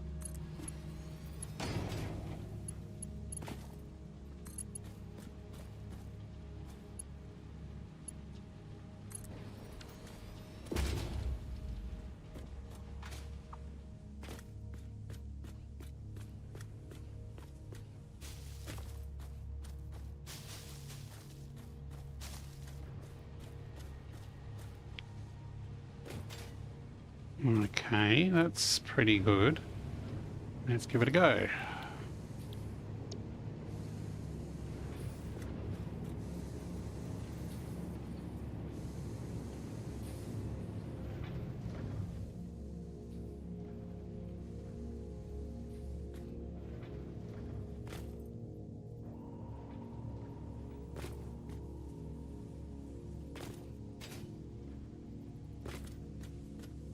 Pretty good. It's lined up with this side. And that's pretty central, I think.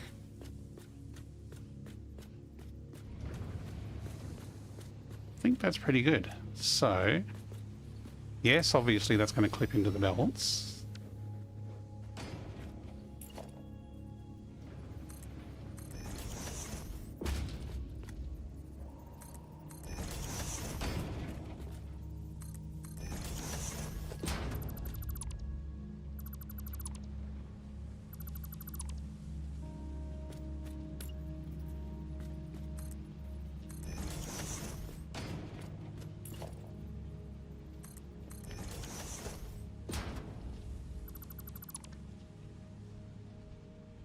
I think that's fine because that one is where we're going to replace it. So if we bring it 2 meter one, it will actually just squeeze under. So if we replace this with 2 meter ones, oh, it's going to be not lined up, is it?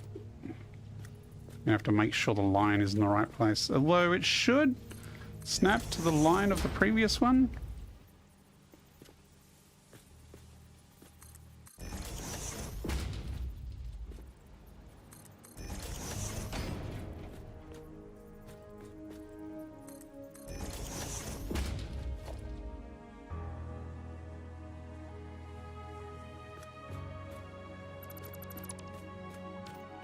So now, if we sneak a peek over here, we should be free. Yeah, nice. No clipping. Not that anyone would know, but no clipping. And we can't get back up again.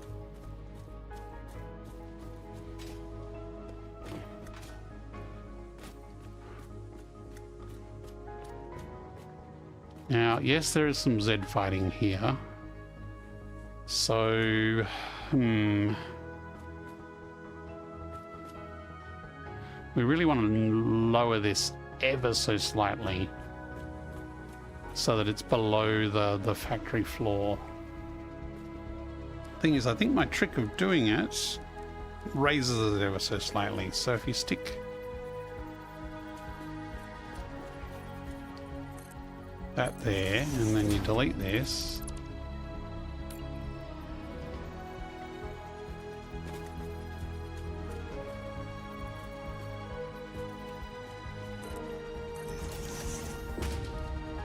yeah, okay, that's fixed it the wrong way. And now I can't easily undo it. How am I going to fix this?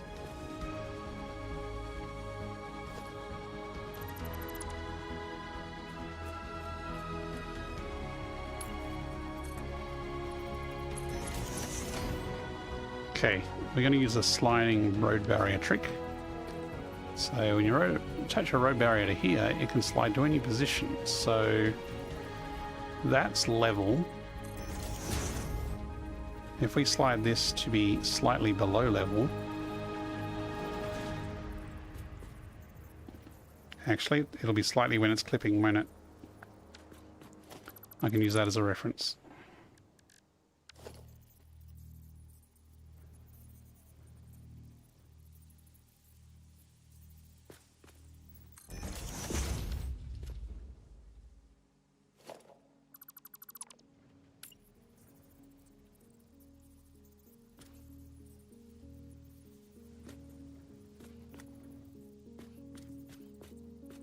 I can't tell which way the line's going.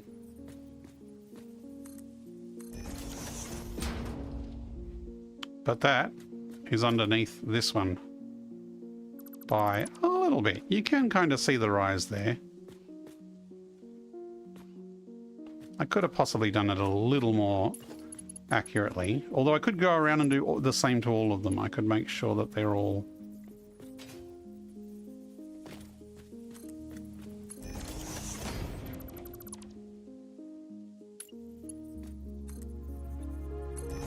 so you build a pillar where the foundation was, in the center of the foundation. Then you use the road barrier, which you can slide freely up and down, and at the point it starts clipping into the one below, You just want it clipping a slight bit.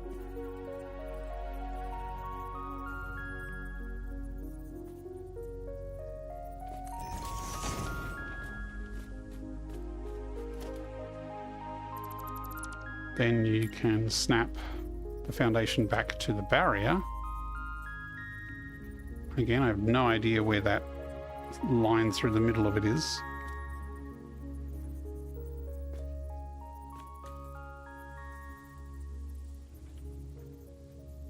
Nudge it back into place. And with a bit of luck, it will be slightly under. Beautiful.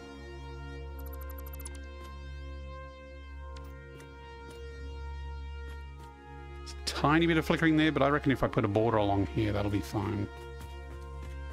However, filling in this spot is going to be... oh, it's going to be painful. Actually, what we do is we snap that to there.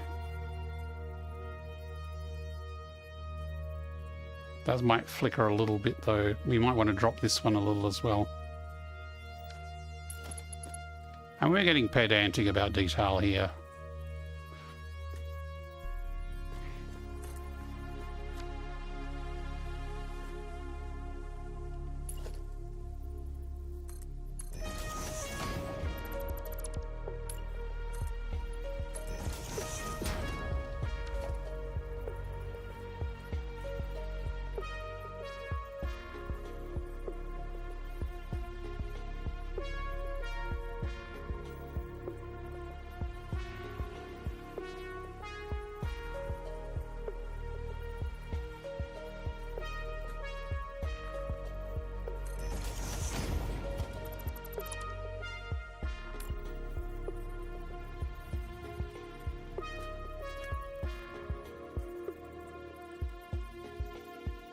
There's the line that's going across those that way, so we do want it this way.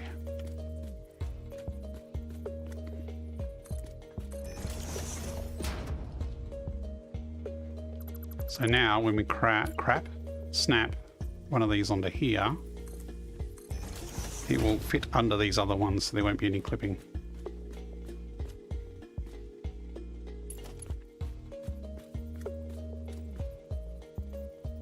Or you can use a mod like Micronudge, although that won't work in VR. Because it requires extra keybinds, and there is no way for me to easily bind additional controls for a custom mod.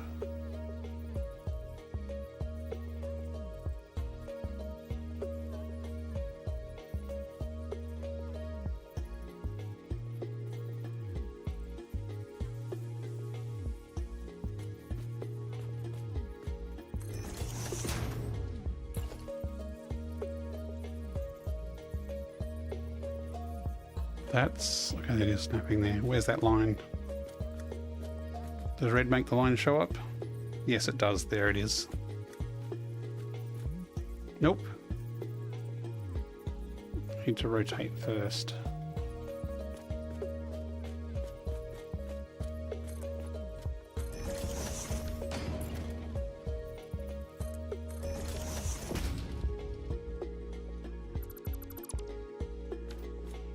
Oh, this is kind of tiring. Just because it's menial and fiddly. And involves eyeballing things rather than things nicely snapping.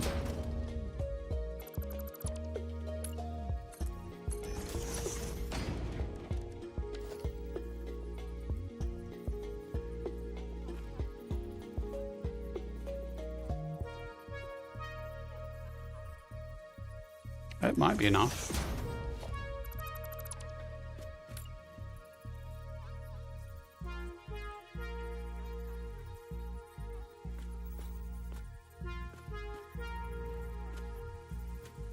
Yep, mine's the wrong way.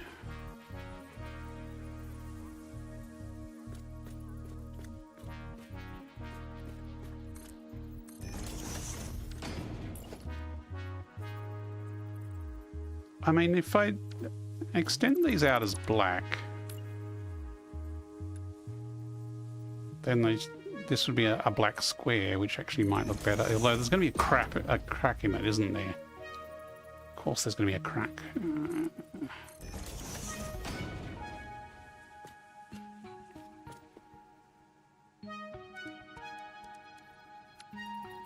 But a little half piece can fit in there, I think.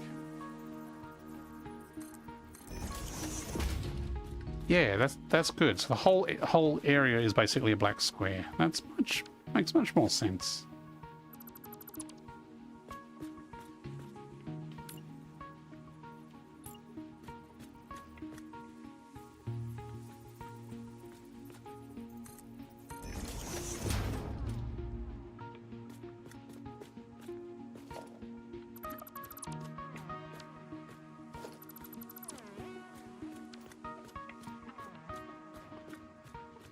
Oh, but it's tiring, so I think I'm going to leave that there. That's kind of at least got us as general, this is the tree enclosure within the factory. We still need to figure out if we're going to put a wall across here or kind of leave it open factory style. But if we've got walls one side, then maybe we should have walls across these sections as well. Maybe simpler walls, they don't need to be quite as fancy. Maybe internal walls.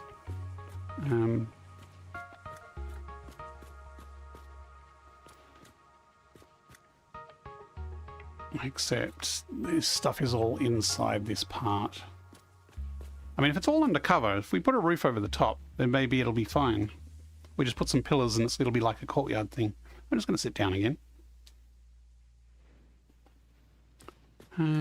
Okay. So that's the part about making it a little tidier for the tree areas. We got some walls on, we got some tree surrounds. We need to figure out what we're doing with this side and these things here.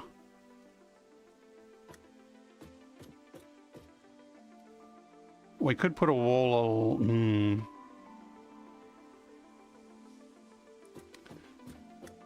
I mean, the tree at the back is going to be undercover because there's a factory above it. We can't avoid that. That's kind of just a feature within the factory. But we can put walls all around that. That could actually be inside the factory. But it could be inside the factory with this walkway to look over the Blue Crater Lake, which from this angle looks pretty cool. But I do think I need to move all of this back, which is going to be a pain in the butt. And we still haven't done internal stairs. So this is going to take more than one session. I am not finishing this tonight. How are we going for time? It is 7 p.m. Yeah, like I've got max 2 more hours in me. And I'm already feeling tired, so...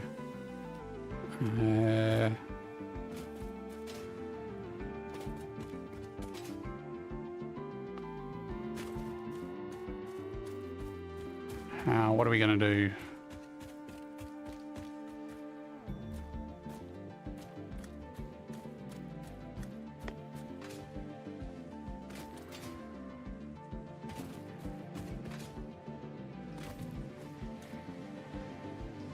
I think we need to move this before we can do the internal staircases, because the position of this will be informed by the internal staircases. So I do think we need to move that next if we're going to move it, and I kind of want to move it. I'm curious as to whether we can make... can we unlock crystal oscillators from the crystal tree? My controls are a little weird. I'm still floating, but I'm on the ground.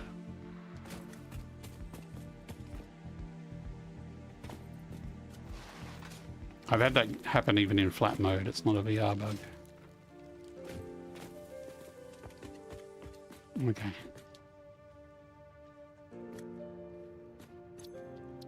Hard drive complete. How did it go? Where's concrete and rigger motors? Rigger motors! Ooh. That's a good one for late game because the motor throughput, I think, is much higher.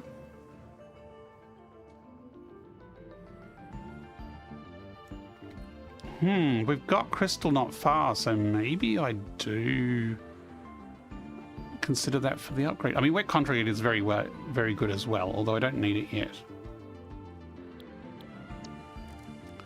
Okay, quartz, quartz, quartz. Yes, okay. So we can easily unlock crystal oscillators and hand make a bunch.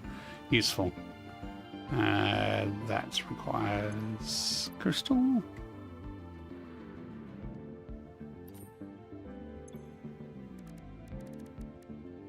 I didn't actually pay attention to how much. Okay, that's plenty.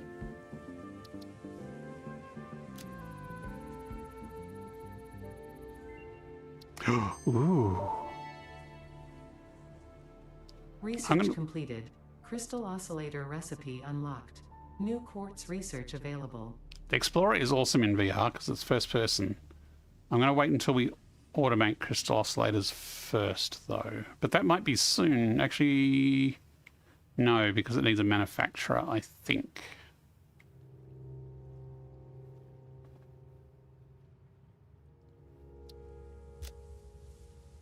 Yes, and we haven't got manufacturers yet, so we have to handcraft them for now. So let's handcraft a bunch, which I don't like doing, but it is literally impossible for us to automate them currently.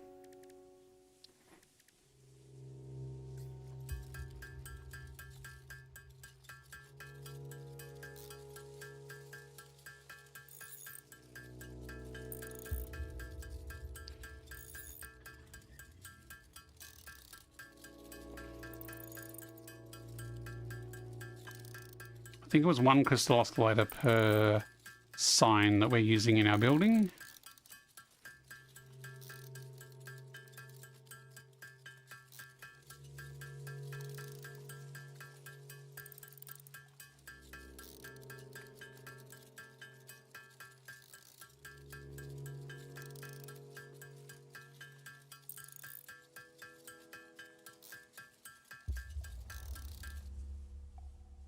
Okay, 20 is plenty. Now this next part's going to be messy. Yeah, I don't need 2 frames on me. Especially since I'm about to have 1 million in my inventory.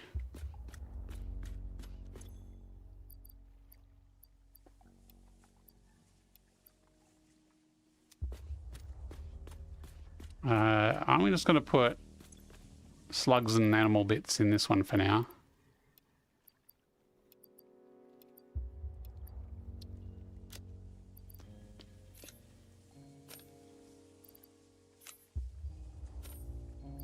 I also don't need to carry around. Actually, one of those might be useful. They're not. That's not.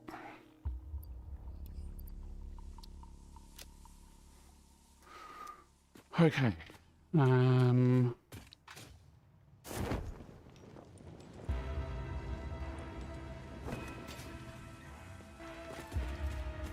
So the plan is to tear down the storage that I carefully constructed in the last session and put it somewhere else. Probably just further back, I think. The problem is that these are now full of stuff. As I said, 1 million frames. Luckily, and we haven't got a sink, so the production line has ground to a halt. But this is not going to fit in my inventory.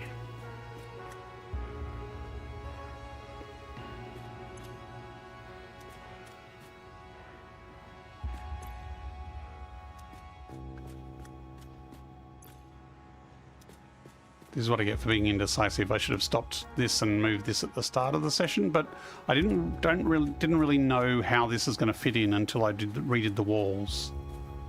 I mean, I guess I could do the diagonal wall across here and see how that looks.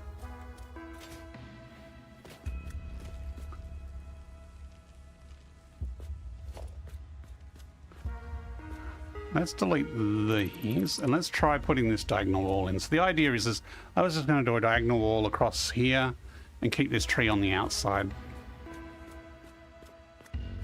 So basically keep the same wall pattern but go diagonally across, which means we need to go up there and change those to diagonals. It also means this bit here is going to be a little different.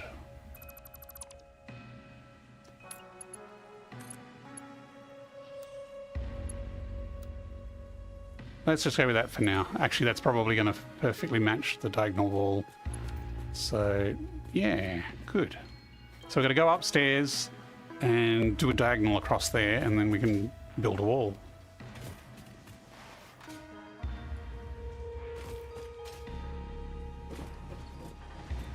I'm just thinking, the alternative is we do an innie.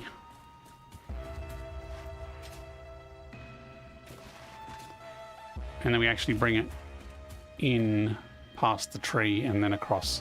But I think that's going to be a bit squishy with the factory upstairs, whereas I think a diagonal wall would be fine.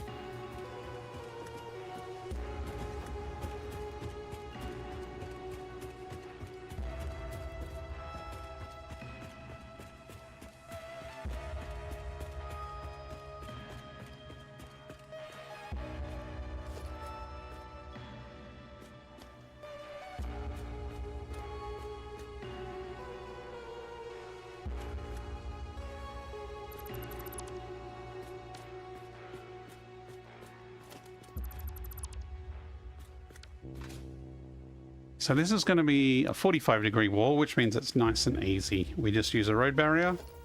Now this rotates 15 degrees per tick. So we go 15, 30, 45.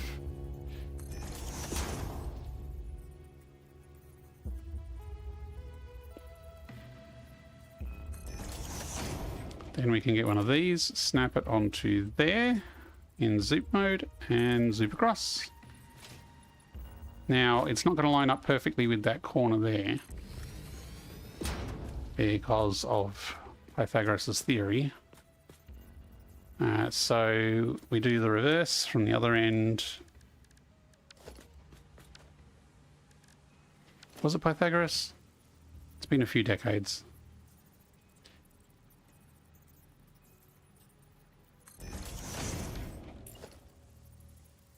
You can just do one and place it on it and then nudge it into place, but not if you're standing on it, apparently.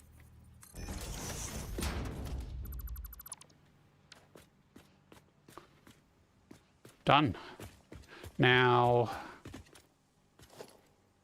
our fancy schmancy wall does stick out a bit, so we are going to chop into some branches here.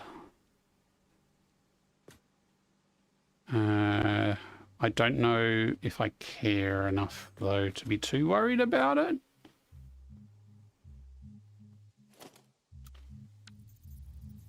I mean, it's blueprints. It's easy to chuck in, and actually, we do have a stop motion camera watching this direction.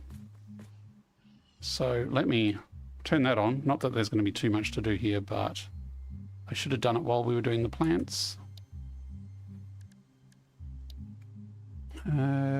This one here is facing this wall here.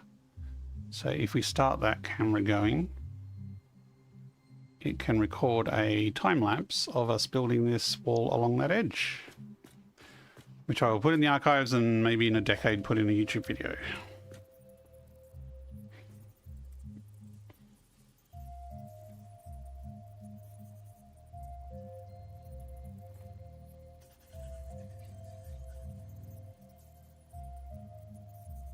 Which way is which?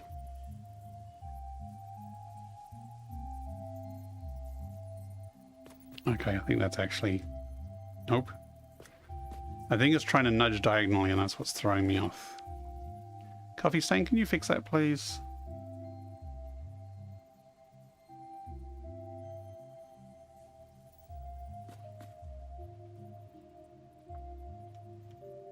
Yes, it's nudging diagonally. Bad nudge.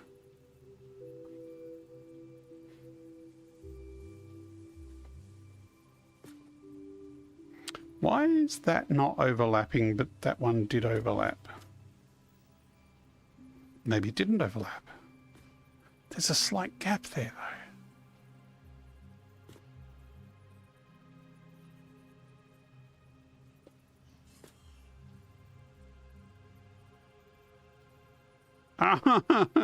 It's nudging diagonally.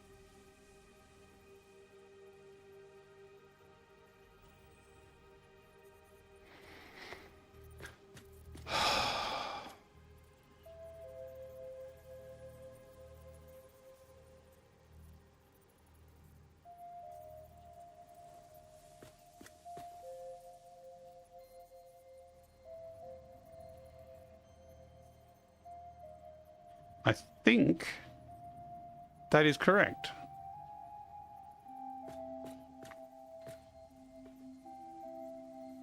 Hopefully there's enough overlap there. I think there is.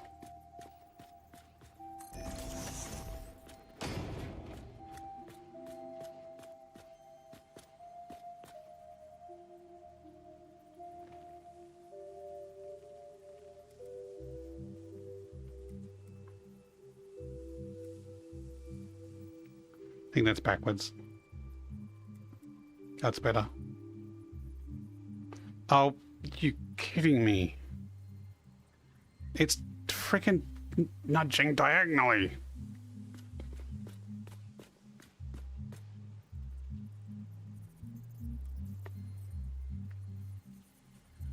Shit, buggy game. Don't buy it. By the way, it's on sale. Go and buy it. But it's literally unplayable.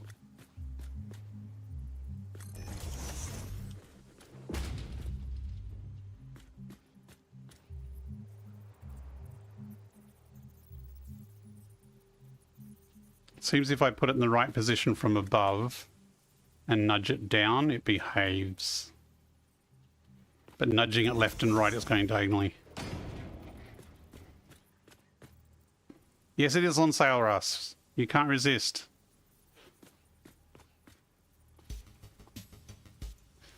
Less buggy building than No Man's Sky. Like, that's a feature.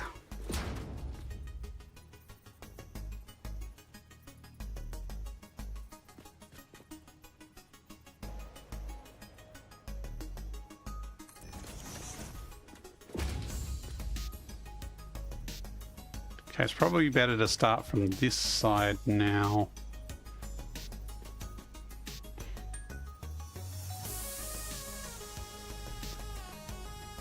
Oh, there's just a tiny gap.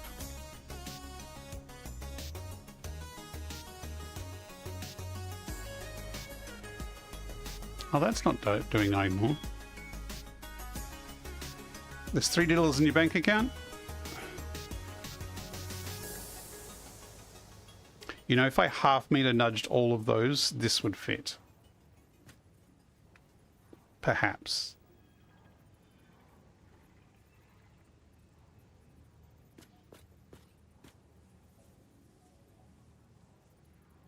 That's the gap. Actually, if I half-metered one of them, it might fit.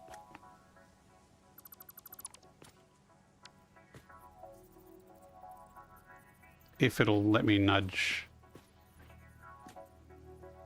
without going diagonal.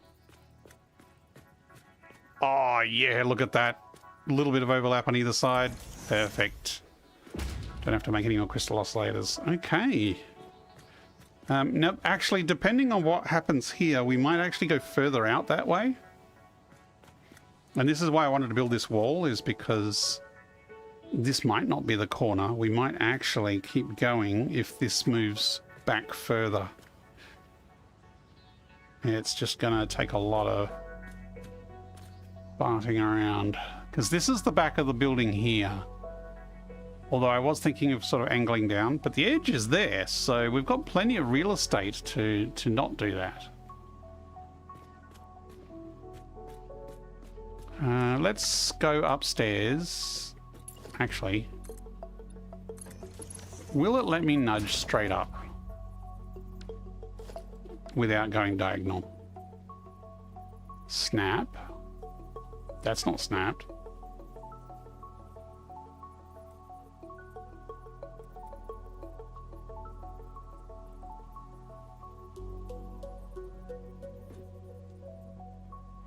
I really should, actually it's the wrong wall. I really should do the diagonal above. Let's go do the diagonal above.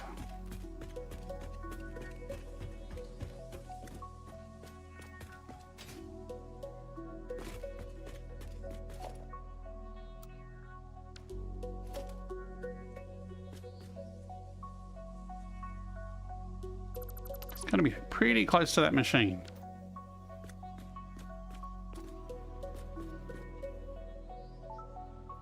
I might delete that one as well so I get a clear shot at the corner there. Road barrier.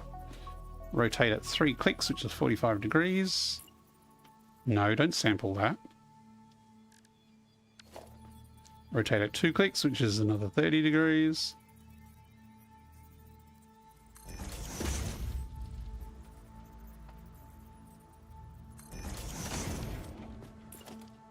Snap this onto there in soup mode and soup across.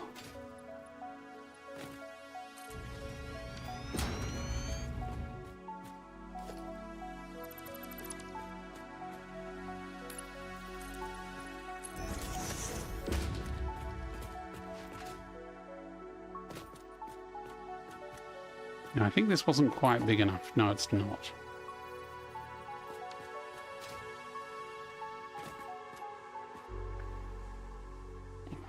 There's already a fairly large walkway here, so maybe I'll call this the edge of the building for now.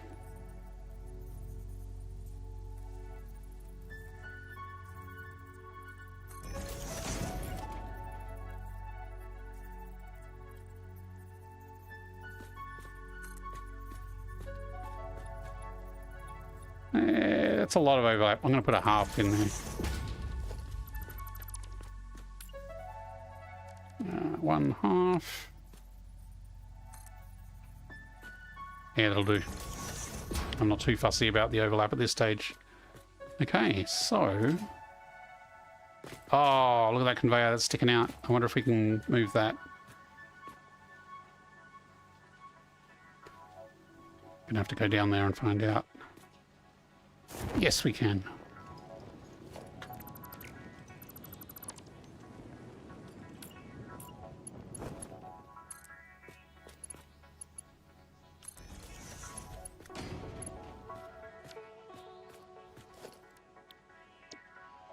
So, logistics wall... No, that's downstairs. No, that is it.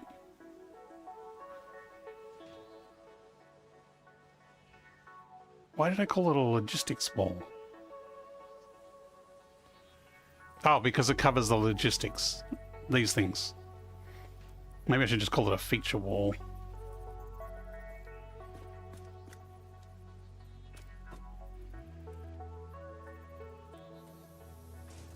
Okay, with a bit of luck, we can snap it there and nudge it straight up without it going wibble wobble diagonal. Nice.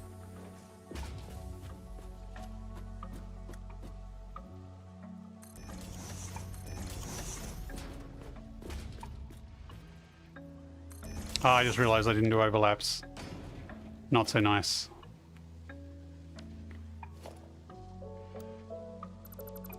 And I'm being pedantic and I do not want seams, so we're going to redo them and put an overlap on if it lets me nudge.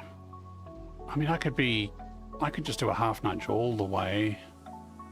That's probably gonna bite me in the butt as well.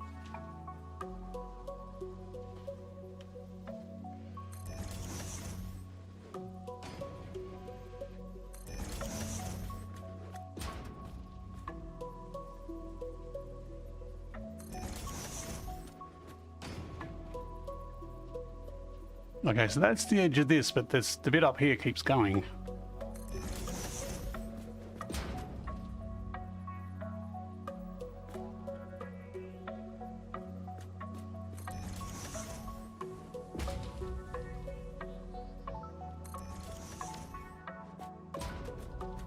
Don't care about these trees, we can chop them down. I'm just keeping the nice big autumn trees.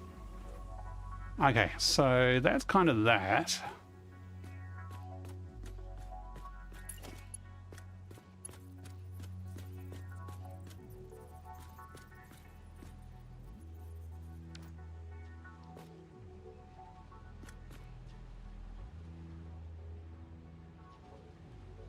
So this bit is fairly open, so we could actually bring this back and raise it up and then have a staircase from up here down to there, I think. Because we've got this extra real estate out this way, and there's extra height here that isn't being used. So we could bring this up probably 8 meters and shove it under here. And yeah, I think we might see if that fits. See, this is the thing. Put the walls in place and it starts to inform the placement of that.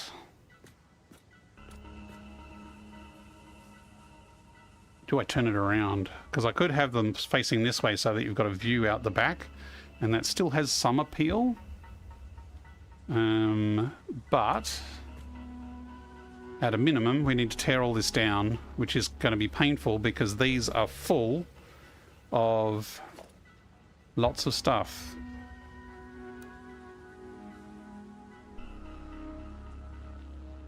Let's delete these first because they've got the rare material in them, the immersive.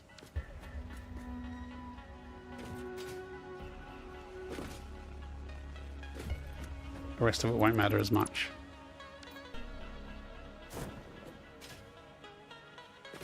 Actually, does that camera that's taking photos of us, how much of the side does it see?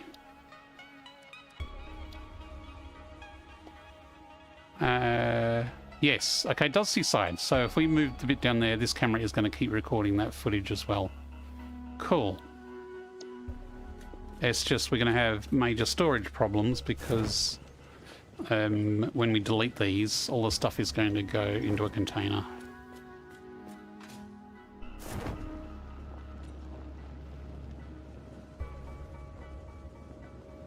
Okay, I might save it here. I'm trying to remember to save more often at certain milestones.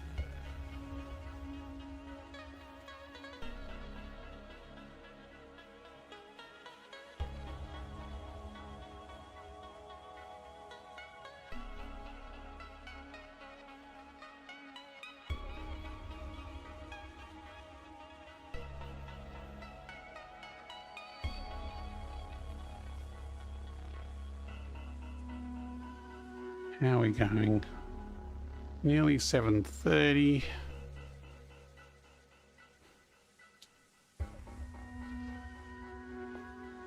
Right. I will also tweak the design of this a little because the reason we were putting the depots sticking up the back here was to not conflict so much with the tree branches, but if we're moving it back, it makes more sense to put the depots up above. So I will also tweak the blueprint a bit.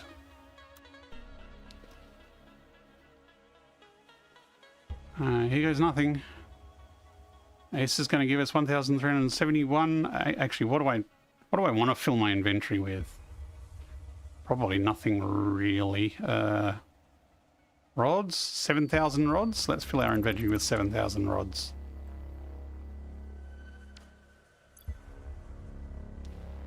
There's either a crate up there, or there's a crate around here, or there's a... Where is the crate? I should actually... Crates over there? Why is there a crate over there? Let me just clear that to-do list because that's not needed anymore. I've already unlocked those recipes, thank you very much. Did it just put it in a nearby crate and the crate is a kilometre away?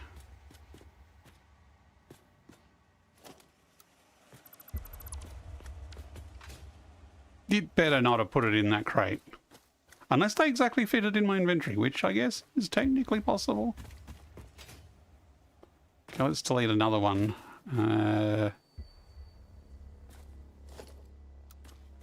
Bye-bye AI limiters.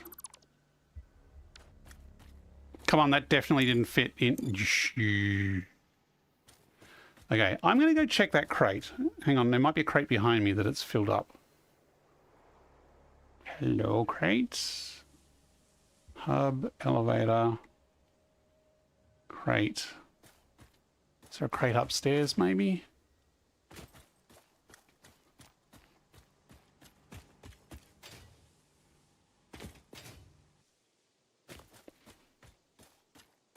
I'm not seeing any other crates. That is the only crate on the scanner. And if that is the crate that all this gear is going into, that is going to be really annoying. I'm going to go check it. Yes, I know I've got not enough space. And if that is all going to that crate, I'm going to reload the game. Good thing I saved it. Because I am not transporting 10 containers full of junk from the other side of the crater lake without any transport.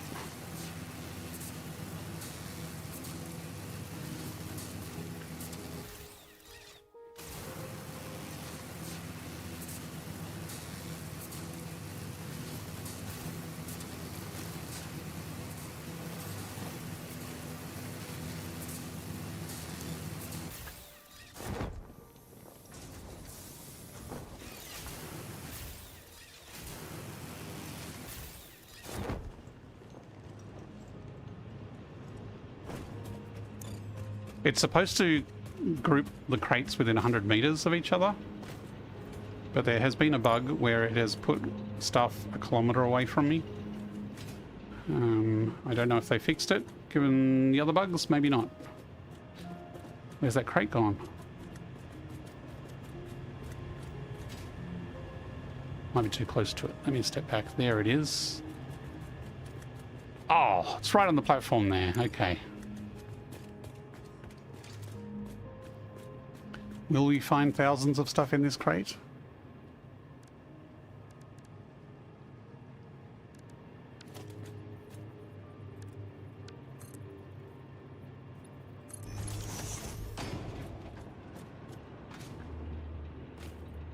Oh, look!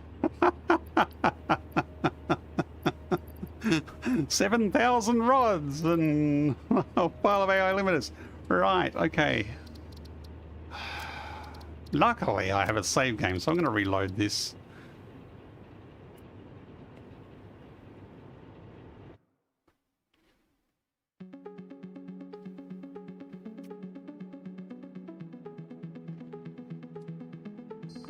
Settings. Options. Gameplay.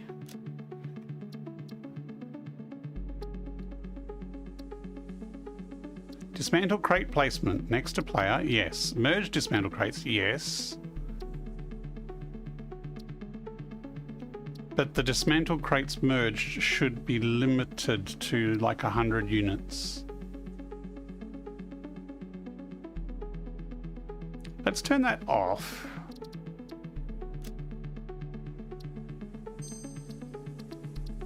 And delete. Oops. Rods, and we should get a crate at our feet. Yay. Okay, and it has stuff in it. Now let's turn that back on.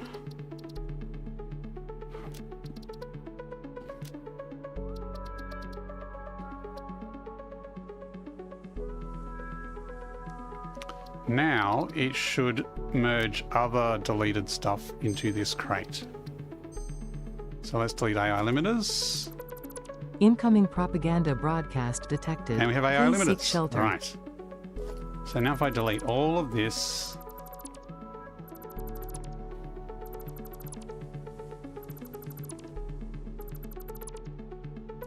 the bits left behind are bits that we manually had to delete and rebuild. So we should now have a lot of stuff in here.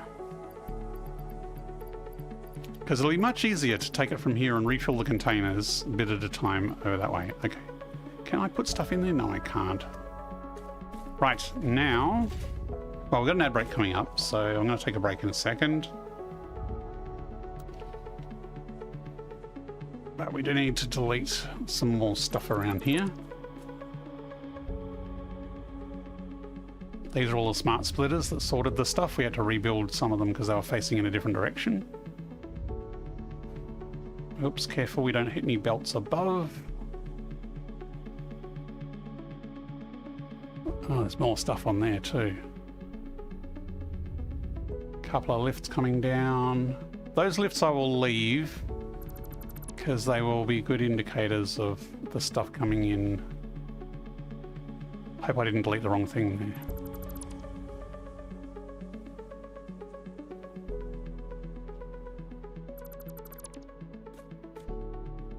Okay, so going to take an ad break, and then we'll continue. I want to at least move this storage tonight and sort of finish off the wall on the outside here, and I think that's probably a good milestone to aim for tonight.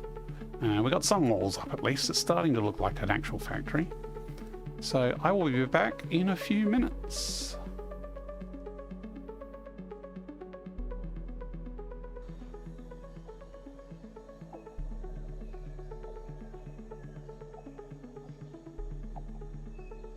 Look lively. It's time to do those stretches and hydrate.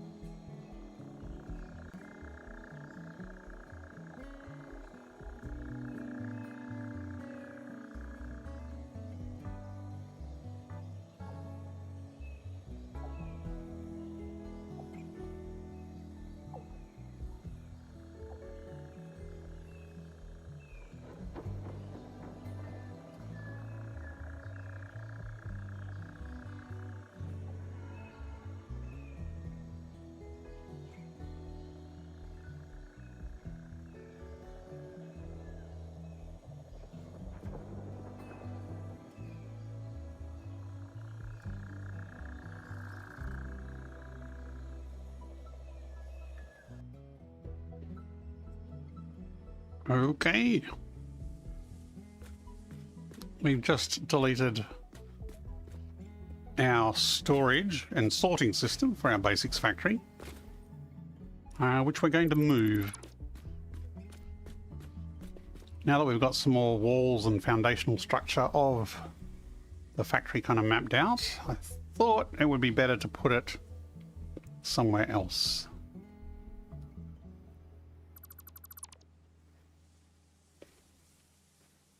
Thanks, Russ. We have the contents of our storage containers in this crate. There's a lot of stuff in here. Our inventory wasn't quite big enough to hold it all. Now, before we kind of had the storage facing this way, but now I'm thinking we might actually put a wall here and have the storage facing out that way, so that we can have some internal stairs up the back here, and we have a nice view over the... Oh, don't jump over the edge. Over the edge. Right, so to do that first, I need... My inventory's going to keep overflowing, isn't it?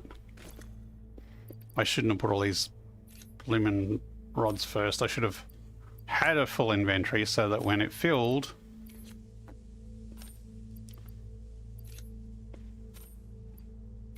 it didn't overflow with everything. How have I got so much other wire and stuff as well?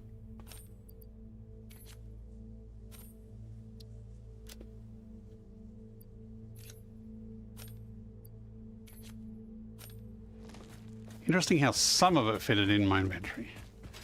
Some of each of it. Anyway, so what I'm going to do is first modify the blueprint. Clear, blueprint, designer.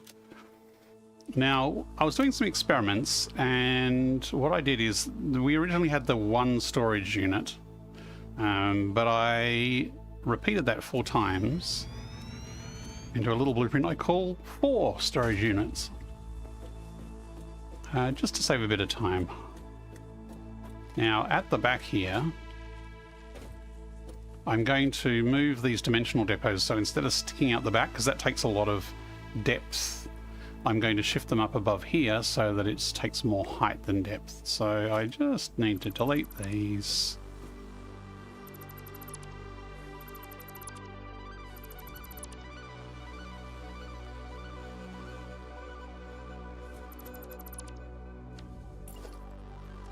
Now put the dimensional uploader up the top.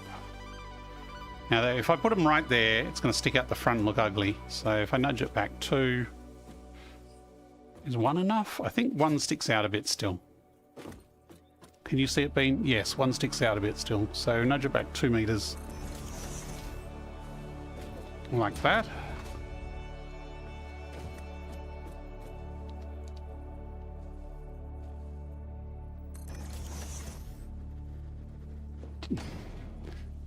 When you face 45 degrees on something, the direction it's going to nudge is a little random. Now, if I get these Mark III here, I can probably do it from that one. So if I stick it from this one down, it's going to be hanging out and it won't properly snap. But if I do it from the bottom one here, it's actually going to be nice and snug up the top.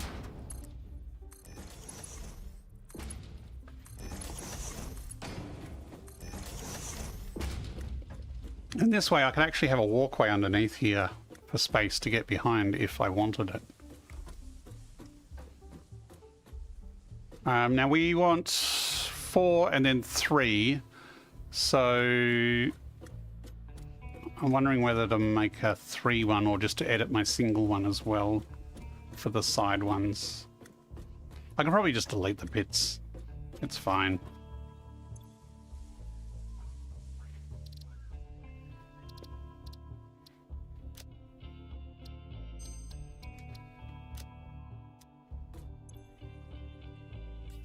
I'm going to need those bits, thank you.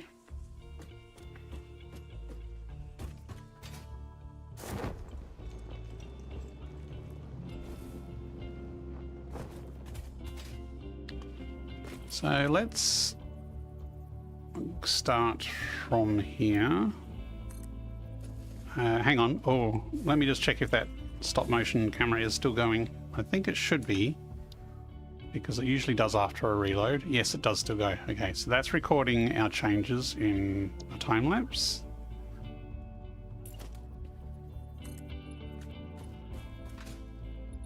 Now here I'm trying to find a height that is going to scale and clear all the debris around. Probably that height, and the highest, the bit that it's going to conflict in is over in this corner here.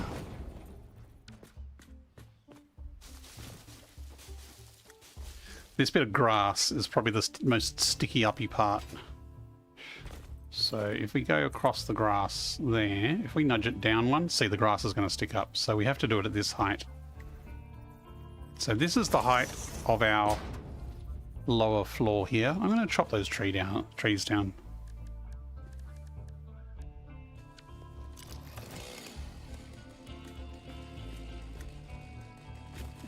Make sure we're in single mode, because we don't want to chop down the big one over there.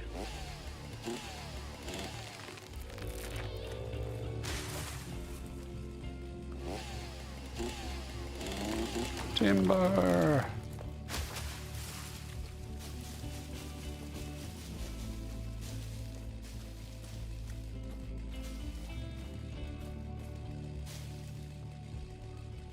Come on, grab the weeds. So that's kind of, I mean, we could have the platform a little lower and then have it raised a little on the sides. So we could have it sort of like a bowl with angles up at the sides. But I think this is probably the safest height. It's really just that corner though, so we could go down a meter. Although we said we could go up another 8 meters, so I think we're probably fine here. Poor trees. Yes, they were poor trees, but we kept the big trees, and we're going to keep lots of other trees. But we got progress to do here. We got to build a nice office space with a nice observational deck looking over the view. Pick up the leaves, please. Where'd the leaves go? There we go.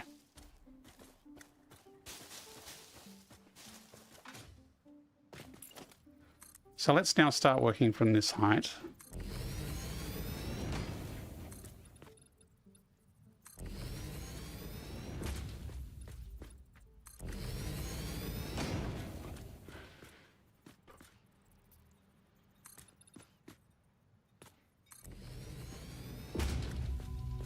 And so we've kind of got an internal roof. Actually, that's part of the old system as well. Okay, if we just bring a wall down from up there, just as a kind of a, this is the border of up above reference point. So if we aim to be within that, I think we're good.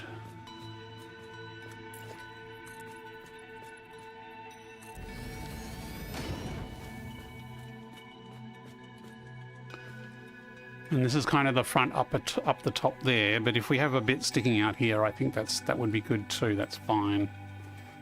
So it's more a case of let's actually just zoot this the heck out into the distance.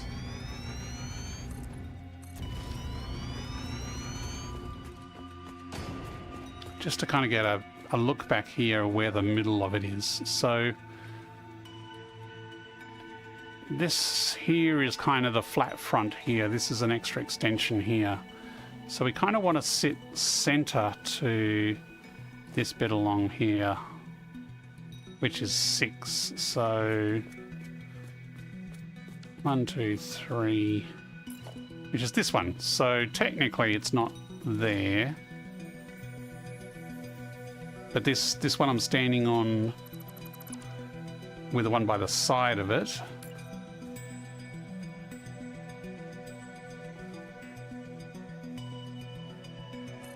I mean, it depends how symmetrical you want it to be. How late are you streaming? Not too much later. It's 7:40 So I'm probably at maximum another hour and a half is how much I've got to stream. But I want to focus on this, and I might stop after this bit is done, but it depends how much steam I get. So that tree is going to be inside, and that tree is actually going to cause problems. So maybe we do need to have it go this way more. The other thing we could do is we could have the storage side on, like here. And that way you've got a walkway in the tree over this side. Now the width of the storage was 3, it was about 5 wide. So if we did do that, 1, 2, 3, 4, 5, we could fit it in here, facing sideways.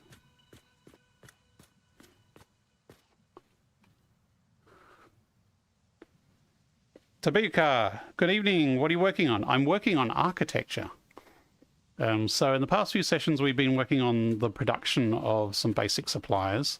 And tonight we have been working on architecture. So we've been working on little fences around trees. We've been working on fancy walls for our building. And we're just redoing our storage because we've decided to move it to a different place. We haven't decided exactly where to put it yet. I could put it this side, because in my mind this is the front of the building, so people come in this way, and if I'm going from the hub to here, then this would be the front, so putting the storage over this side would make sense, but it would reduce the space because the tree is a bit more crowded on this side. So I really don't know. Now, there is a diagonal wall there, and part of the storage includes a diagonal wall. So if we put it here, it would actually kind of fit with the diagonal wall, run parallel to it. So maybe that's something we could work with.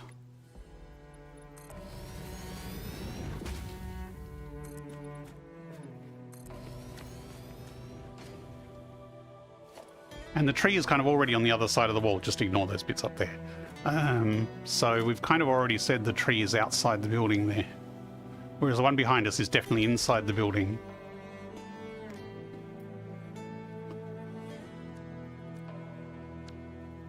That is going to run into that logistics up there. Because that is one problem with having it that side is we do have factory floor up there. Although, what is up there? I don't know if there is actually much up there.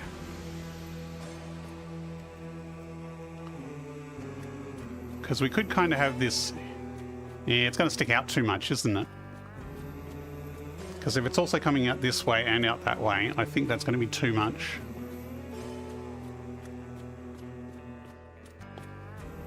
I think we do need to have it this way. But if we have it this way, it does kind of block... Whoa, fell off. The view of the rest of the factory from this side. And we would have to have kind of diagonal staircases up either side to get to the rest of the factory, which isn't too bad. I don't mind that. That's a reasonable location.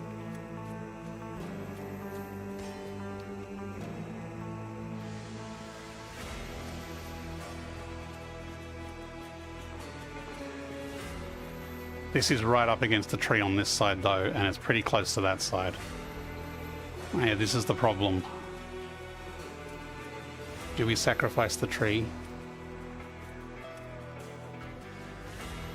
Alternatively, we could do like 5 this side, and then do another 5 the other side.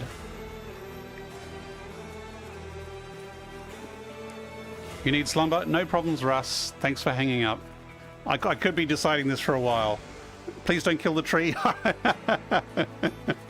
Does having a building embedded in it count as keeping it? Yeah, there's more room. If I can clear up this logistics on this side here, if I can move that so it goes up there, then this space here is going to be a bit more open. I can actually delete. These are the supplies that come into the storage, so they're actually not a problem. They can move. So I'm just curious if there's anything above this area here. You know what? Let's just build a stair up there now.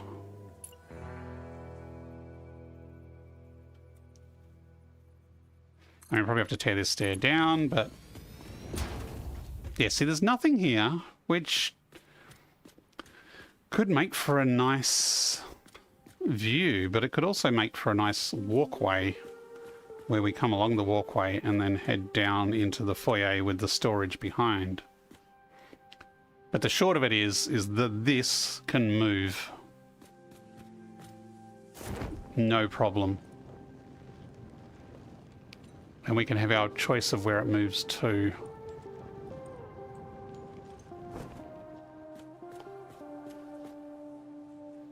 We do have a pole here, but that's a bit too close.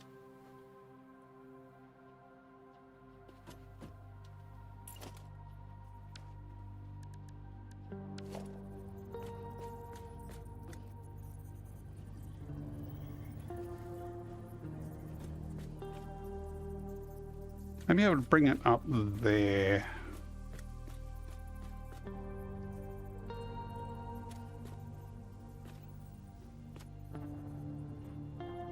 Is that going to conflict with that one, though?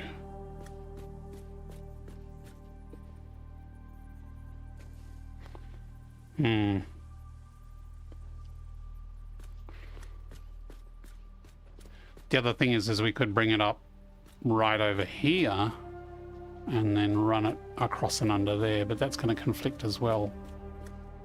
Whereas this can actually move a little bit. Okay, yeah, okay. I think I've settled on a plan. We put that there. We can put a bit of a post behind it, which sort of attaches to that. It's still too close to this though, isn't it?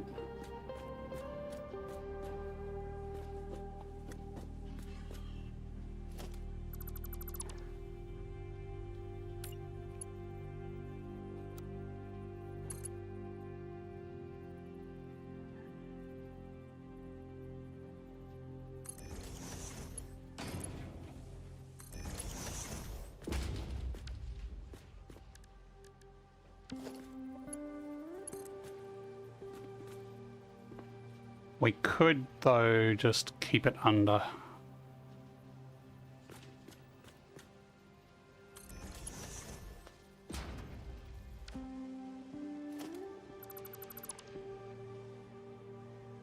You're back from dinner. Welcome back.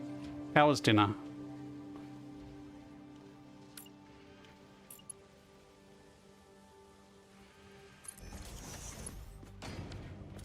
Nom nom nom. You just missed Russ. Russ has turned into a pumpkin.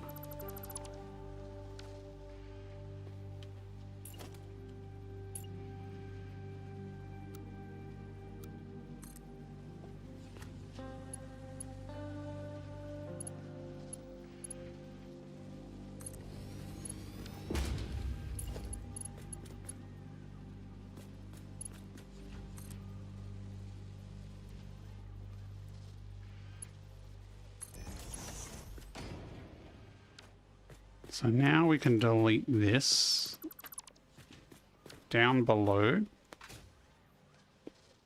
We can change this to go into that hole, which is almost lined up.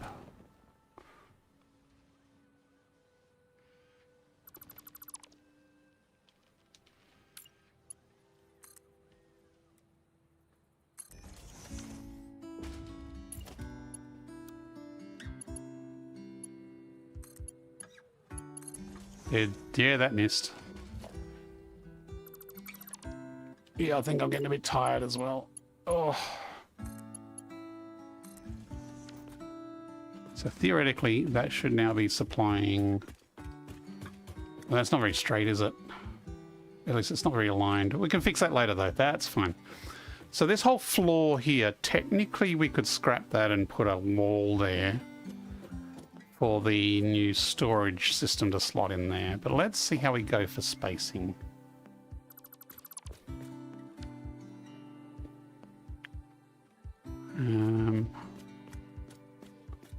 Still not sure if it's a good idea to put it here, but we're gonna try. I think it's the best place to put it.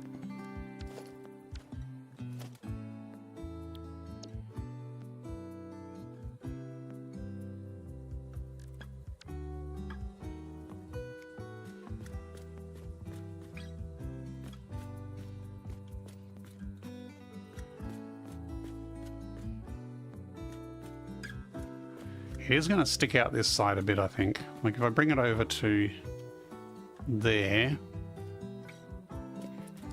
that's possibly not too bad. I mean, this is one blueprint, so it's easy to whack these down and see how it fits.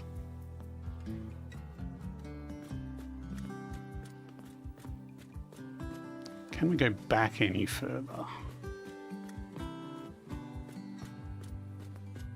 We could go back. Oh, no, it's gonna be a bit close. I mean, we go back 3, 4. That's gonna be right on the pillar there, which would be clipping.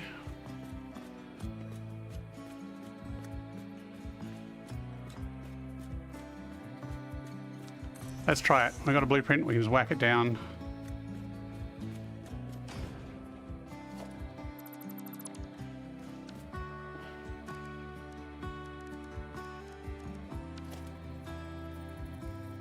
$15, $30, $45.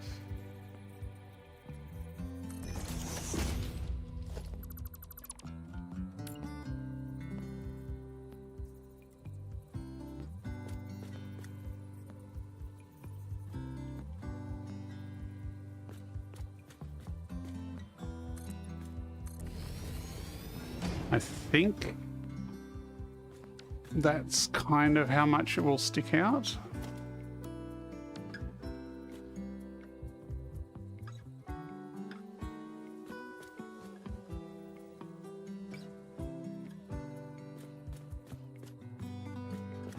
Because remember, the fourth one is not going to be on the end there. We'll chop the fourth one off.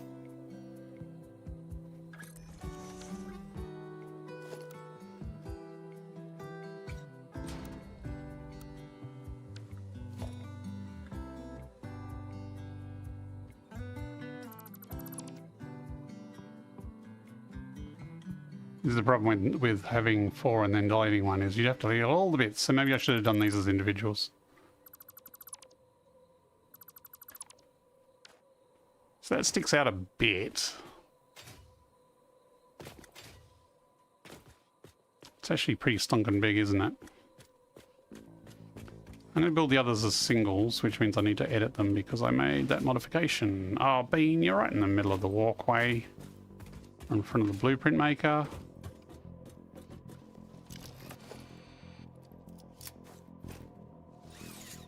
Shoot! Really? Are you stuck? Move it, Bean. He's all stuck. Let's see if I can edit around him.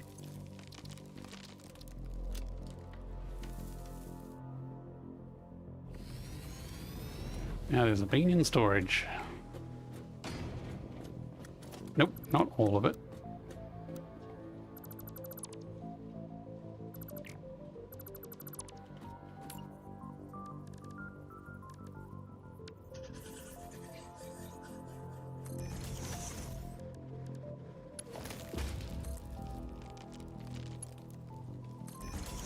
That's all the change was, just moving the dimensional depot up and above.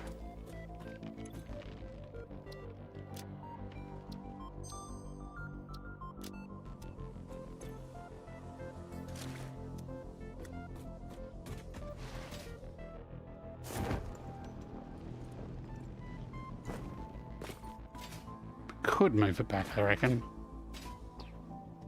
Although it depends on how the angle of this one over here is going to be as well.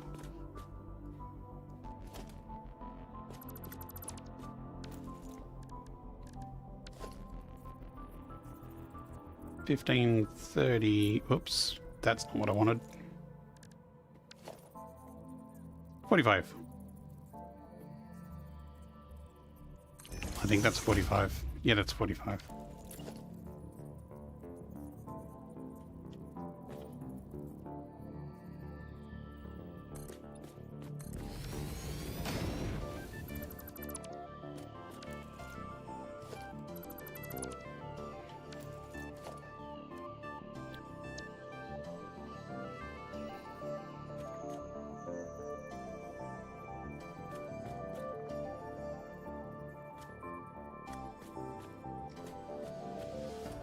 So 1. 2, 3. Oops.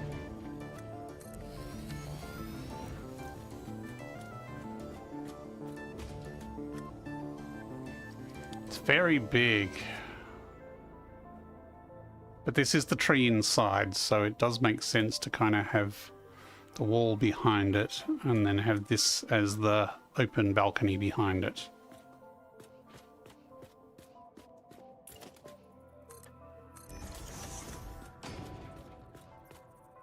So let's see how it clips on the other side. Yeah, that's sticking out a bit from our wall.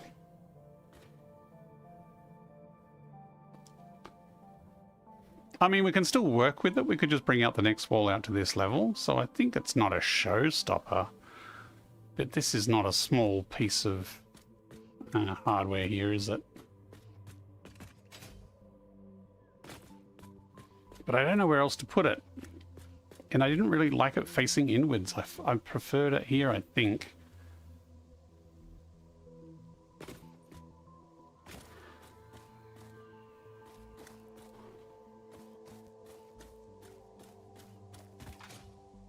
It's just, you know, I don't want to have to move it again, so I got to be really sure that this is the place I'm going to leave it resting in.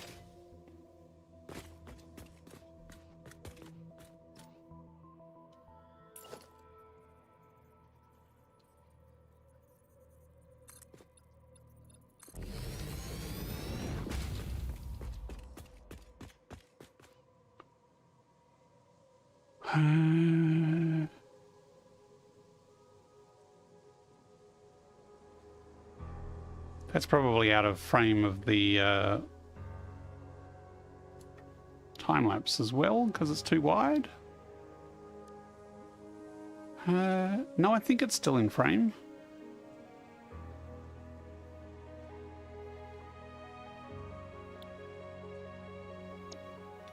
Okay. I mean, it would make a good feature wall to have this wall basically extend out and then go across again. So basically we'd have this extend out maybe there. Actually, it's probably just one.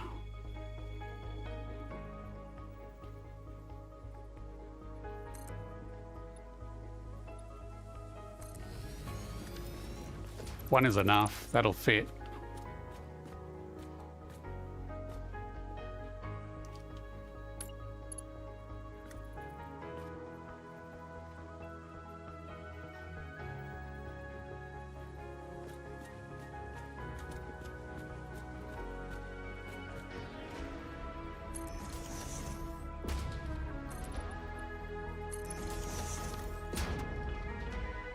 I really need to go and get above to do this bit though, because I'm getting a crick in the neck from down here and I'm about to fall backwards off the cliff, which I have actually done a few times in my practicing of this and scouting in this area. So we could still keep that wall going across. It's just this bit here that would protrude a little bit, which I think would be fine. I think that would add feature.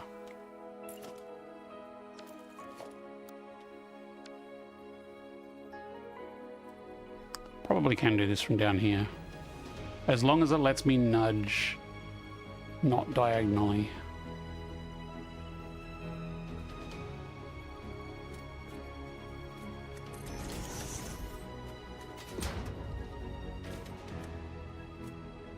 We're actually going to need some kind of solid wall along here, unless we have a walkway through here, because the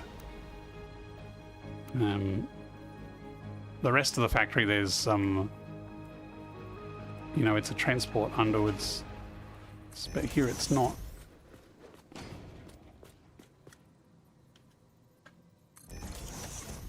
How many? Oh, I'm about to run out of crystal oscillators again.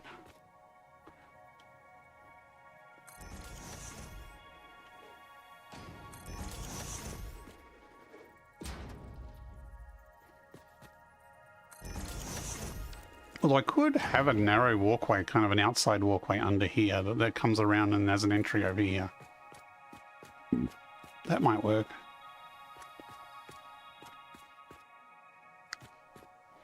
And this probably, we could line up with that wall, that there. Might need to extend it out further. Perhaps. Perhaps.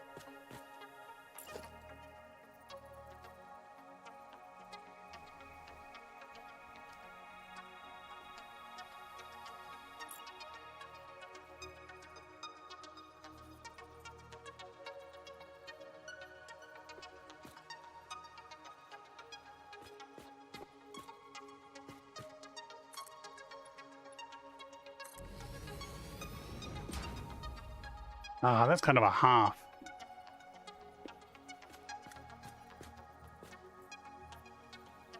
I mean, I could bring it out a little more.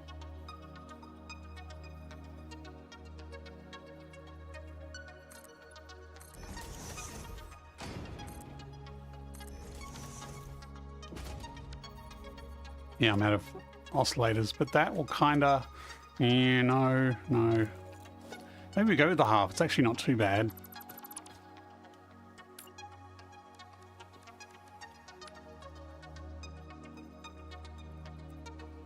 And it's only a ceiling from down here, so...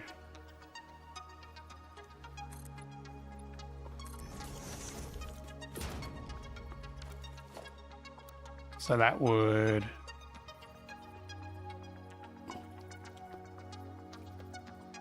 be kind of there. Yeah, I reckon we work with that. But I'm going to need more crystal oscillators. And my feet are killing me, so I'm going to sit down for a bit.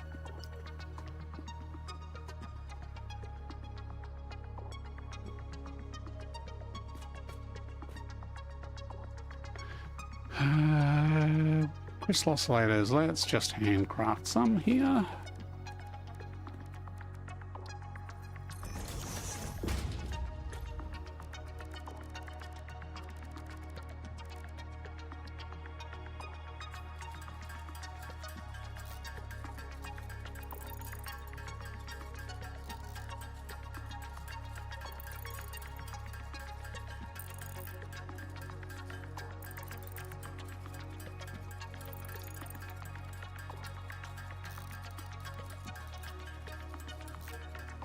Need to figure out how we're going to circle back and keep that tree there within the factory grounds and look like it's in place.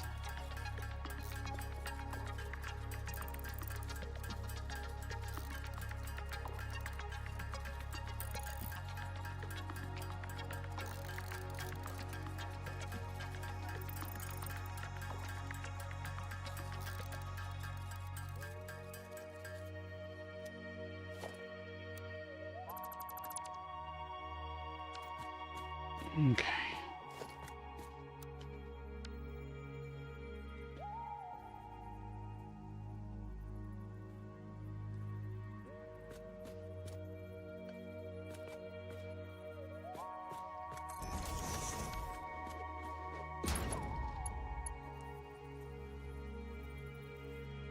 So this will actually be lined up with... There, is it? Oops, I'm out of bounds.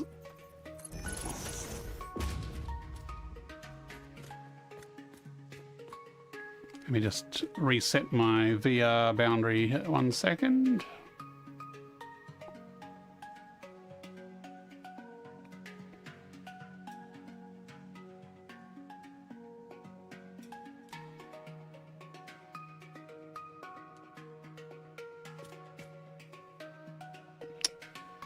Set close settings.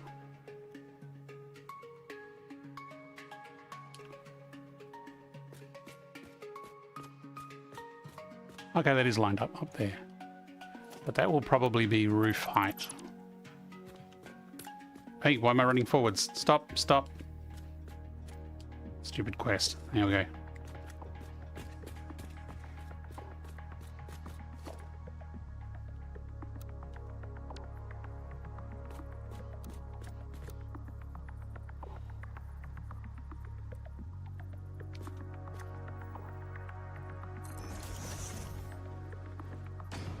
I'm about to fall off the edge there.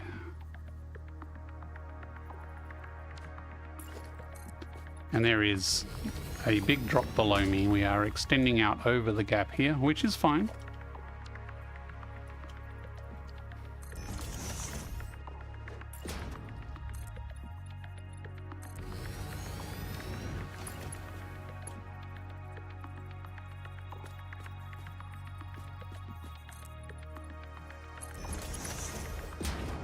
We just need to figure out how to get in here. Like, I could make a walkway around the back and have this as a front door. Or I could have a door over here, kind of as an in through this way. But I think I'm happier with this layout.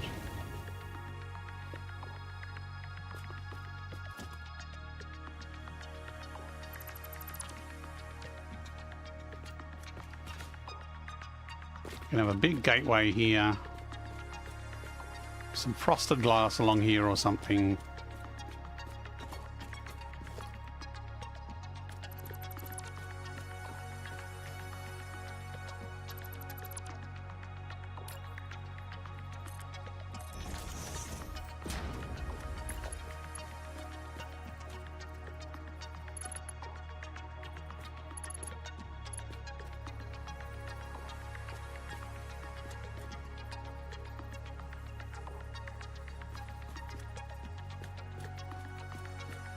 Ah, okay, so that needs to line up there, I think. It's a different angle back there.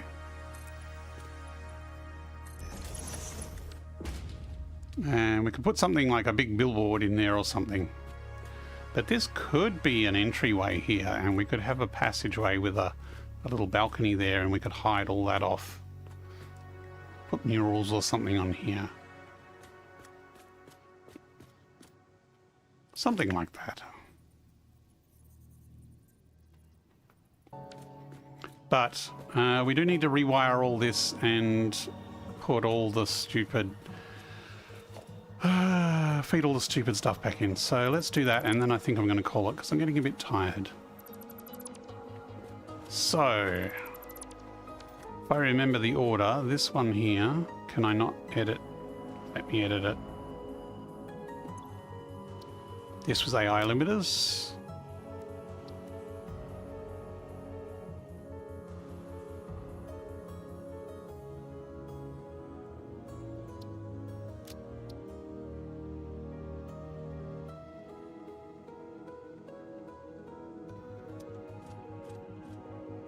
This one was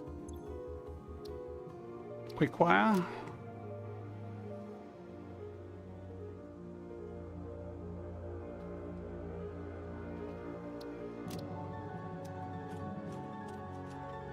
And this one was normal wire.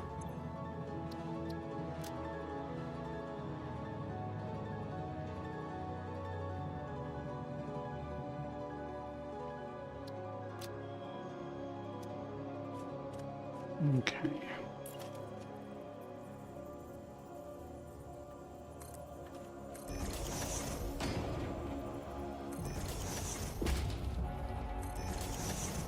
Can probably pause the time lapse if we're just futzing around inside here. Wow, that F9 key's a long way away.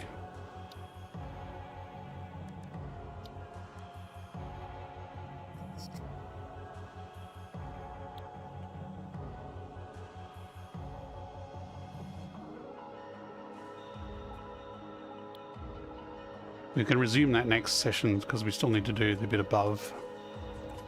Okay, so let's remove all these. Don't know why I bothered to put them in the blueprint. So after wire we have cable.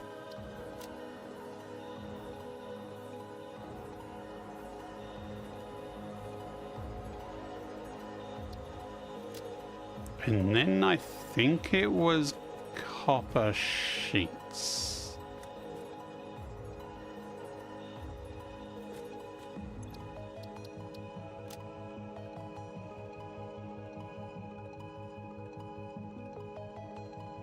I think.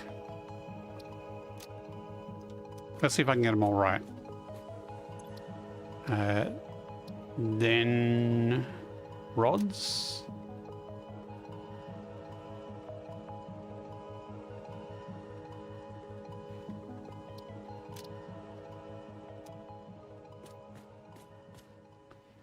Then normal iron sheets.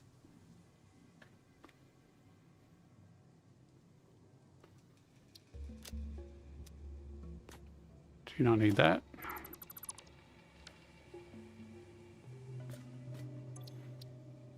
Then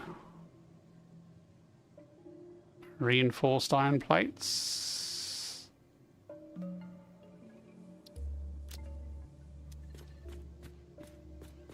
Then rotors.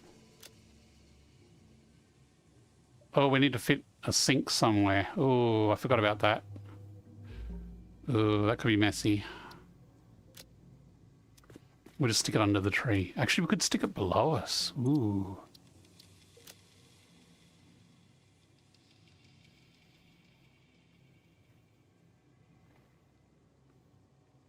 There it is down there. I think that's all correct.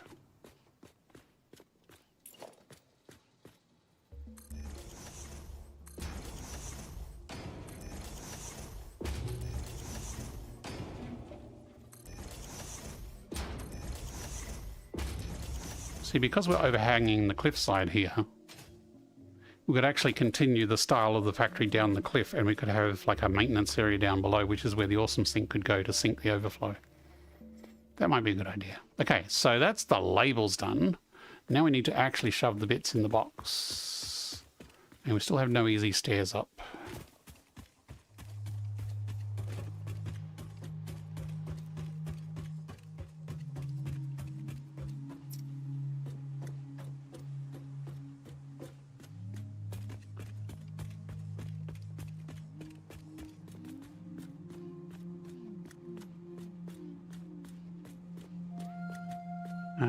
Now these splitters, basically this needs to feed into this other side here, so let's remove these because we need to reorder them so that the other way around. How many? We're coming from there. Could we just... No, we're not going to do that.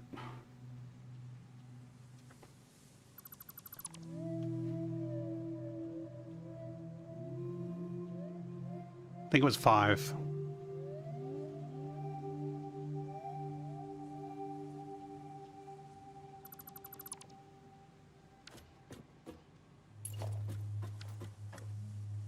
So this will come down there. So the input for this one will be at the back there. And then it will go around this way. So this one will be overflow right. This one was copper sheets, I think. This one is overflow any in the middle. And the left is cable, I want to say. I mean, I want to be right, but I'm saying it's cable.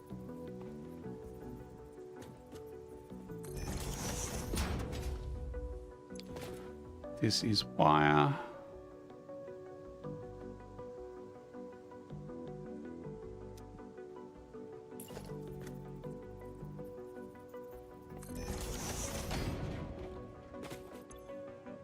I just realized these should be on the left.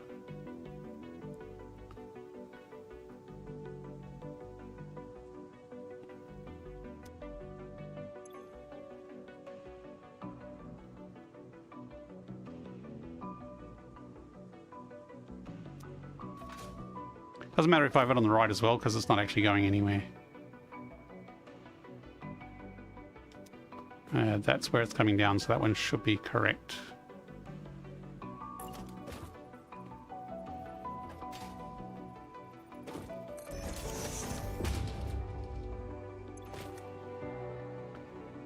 Why does that say quick wire already? That should actually be AI limiters. Ah, because I've left it as wire and this one says quick wire. Yep, okay.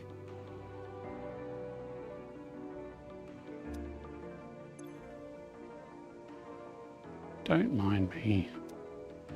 Okay.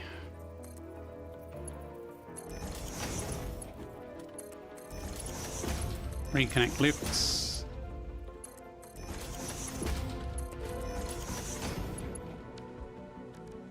Belt between them. We've only got Mark 3s so far. And that's plenty for this factory. This is the beginner's factory. Well, it's the basics factory. Basic parts. Okay, so this conveyor here with all the wiry stuff is now coming down into here.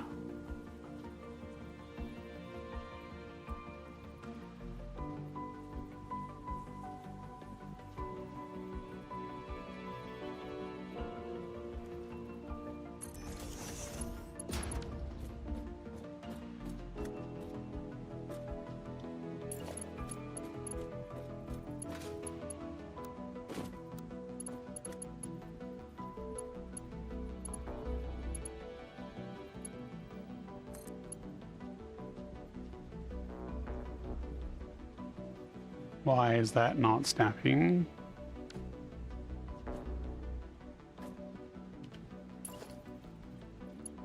What? Oh, I connected it to the wrong one. That would explain it.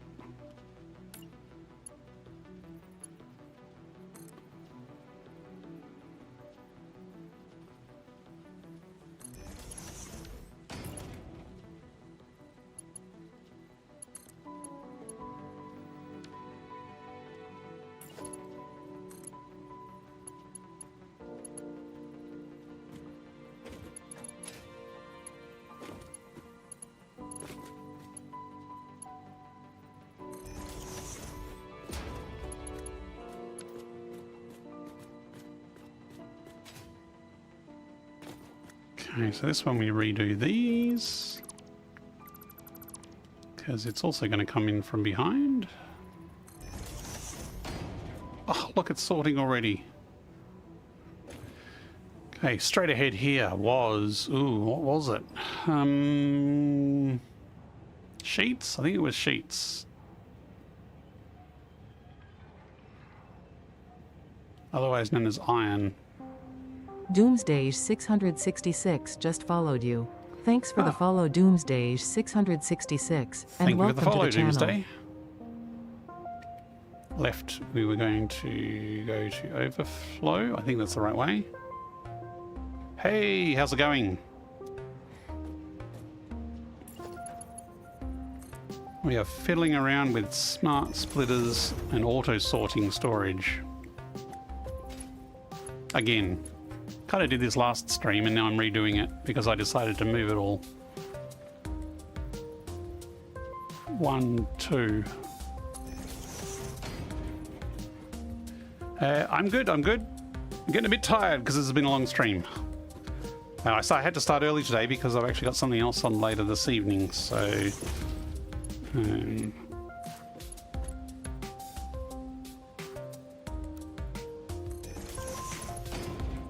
Felix the Fluffy Fox. Hey, we've been hiding there where you, Felix.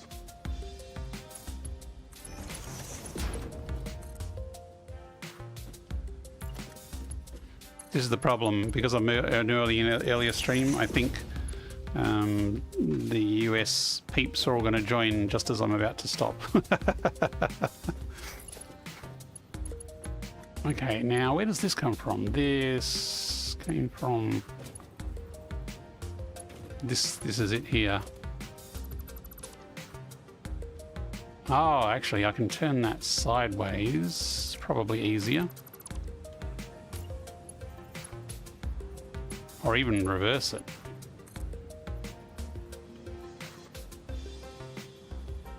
One, two. I think that's the right height. No.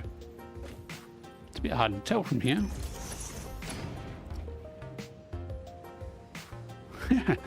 How's it going with the VR gameplay? It's very good. It's always fun.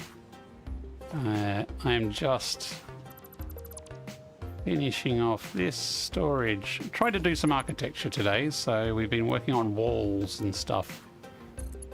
Okay, that's not going to fit. Let's do a curve into there. So hopefully that is now going to sort the right thing into the right spot. And I've just realized I haven't programmed all of these yet. So this will be overflow in the middle. And that was frames. Have I got it right? I need to go check.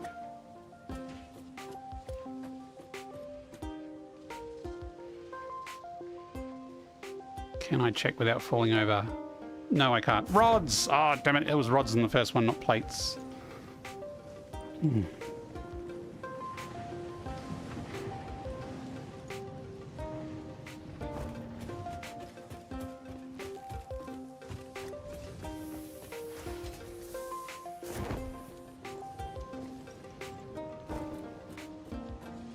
Nope, not that one. That one's going the right place. This one, it's rods first. Maybe it's under I for iron rods. It is under I for iron rods.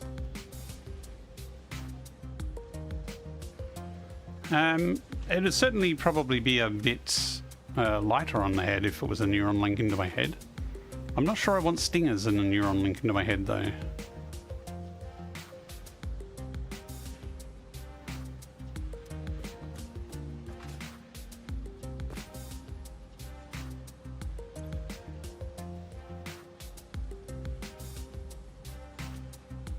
So this is reinforced iron plates. Do I have this as overflow? Yes, I did. Then we have rotors.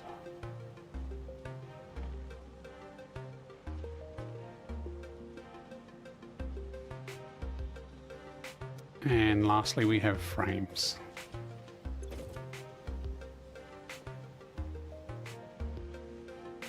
Nope, so that's overflow.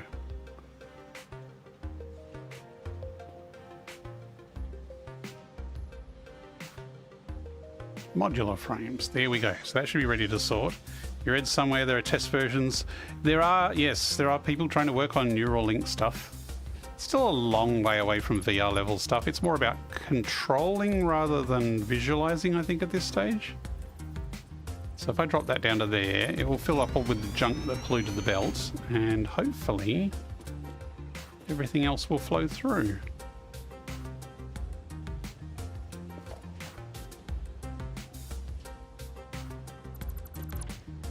Right, now we have a few scant minutes to take out everything that's in the DE chest down there and refill it into the chests very quickly. This thing is full of what used to be here, and my inventory is going to suffer for it. Let's go with rods first. Oh, yes, it's going to take way too many times to run back and forth, and there's no way back up. I'm stuffed.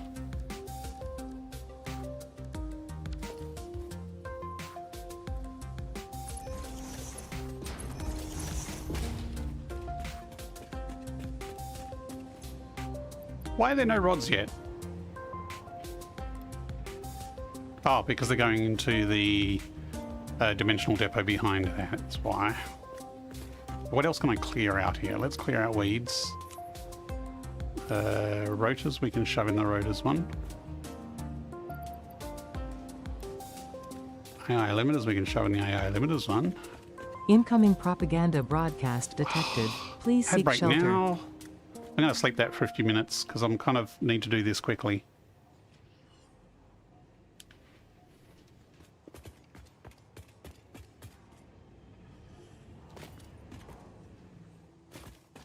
Oh, man, my controls have jammed again.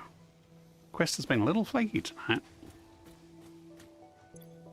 Oh, still so many rods.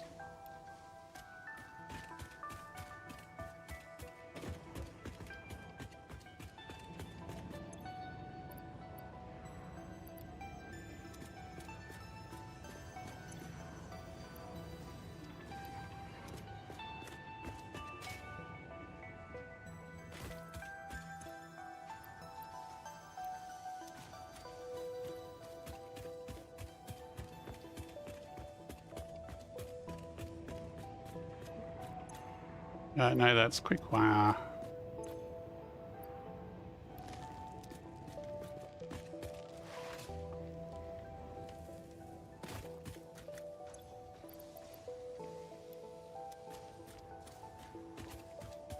Need to get as much of this into here before it all fills up with junk again.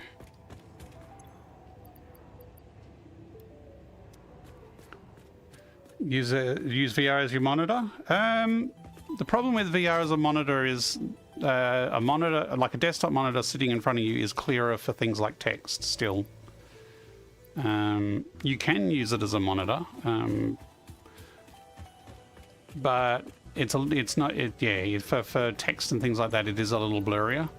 It's great for watching movies and things. Unless you get like a really high-end VR headset. There are VR headsets that are really high res. But this is a Quest 3 I'm using, and it's affordable. But it is not as high resolution or crisp as a TV. Or not a TV, a monitor. You also got to remember that this is showing things in 3D.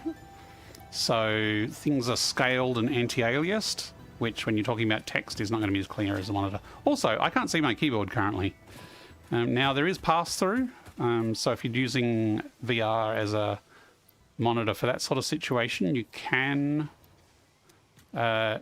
change into modes so that you can see your keyboard as well. And the Quest 3 is actually pretty good for that. It's a little blurry, but it's not too bad. Yeah, that cable's not all going to fit. We need to sync some stuff.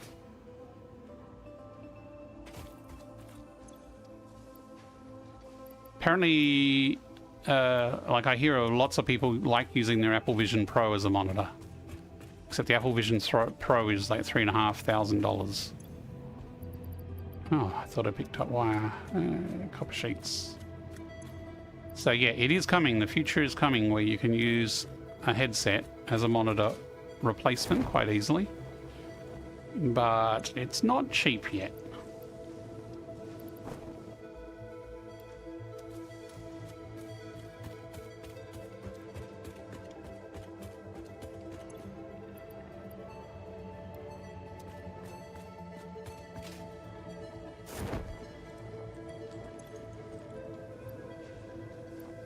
I should hit the sort button. Is there a sort button? There is no sort button. I cannot sort my junk. So I'm going to have to keep scrolling and scrolling and scrolling.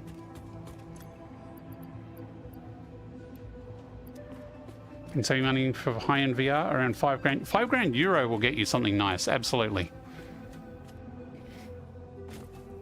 Yeah. So then you could look at maybe a big screen beyond, although I'm not sure how that works as a monitor replacement, and Big Screen Beyond doesn't have pass-through.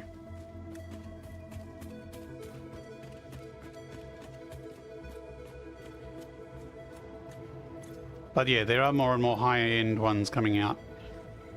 I mean, maybe one of the Pimax ones would have decent pass-through and high resolution.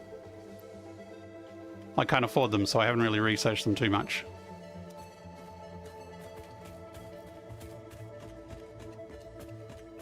I mean, I'm still using a 3080 graphics card and running things on medium quality here, so yeah, my next upgrade will be a graphics card upgrade.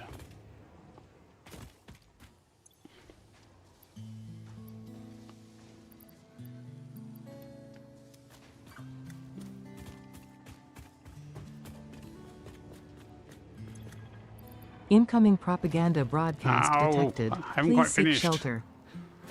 Tell you what, I'm going to let the ads run, and if I'm still doing this, I'm just going to keep doing this through the ad break because I'm trying to get these filled before they bottleneck.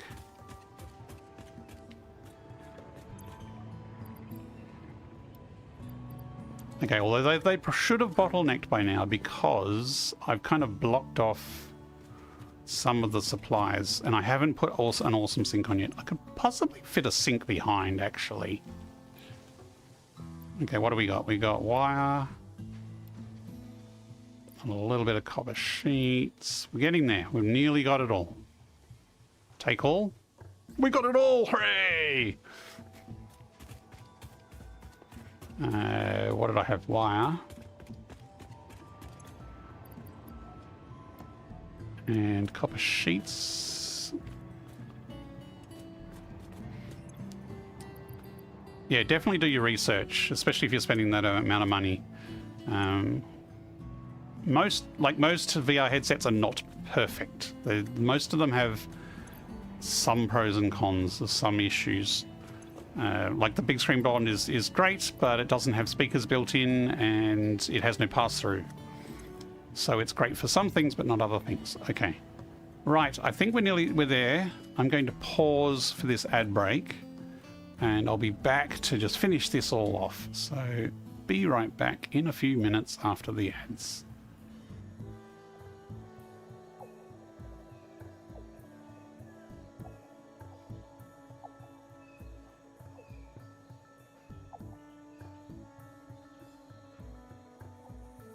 Look lively. It's time to do those stretches and hydrate.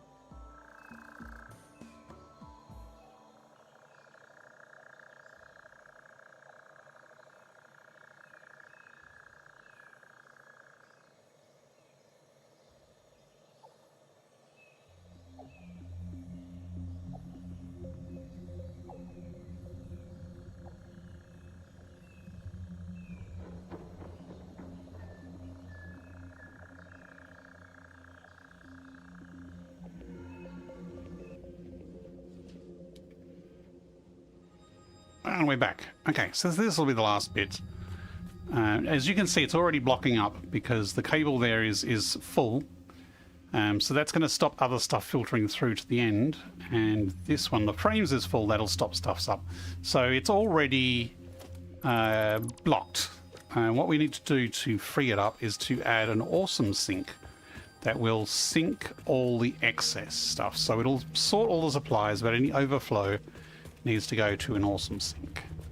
Now, I did say I could stick one down the cliff, but I am wondering if I could squeeze one in behind here. Because we do have this room right here, and I think this would be fine.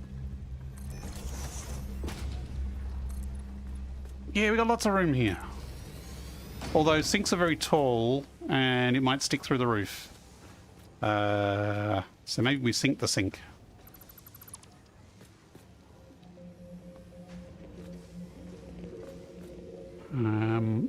Yeah, I think we can think we can fit a sink in here fairly innocuously. Could even go a little lower, perhaps. Nope. I think if we go any lower, I mean, we could. This might be in the weeds almost.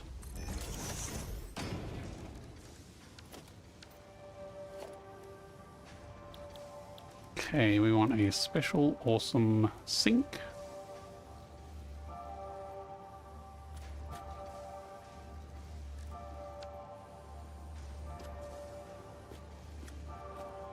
See, fits like a glove. And even, well, it kind of sticks through the roof a little bit there. Like a glove. Is that better? I think the aerial isn't clipping through the roof. It does actually say in the blue, which implies that that aerial is missing, but... Oh no, it's sticking through. Maybe we stick a pot plant over the top or something upstairs. Or we stick the sink somewhere else later, but I'm going to stick a sink together because we do need to do something with this excess materials. So I'm going to go with this plan for now because I do want to get sinking. Where's some power? You know what? I'm going to do a dirty power from there for now. We can find neat power next time because we're going after functional over form at the moment.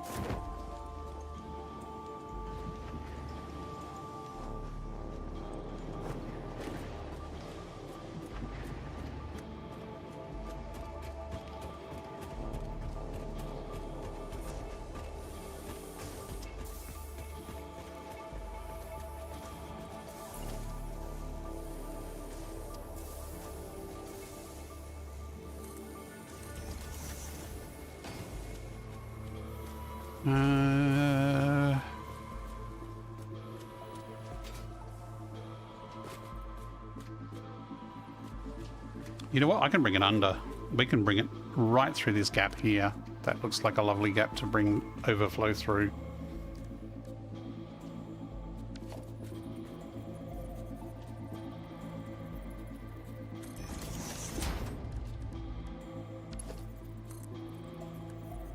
Oops. Tick. Here it goes.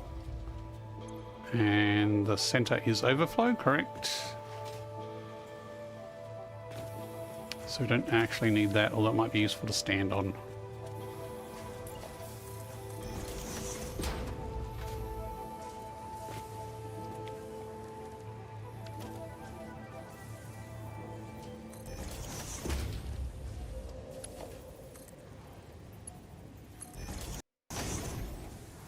This really is VR. Yes, yes it is. Regniarg? Yes. Welcome to Satisfactory in VR. This is a full VR mod for Satisfactory. So the sink is there. So if I put one there, that's probably where we can attach the splitter to.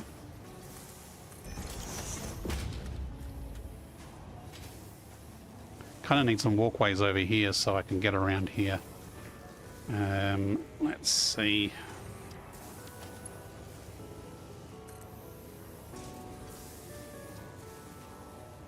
Because these dimensional depots are a bit lumpy to walk on.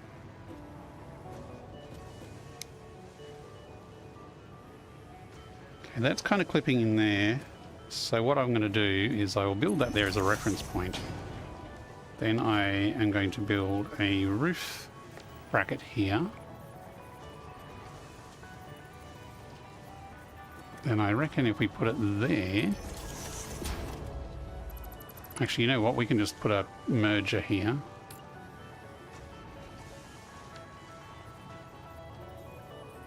We don't even need that roof thingy.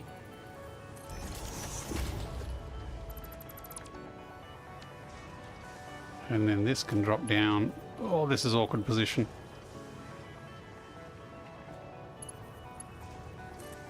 All the way down and snap into the sink.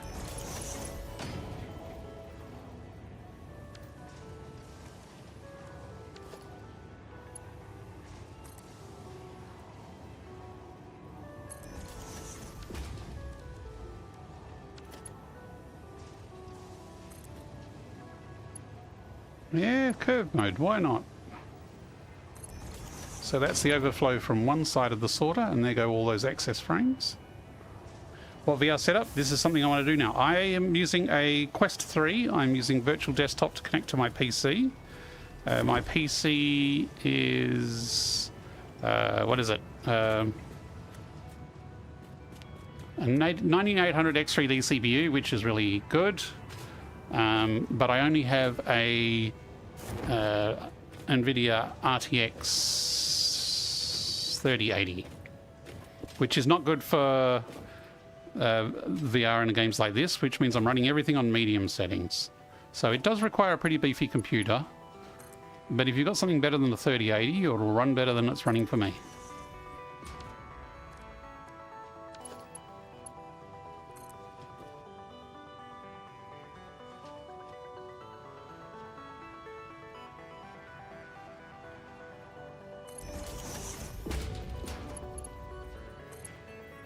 I might just... Do I want to curve it in? It's going out a bit wide. Let's go default mode. But if you want to give it a go, you're watching on YouTube, so if you look in the description of the video on YouTube, there's a link there to the mod page, and that'll tell you how to set up everything. So here's the overflow from the other side. As you can see, it seems to be just cable at the moment, which is what we saw before. The cable was blocking it up. So the excess from both sides is now coming down to the Awesome Sync. This Awesome Sync is going to turn that into lovely credits that we can unlock more things with, which is good because we want more cosmetics, because we're working on architecture, and it's been really hard to do without too many coupons. Morn, how's it going? Good evening, good morning. Yes, it is evening here. Thank you. We are working on presentation today. Although I moved the storage area, which is what we've been working on lately. That is fine. We should be seeing some other things come down here. There's some rotors coming down. That's good. Come on. These don't produce very fast, but we should see some of these going down soon. There we go. So let's just check to make sure things are in the right spots. We've full on frames there. Rotors. Reinforced plates. Iron plates. Rods. Copper sheets, cable, wire, quick wire, which is much slower, and AI limiters. So we've moved our storage. We have not upset the tree, so the tree now has a nice little walkway around it, and a bean swanning itself under the tree. This is nice. This tree we're going to somehow have to integrate inside the factory. This is the factory tree now. And we've kind of extended out the front here. We still haven't done much with the interior. Today we've been working on the exterior. So we've got these fancy walls. So this is one side here.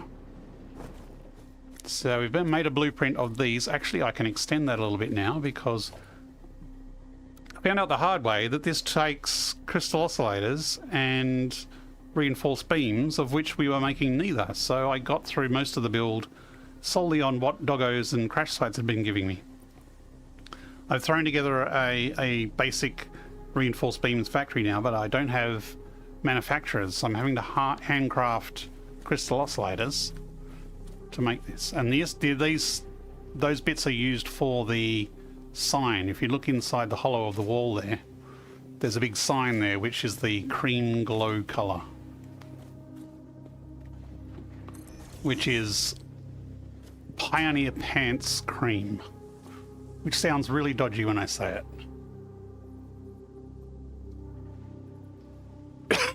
Oh, excuse me.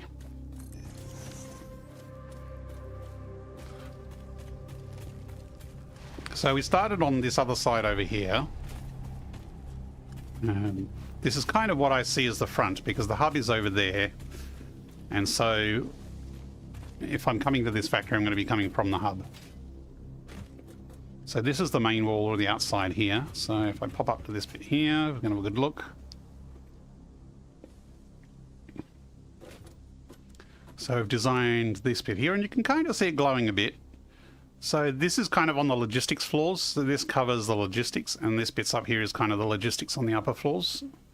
But we've now put a diagonal wall down the side and we've extended this along here. So we need to fill this in with glass and do the top bit as well. We still need to do that. And we need to have kind of some walkways that integrate the trees and everything.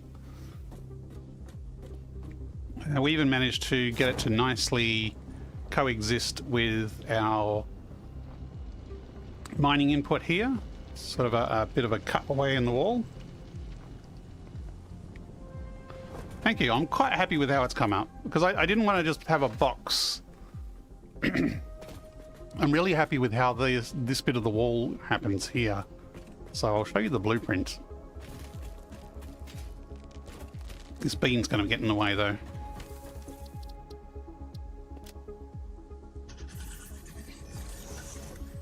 So there's kind of some depth to the wall. On the inside, it's pretty much just a plain metal wall. There's nothing really fancy on the inside, but on the outside we've got that's a billboard that is put back a bit, so it has some depth, and we've got the new H-beam things along here that are angled at an angle to sort of give that ramp inward effect. And then we've got pillars top and bottom for a little bit of a curved edge, and these are just black basic walls there to fill the gap in between. So that's what this is, and the top one is basically just a smaller version squished down of that.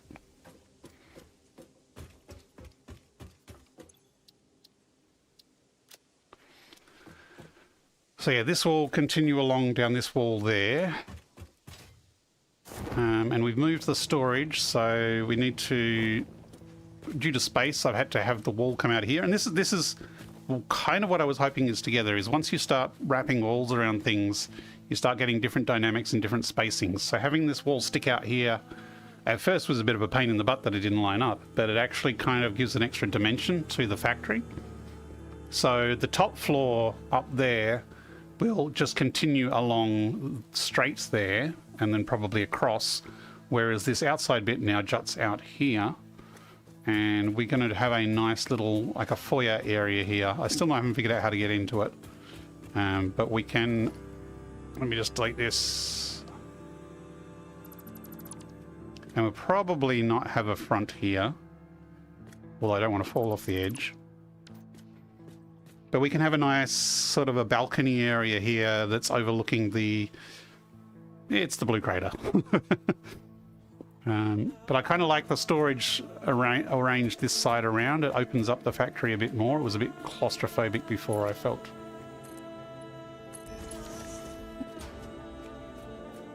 And so those should keep filtering through until both the supply depots and the dimensional depots are full.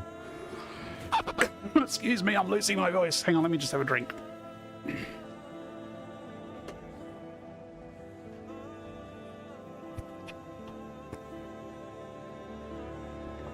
My voice is trying to tell me something. I've been talking too much today. Okay, that's a bit better. So yes, we're about probably, I don't know, halfway through the outside, and then I still need to figure out stairs and walls and what I'm going to do in this internal bit here, because maybe have it open, keep it open, or I might put walls on it. Not 100% sure yet. So yeah, I was hoping to get more done this stream, but I am also happy with the results that we met this stream. But it is nearly 9 o'clock and I have another commitment later on this evening, so I started early this stream. So we've been going for nearly 6.5 hours, so this has been a pretty long stream. But I'm going to have to stop there for the evening, and we're going to have to continue this next time. Now, I just realized when I reloaded the game, the time started moving in, which means my time lapse is going to have shifts in sight. Daylight. I turn the headlight off though. The signs kind of make it really pop at night. It's pretty cool. Yeah, it's starting to look like a factory. I am not streaming tomorrow night because I'm going out to see my brother perform at a gig, which I don't get to do very often. Come on, doggos, what you got? Oh, heavy frames. Good boy. Good one, George. Timmy. Ooh, aluminium casing. So that might be a new one. Good boy. Thank you. Good boy. Phew. Okay. I need to put some lights around here as well for nighttime. So yes, thank you very much everyone who's been watching and asking questions and giving ideas. So yeah, no stream tomorrow. Oh, it looks even better from back here. That looks cool. No stream tomorrow, so the next stream will probably be Friday unless I get bored on Sunday morning, and then I might do one then. No problems, Morn. Thanks for dropping by. Tune in next time. See, I still need to do the whole back. Try and figure out what I'm going to do there as well. Although we've got this tree here, so I don't want a wall in this tree, so I'll probably keep that as an open courtyard. So I might have walls down the middle, but it's a bit cramped through there. Still figuring it out as I go. Any tips for a first-time mega build? Use online planning tools. I don't tend to do mega builds myself. I prefer making factories that do discrete things. So I've got a factory over there that does just steel products. This one is just doing basic supplies. This is really early game here. I haven't even got plastics and rubber unlocked yet. I had to hobble together a reinforced beams factory, so I'm still super early in this particular playthrough, but I have finished the game a couple of times, although I have not finished 1.1. 1.0 even. So I finished up to the end of phase 4 a couple of times before 1.0 released. But I've been busy working on the mod and testing things, so I haven't actually played a full playthrough since 1.0. So this is my 1.0 playthrough with some 1.1 bits in it. But yeah, if you want to do a really big factory, there are planning tools online to help with that. But I prefer to have factories scattered around and deliver products from factory to factory by train. So I'd have a computers factory that makes computers, circuit boards, and high-speed connectors, and then you'd put them on a train, and then if another place needed those products, the train then is your logistics to deliver it to the other place. And my voice is really going, so I'm going to leave it there. Thank you very much for watching. I'm going to see if there's anyone to raid to, but I don't know if there will be at this time of night. But I will probably be streaming similar time next Friday if you wish to catch up and watch some more then. Thank you very much. Now let's check the raid.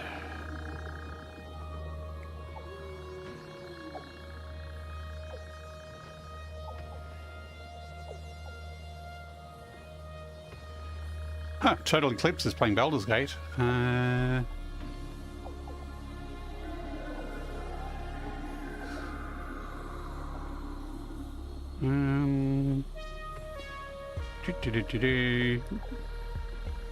League of Legends? Nah. Okay. We got Smirkin. He's playing Satisfactory, so we could raid him, I think. I haven't watched his stream in a while. He is another Aussie, though. So let's raid Smirkin.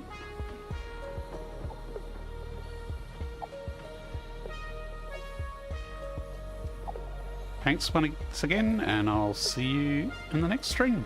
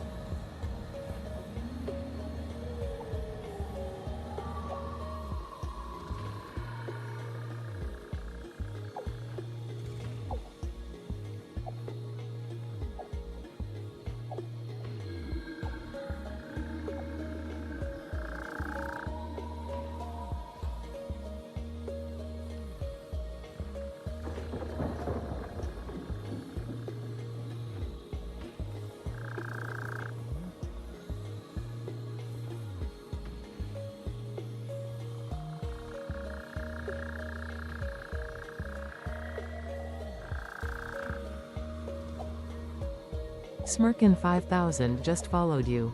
Thanks for the follow Smirkin 5000, and welcome to the channel.